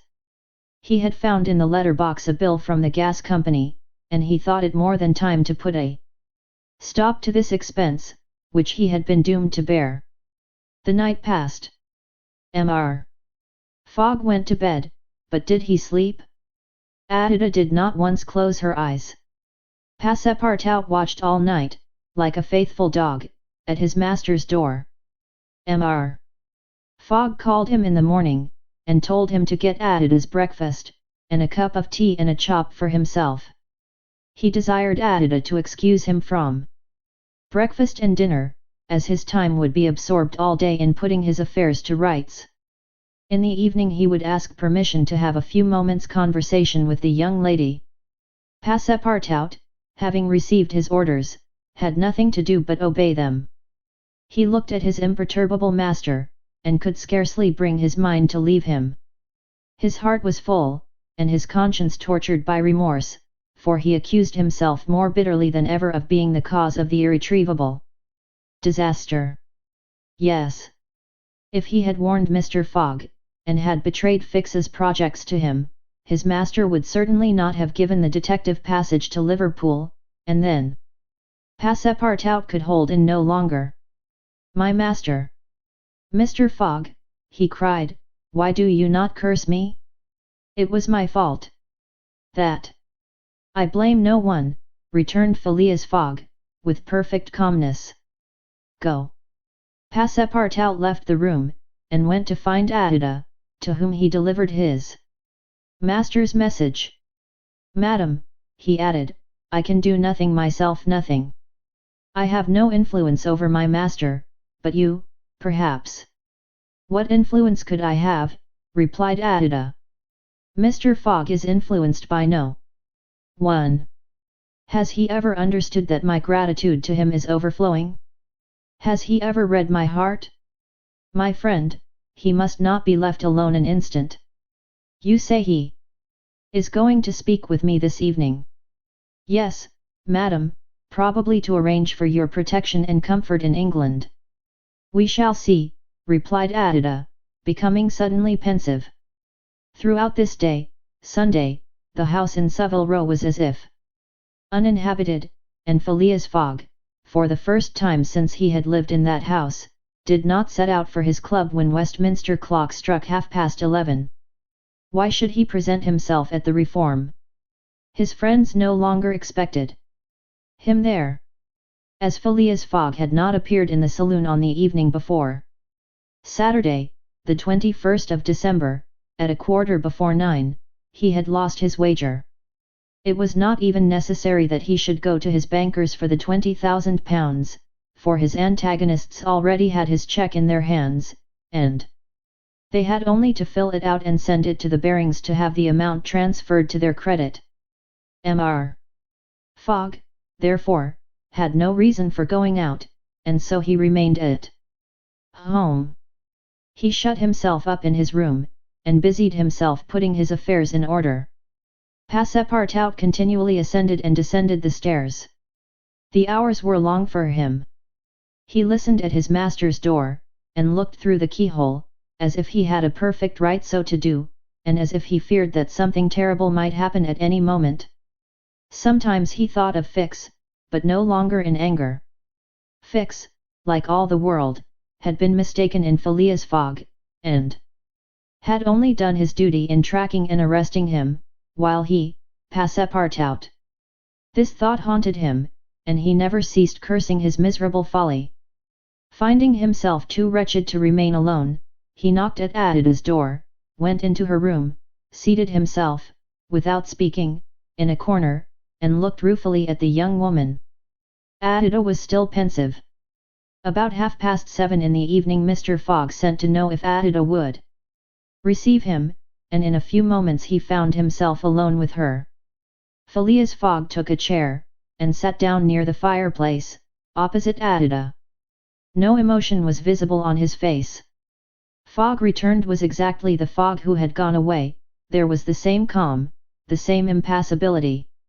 He sat several minutes without speaking, then, bending his eyes on Adida. "Madam," said he, "will you pardon me for bringing you to England?" "I, Mr. Fogg," replied Adida, checking the pulsations of her heart. "Please let me finish," returned Mr. Fogg. "When I decided to bring you far away from the country which was so unsafe for you, I was rich, and counted on putting a portion of my fortune at your disposal, then your existence would have been free and happy. But now I am ruined." "I know it, Mr. Fogg," replied Adida, "and I ask you in my turn, will you forgive me for having followed you, and who knows, for having, perhaps, delayed you, and thus contributed to your ruin? Madam, you could not remain in India, and your safety could only be assured by bringing you to such a distance that your persecutors could not take you. So, Mr. Fogg," resumed Adida, "not content with rescuing me from a terrible death, you thought yourself bound to secure my comfort in a foreign land." "Yes, madam, but circumstances have been against me. Still, I beg to place the little I have left at your service." "But what will become of you, Mr. Fogg?" "As for me, madam," replied the gentleman, coldly, "I have need of nothing. But how do you look upon the fate, sir, which awaits you?" "As I am in the habit of doing." "At least," said Adida, "want should not overtake a man like you." "Your friends?" "I have no friends, madam." "Your relatives?" "I have no longer any relatives." "I pity you, then, Mr. Fogg, for solitude is a sad thing, with no heart to which to confide your griefs. They say, though, that misery itself, shared by two sympathetic souls, may be borne with patience." "They say so, madam." "Mr. Fogg," said Adida, rising and seizing his hand, "do you wish at once a kinswoman and friend? Will you have me for your wife?" Mr. Fogg, at this, rose in his turn. There was an unwonted light in his eyes, and a slight trembling of his lips. Adida looked into his face. The sincerity, rectitude, firmness, and sweetness of this soft glance of a noble woman, who could dare all to save him to whom she owed all, at first astonished, then penetrated him. He shut his eyes for an instant, as if to avoid her look. When he opened them again, "I love you," he said, simply. "Yes, by all that is holiest, I love you, and I am entirely yours." "Ah!" cried Adida, pressing his hand to her heart. Passepartout was summoned and appeared immediately. Mr. Fogg still held Adida's hand in his own. Passepartout understood, and his big, round face became as radiant as the tropical sun at its zenith. Mr. Fogg asked him if it was not too late to notify the Reverend Samuel Wilson, of Marylebone Parish, that evening. Passepartout smiled his most genial smile, and said, "Never too late." It was 8:05. "Will it be for tomorrow, Monday?" "For tomorrow, Monday," said Mr. Fogg, turning to Adida. "Yes, for tomorrow, Monday," she replied. Passepartout hurried off as fast as his legs could carry him. Chapter XXXVI, in which Phileas Fogg's name is once more at a premium. On change. It is time to relate what a change took place in English public opinion when it transpired that the real bank robber, a certain James Strand, had been arrested, on the 17th day of December, at Edinburgh. 3 days before, Phileas Fogg had been a criminal, who was being desperately followed up by the police. Now he was an honourable gentleman, mathematically pursuing his eccentric journey round the world. The papers resumed their discussion about the wager. All those who had laid bets, for or against him, revived their interest, as if by magic. The Phileas Fogg bonds again became negotiable, and many new wagers were made. Phileas Fogg's name was once more at a premium on change. His 5 friends of the Reform Club passed these 3 days in a state of feverish suspense. Would Phileas Fogg, whom they had forgotten, reappear before their eyes? Where was he at this moment? The 17th of December, the day of James Strand's arrest, was the 76th since Phileas Fogg's departure, and no news of him had been received. Was he dead? Had he abandoned the effort, or was he continuing his journey along the route agreed upon? And would he appear on Saturday, the 21st of December, at 9:15 in the evening, on the threshold of the Reform Club saloon? The anxiety in which, for 3 days, London society existed, cannot be described. Telegrams were sent to America and Asia for news of Phileas Fogg.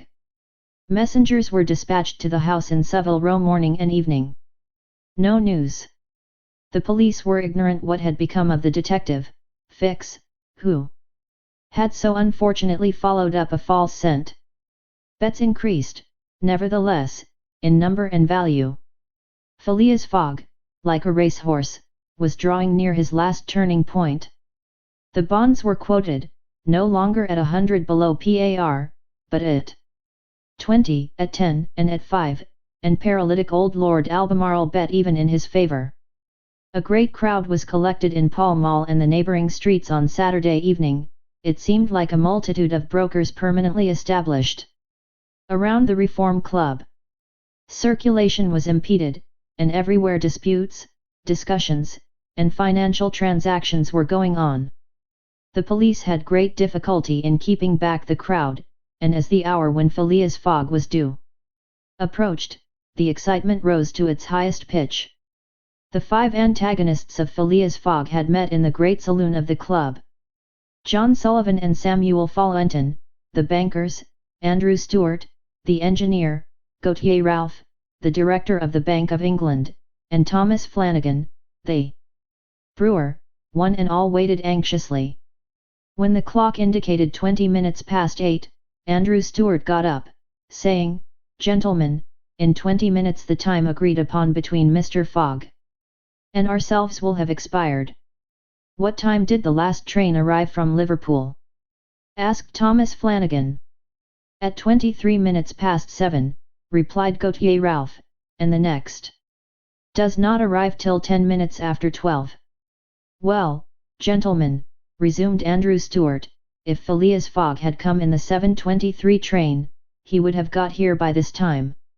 We can, therefore, regard the bet as won." "Wait, don't let us be too hasty," replied Samuel Follentin. "You know that Mr. Fogg is very eccentric. His punctuality is well known, he never arrives too soon, or too late, and I should not be surprised if he appeared before us at the last minute." "Why," said Andrew Stuart nervously, "if I should see him, I should not believe it was he." "The fact is," resumed Thomas Flanagan, Mr. Fogg's project was absurdly foolish. Whatever his punctuality, he could not prevent the delays which were certain to occur, and a delay of only 2 or 3 days would be fatal to his tour. "Observe, too," added John Sullivan, "that we have received no intelligence from him, though there are telegraphic lines all along his route." "He has lost, gentlemen," said Andrew Stuart, "he has 100 times lost. You know, besides, that the China, the only steamer he could have taken from New York to get here in time, arrived yesterday." I have seen a list of the passengers, and the name of Phileas Fogg is not among them. Even if we admit that fortune has favored him, he can scarcely have reached America. I think he will be at least 20 days behindhand, and that Lord Albemarle will lose a cool 5,000. It is clear, replied Gautier Ralph, and we have nothing to do but to present Mr. Fogg's cheque at Barings tomorrow. At this moment, the hands of the club clock pointed to 20 minutes to 9. 5 minutes more, said Andrew Stuart. The five gentlemen looked at each other. Their anxiety was becoming intense, but, not wishing to betray it, they readily assented to Mr. Fallentin's proposal of a rubber. I wouldn't give up my 4,000 of the bet, said Andrew Stuart, as he took his seat, for 3,999. The clock indicated 18 minutes to 9. The players took up their cards, but could not keep their eyes off the clock. Certainly, however secure they felt, minutes had never seemed so long to them. 17 minutes to 9, said Thomas Flanagan, as he cut the cards which Ralph handed to him. Then there was a moment of silence. The great saloon was perfectly quiet, but the murmurs of the crowd outside were heard, with now and then a shrill cry. The pendulum beat the seconds, which each player eagerly counted, as he listened, with mathematical regularity. 16 minutes to 9, said John Sullivan, in a voice which betrayed his emotion. 1 minute more, and the wager would be won. Andrew Stuart and his partners suspended their game. They left their cards, and counted the seconds. At the 40th second, nothing. At the 50th, still nothing. At the 55th, a loud cry was heard in the street, followed by applause, hurrahs, and some fierce growls. The players rose from their seats. At the 57th second the door of the saloon opened, and the pendulum had not beat the 60th second when Phileas Fogg appeared, followed by an excited crowd who had forced their way through the club doors, and in his calm voice, said, "Here I am, gentlemen." Chapter XXXVII, in which it is shown that Phileas Fogg gained nothing by his tour around the world, unless it were happiness. Yes, Phileas Fogg in person. The reader will remember that at 5 minutes past 8 in the evening, about 25 hours after the arrival of the travellers in London, Passepartout had been sent by his master to engage the services of the Reverend Samuel Wilson in a certain marriage ceremony, which was to take place the next day. Passepartout went on his errand enchanted. He soon reached the clergyman's house, but found him not at home. Passepartout waited a good 20 minutes. And when he left the reverend gentleman, it was 35 minutes past 8. But in what a state he was! With his hair in disorder, and without his hat, he ran along the street as never man was seen to run before, overturning passers-by, rushing over the sidewalk like a waterspout. In 3 minutes he was in Savile Row again, and staggered back into Mr. Fogg's room. He could not speak. "What is the matter?" asked Mr. Fogg. "My master," gasped Passepartout, "marriage impossible." "Impossible? Impossible for tomorrow." "Why so?" "Because tomorrow is Sunday." "Monday," replied Mr. Fogg. "No, today is Saturday." "Saturday? Impossible." "Yes, yes, yes, yes," cried Passepartout. "You have made a mistake of 1 day. We arrived 24 hours ahead of time, but there are only 10 minutes left." Passepartout had seized his master by the collar, and was dragging him along with irresistible force. Phileas Fogg, thus kidnapped, without having time to think, left his house, jumped into a cab, promised £100 to the cabman, and, having run over 2 dogs and overturned 5 carriages, reached the Reform Club. The clock indicated 9:15 when he appeared in the great saloon.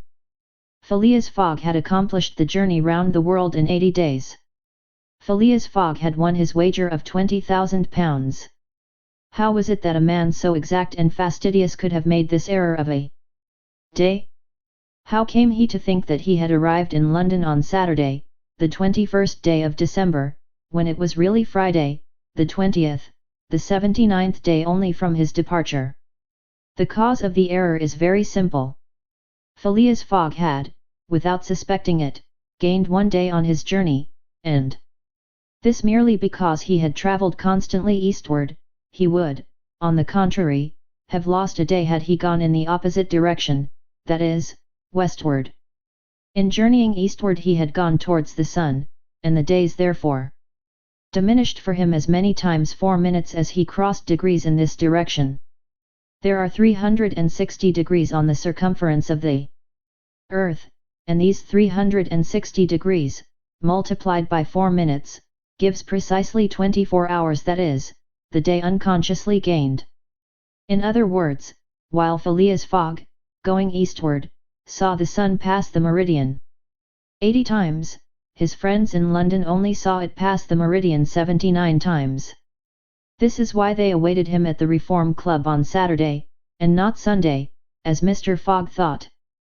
And Passepartout's famous family watch, which had always kept London time, would have betrayed this fact, if it had marked the days as well as the hours and the minutes. Phileas Fogg, then, had won the £20,000, but, as he had spent nearly 19,000 on the way, the pecuniary gain was small. His object was, however, to be victorious, and not to win money. He divided the £1,000 that remained between Passepartout and the unfortunate Fix, against whom he cherished no grudge. He deducted, however, from Passepartout's share the cost of the gas which had burned in his room for 1920 hours, for the sake of regularity. That evening, Mr. Fogg, as tranquil and phlegmatic as ever, said to Ada, "Is our marriage still agreeable to you?" "Mr. Fogg," replied she, "it is for me to ask that question. You were ruined, but now you are rich again." "Pardon me, madam, my fortune belongs to you. If you had not suggested our marriage, my servant would not have gone to the Reverend Samuel Wilson's, I should not have been apprised of my error, and—" "Dear Mr. Fogg," said the young woman. "Dear Ada," replied Phileas Fogg. It need not be said that the marriage took place 48 hours after, and that Passepartout, glowing and dazzling, gave the bride away. Had he not saved her, and was he not entitled to this honour? The next day, as soon as it was light, Passepartout rapped vigorously at his master's door. Mr. Fogg opened it, and asked, "What's the matter, Passepartout?" "What is it, sir?" "Why, I've just this instant found out." "What?" "That we might have made the tour of the world in only 78 days. "No doubt," returned Mr. Fogg, "by not crossing India. But if I had not crossed India, I should not have saved Ada, she would not have been my wife." And Mr. Fogg quietly shut the door. Phileas Fogg had won his wager, and had made his journey around the world in 80 days. To do this he had employed every means of conveyance: steamers, railways, carriages, yachts, trading vessels, sledges, elephants. The eccentric gentleman had throughout displayed all his marvellous qualities of coolness and exactitude. But what then? What had he really gained by all this trouble? What had he brought back from this long and weary journey? Nothing, say you? Perhaps so, nothing but a charming woman, who, strange as it may appear, made him the happiest of men. Truly, would you not for less than that make the tour around the world? End of Project Gutenberg's Around the World in 80 Days, by Jules Verne. End of this Project Gutenberg ebook Around the World in 80 Days. This file should be named 103h.htm or 103h.zip.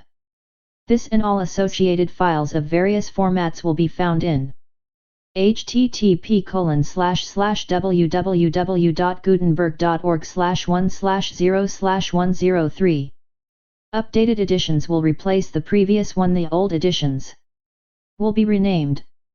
Creating the works from public domain print editions means that no one owns a United States copyright in these works, so the Foundation and you can copy and distribute it in the United States without permission and without paying copyright royalties. Special rules set forth in the general terms of use part of this license apply to copying and distributing Project Gutenberg TM electronic works to protect the Project Gutenberg TM concept and trademark. Project Gutenberg is a registered trademark, and may not be used if you charge for the ebooks, unless you receive specific permission. If you do not charge anything for copies of this ebook, complying with the rules is very easy. You may use this ebook for nearly any purpose, such as creation of derivative works, reports, performances and research. They may be modified and printed and given away. You may do practically anything with public domain ebooks. Redistribution is subject to the trademark license, especially commercial redistribution. Start, full license. The full Project Gutenberg license. Please read this before you distribute or use this work. To protect the Project Gutenberg TM mission of promoting the free distribution of electronic works, by using or distributing this work, or any other work associated in any way with the phrase Project Gutenberg, you agree to comply with all the terms of the full Project Gutenberg TM license, available with this file or online at http://gutenberg.net/license. Section 1. General Terms of Use and Redistributing Project Gutenberg TM Electronic Works. 1.a.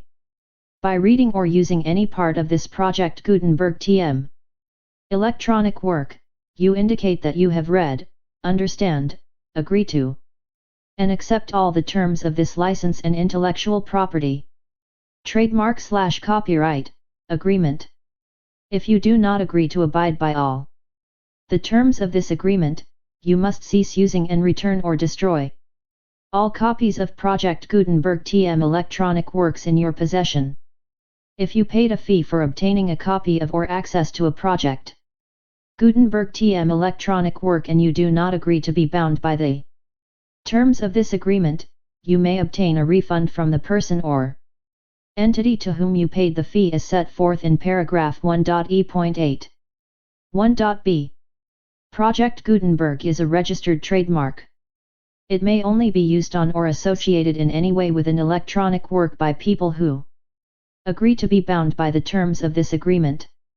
There are a few things that you can do with most Project Gutenberg TM electronic works, even without complying with the full terms of this agreement. See paragraph 1.c below. There are a lot of things you can do with Project Gutenberg TM electronic works if you follow the terms of this agreement, and help preserve free future access to Project Gutenberg TM electronic works. See paragraph 1.e below. 1.c. The Project Gutenberg Literary Archive Foundation, the Foundation, ORPGLOF, owns a compilation copyright in the collection of Project Gutenberg TM electronic works. Nearly all the individual works in the collection are in the public domain in the United States.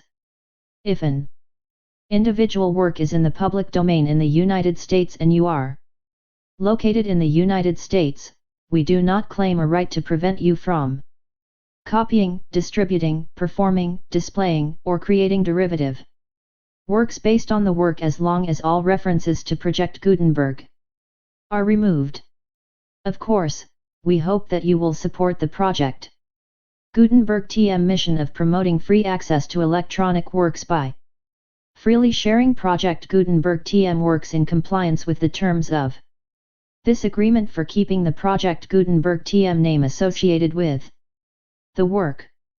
You can easily comply with the terms of this agreement by keeping this work in the same format with its attached full Project Gutenberg TM license when you share it without charge with others. 1.d. The copyright laws of the place where you are located also govern what you can do with this work. Copyright laws in most countries are in a constant state of change. If you are outside the United States, check the laws of your country in addition to the terms of this agreement before downloading, copying, displaying, performing, distributing or creating derivative works based on this work or any other project. Gutenberg TM work. The Foundation makes no representations concerning the copyright status of any work in any country outside the United States. 1.e. Unless you have removed all references to Project Gutenberg. 1.e.1. The following sentence, with active links to, or other immediate access to, the full Project Gutenberg TM license must appear prominently. Whenever any copy of a Project Gutenberg TM work, any work on which the phrase Project Gutenberg appears, or with which the phrase Project Gutenberg is associated, is accessed, displayed, performed, viewed, copied or distributed. This ebook is for the use of anyone anywhere at no cost and with almost no restrictions whatsoever. You may copy it, give it away or reuse it under the terms of the Project Gutenberg license included with this ebook or online at www.gutenberg.net. 1.e.2. If an individual Project Gutenberg TM electronic work is derived from the public domain, does not contain a notice indicating that it is posted with permission of the copyright holder, the work can be copied and distributed to anyone in the United States without paying any fees or charges. If you are redistributing or providing access to a work with the phrase Project Gutenberg associated with or appearing on the work, you must comply either with the requirements of paragraphs 1.e.1 through 1.e.7 or obtain permission for the use of the work and the Project Gutenberg TM trademark as set forth in paragraphs 1.e.8 or 1.e.9. 1.e.3. If an individual Project Gutenberg TM electronic work is posted with the permission of the copyright holder, your use and distribution must comply with both paragraphs 1.e.1 through 1.e.7 and any additional terms imposed by the copyright holder. Additional terms will be linked to the Project Gutenberg TM license for all works posted with the permission of the copyright holder found at the beginning of this work. 1.e.4. Do not unlink or detach or remove the full Project Gutenberg TM license terms from this work, or any files containing a part of this work or any other work associated with Project Gutenberg TM. 1.e.5. Do not copy, display, perform, distribute or redistribute this electronic work, or any part of this electronic work, without prominently displaying the sentence set forth in paragraph 1.e.1 with active links or immediate access to the full terms of the Project Gutenberg TM license. 1.e.6. You may convert to and distribute this work in any binary, compressed, marked up, non-proprietary or proprietary form, including any word processing or hypertext form. However, if you provide access to or distribute copies of a Project Gutenberg TM work in a format other than plain vanilla ASCII or other format used in the official version posted on the official Project Gutenberg TM website, www.gutenberg.net, you must, at no additional cost, fee or expense to the user, provide a copy, a means of exporting a copy, or a means of obtaining a copy upon request, of the work in its original plain vanilla ASCII or other form. Any alternate format must include the full Project Gutenberg TM license as specified in paragraph 1.e.1. 1.e.7. Do not charge a fee for access to, viewing, displaying, performing, copying, or distributing any Project Gutenberg TM works. Unless you comply with paragraph 1.e.8 or 1.e.9. 1.e.8. You may charge a reasonable fee for copies of or providing access to or distributing Project Gutenberg TM electronic works provided that you pay a royalty fee of 20% of the gross profits you derive from the use of Project Gutenberg TM works calculated using the method you already use to calculate your applicable taxes. The fee is owed to the owner of the Project Gutenberg TM trademark, but he has agreed to donate royalties under this paragraph to the Project Gutenberg Literary Archive Foundation. Royalty payments must be paid within 60 days following each date on which you prepare, or are legally required to prepare, your periodic tax returns. Royalty payments should be clearly marked as such and sent to the Project Gutenberg Literary Archive Foundation at the address specified in Section 4, Information about donations to the Project Gutenberg Literary Archive Foundation. You provide a full refund of any money paid by a user who notifies you in writing, or by email, within 30 days of receipt that he does not agree to the terms of the full Project Gutenberg TM license. You must require such a user to return or destroy all copies of the works possessed in a physical medium, and discontinue all use of and all access to other copies of Project Gutenberg TM works. You provide, in accordance with paragraph 1.f.3, a full refund of any money paid for a work or a replacement copy, if a defect in the electronic work is discovered and reported to you within 90 days of receipt of the work. You comply with all other terms of this agreement for free distribution of Project Gutenberg TM works. 1.e.9. If you wish to charge a fee or distribute a Project Gutenberg TM electronic work or group of works on different terms than are set forth in this agreement, you must obtain permission in writing from both the Project Gutenberg Literary Archive Foundation and Michael Hart, the owner of the Project Gutenberg TM trademark. Contact the Foundation as set forth in Section 3 below. 1.f. 1.f.1. Project Gutenberg volunteers and employees expend considerable effort to identify, do copyright research on, transcribe and proofread public domain works in creating the Project Gutenberg TM collection.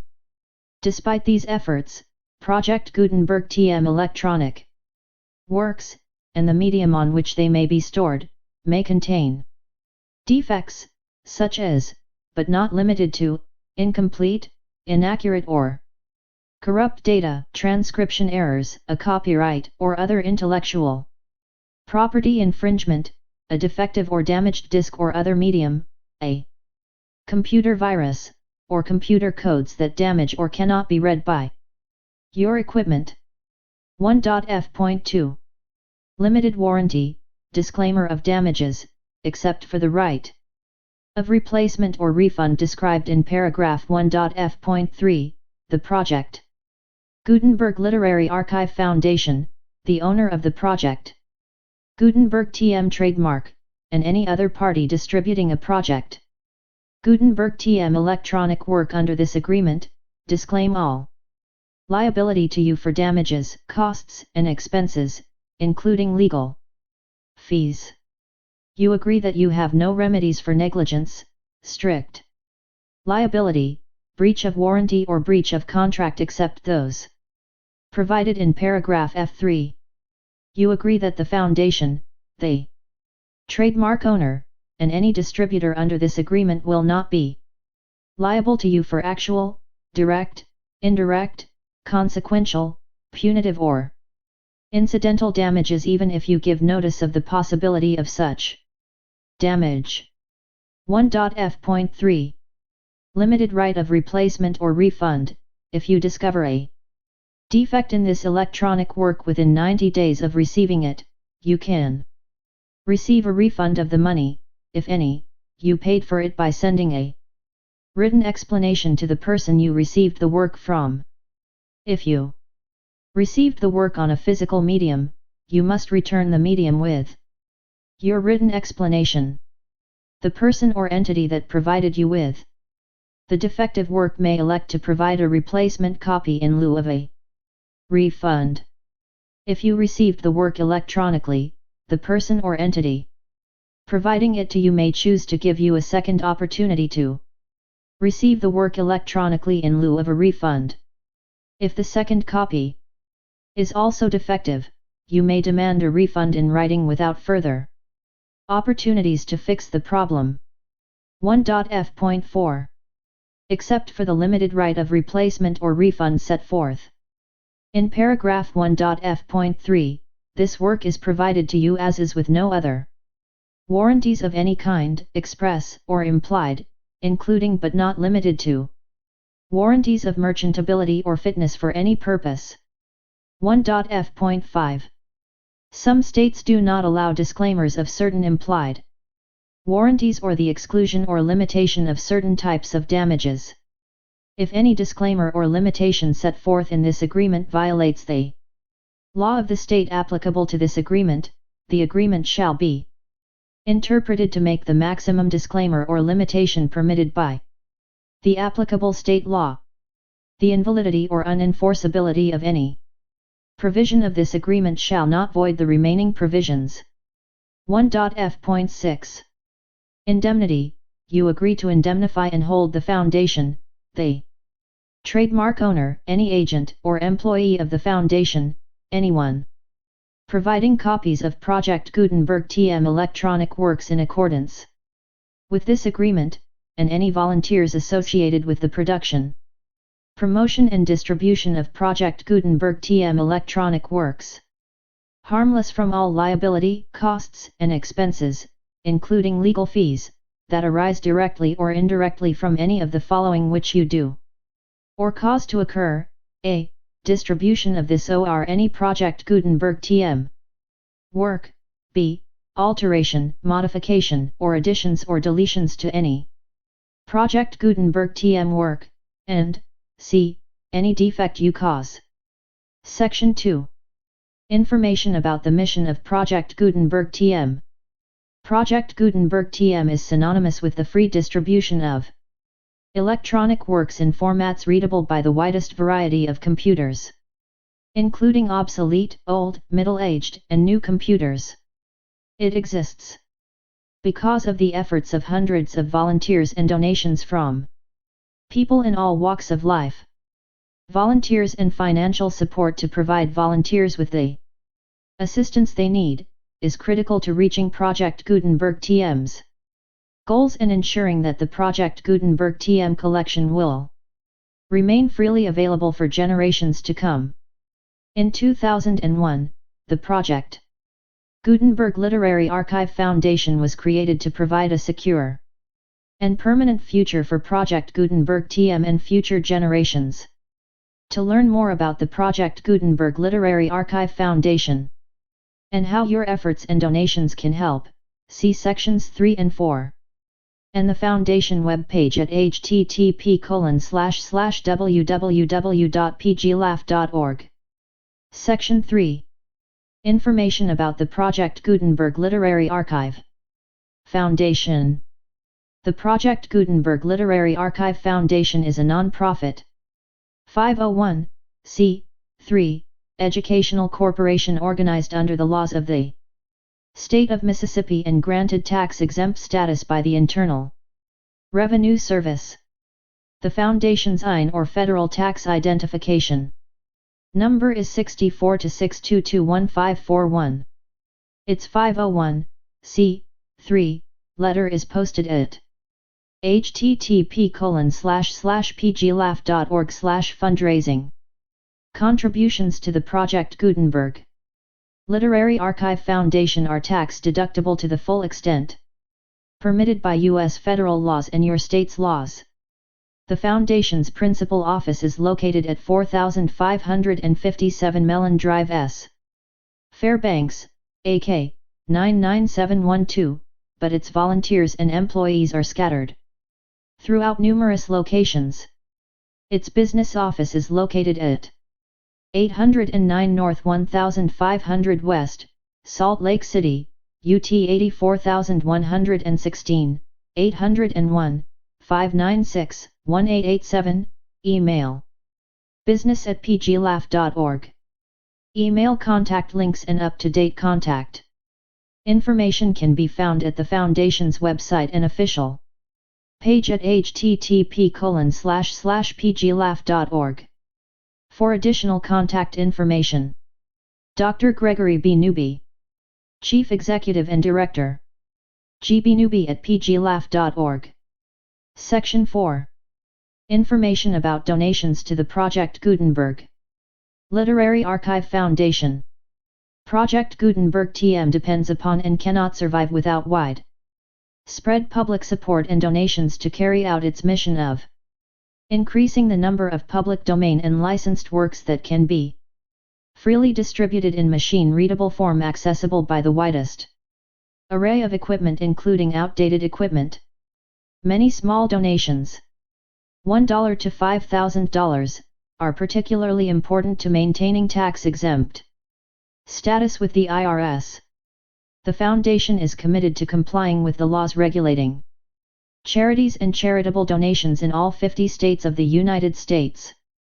Compliance requirements are not uniform and it takes a considerable effort, much paperwork, and many fees to meet and keep up with these requirements. We do not solicit donations in locations where we have not received written confirmation of compliance. 2. Send donations or determine the status of compliance for any particular state. Visit http://pglaugh.org. While we cannot and do not solicit contributions from states where we have not met the solicitation requirements, we know of no prohibition against accepting unsolicited donations from donors in such states who approach us with offers to donate. International donations are gratefully accepted, but we cannot make any statements concerning tax treatment of donations received from outside the United States. U.S. laws alone swamp our small staff. Please check the Project Gutenberg web pages for current donation methods and addresses. Donations are accepted in a number of other ways including checks, online payments, and credit card donations. To donate, please visit http://pglaugh.org/donate.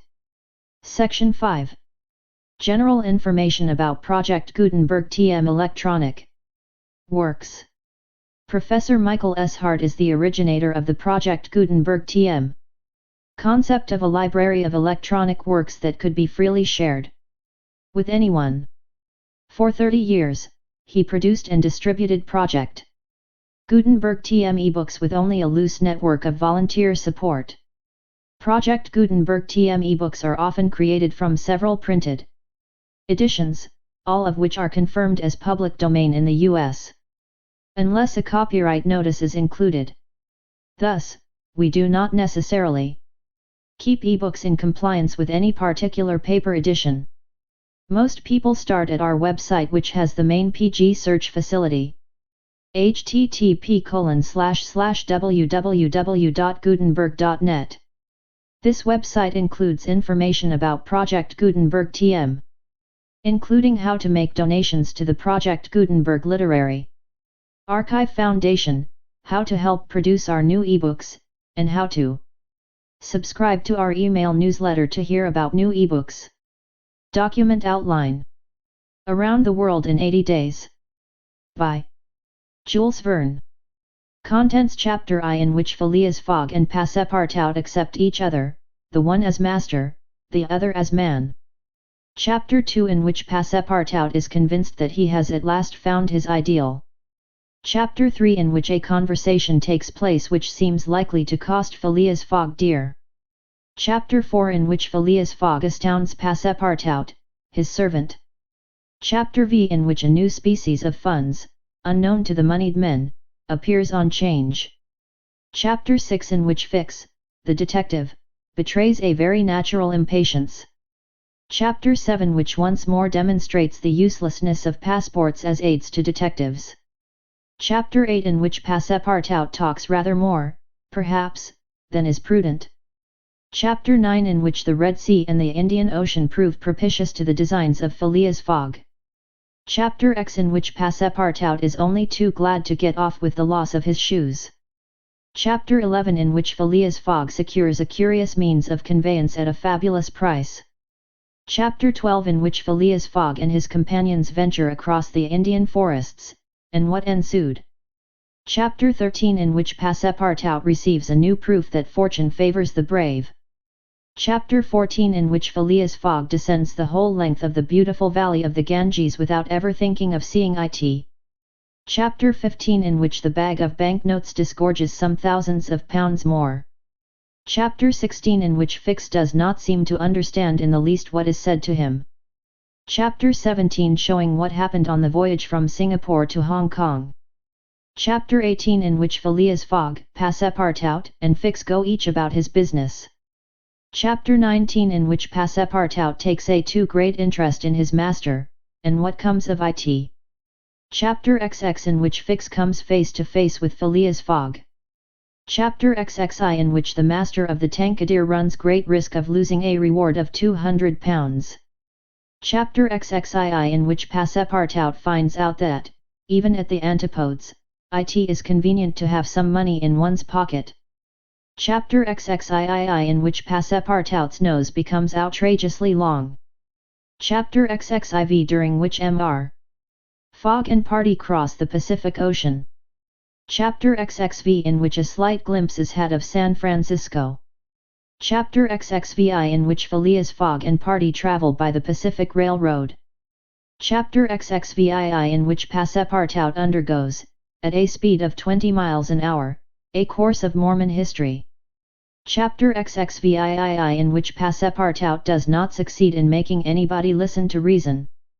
Chapter XXIX, in which certain incidents are narrated which are only to be met with on American railroads. Chapter XXX, in which Phileas Fogg simply does his duty. Chapter XXXI, in which Fix, the detective, considerably furthers the interests of Phileas Fogg. Chapter XXXII, in which Phileas Fogg engages in a direct struggle with bad fortune. Chapter XXXIII, in which Phileas Fogg shows himself equal to the occasion. Chapter XXXIV, in which Phileas Fogg at last reaches London. Chapter XXXV, in which Phileas Fogg does not have to repeat his orders to Passepartout twice. Chapter XXXVI, in which Phileas Fogg's name is once more at a premium on change. Chapter XXXVII, in which it is shown that Phileas Fogg gained nothing by his tour around the world, unless it were happiness.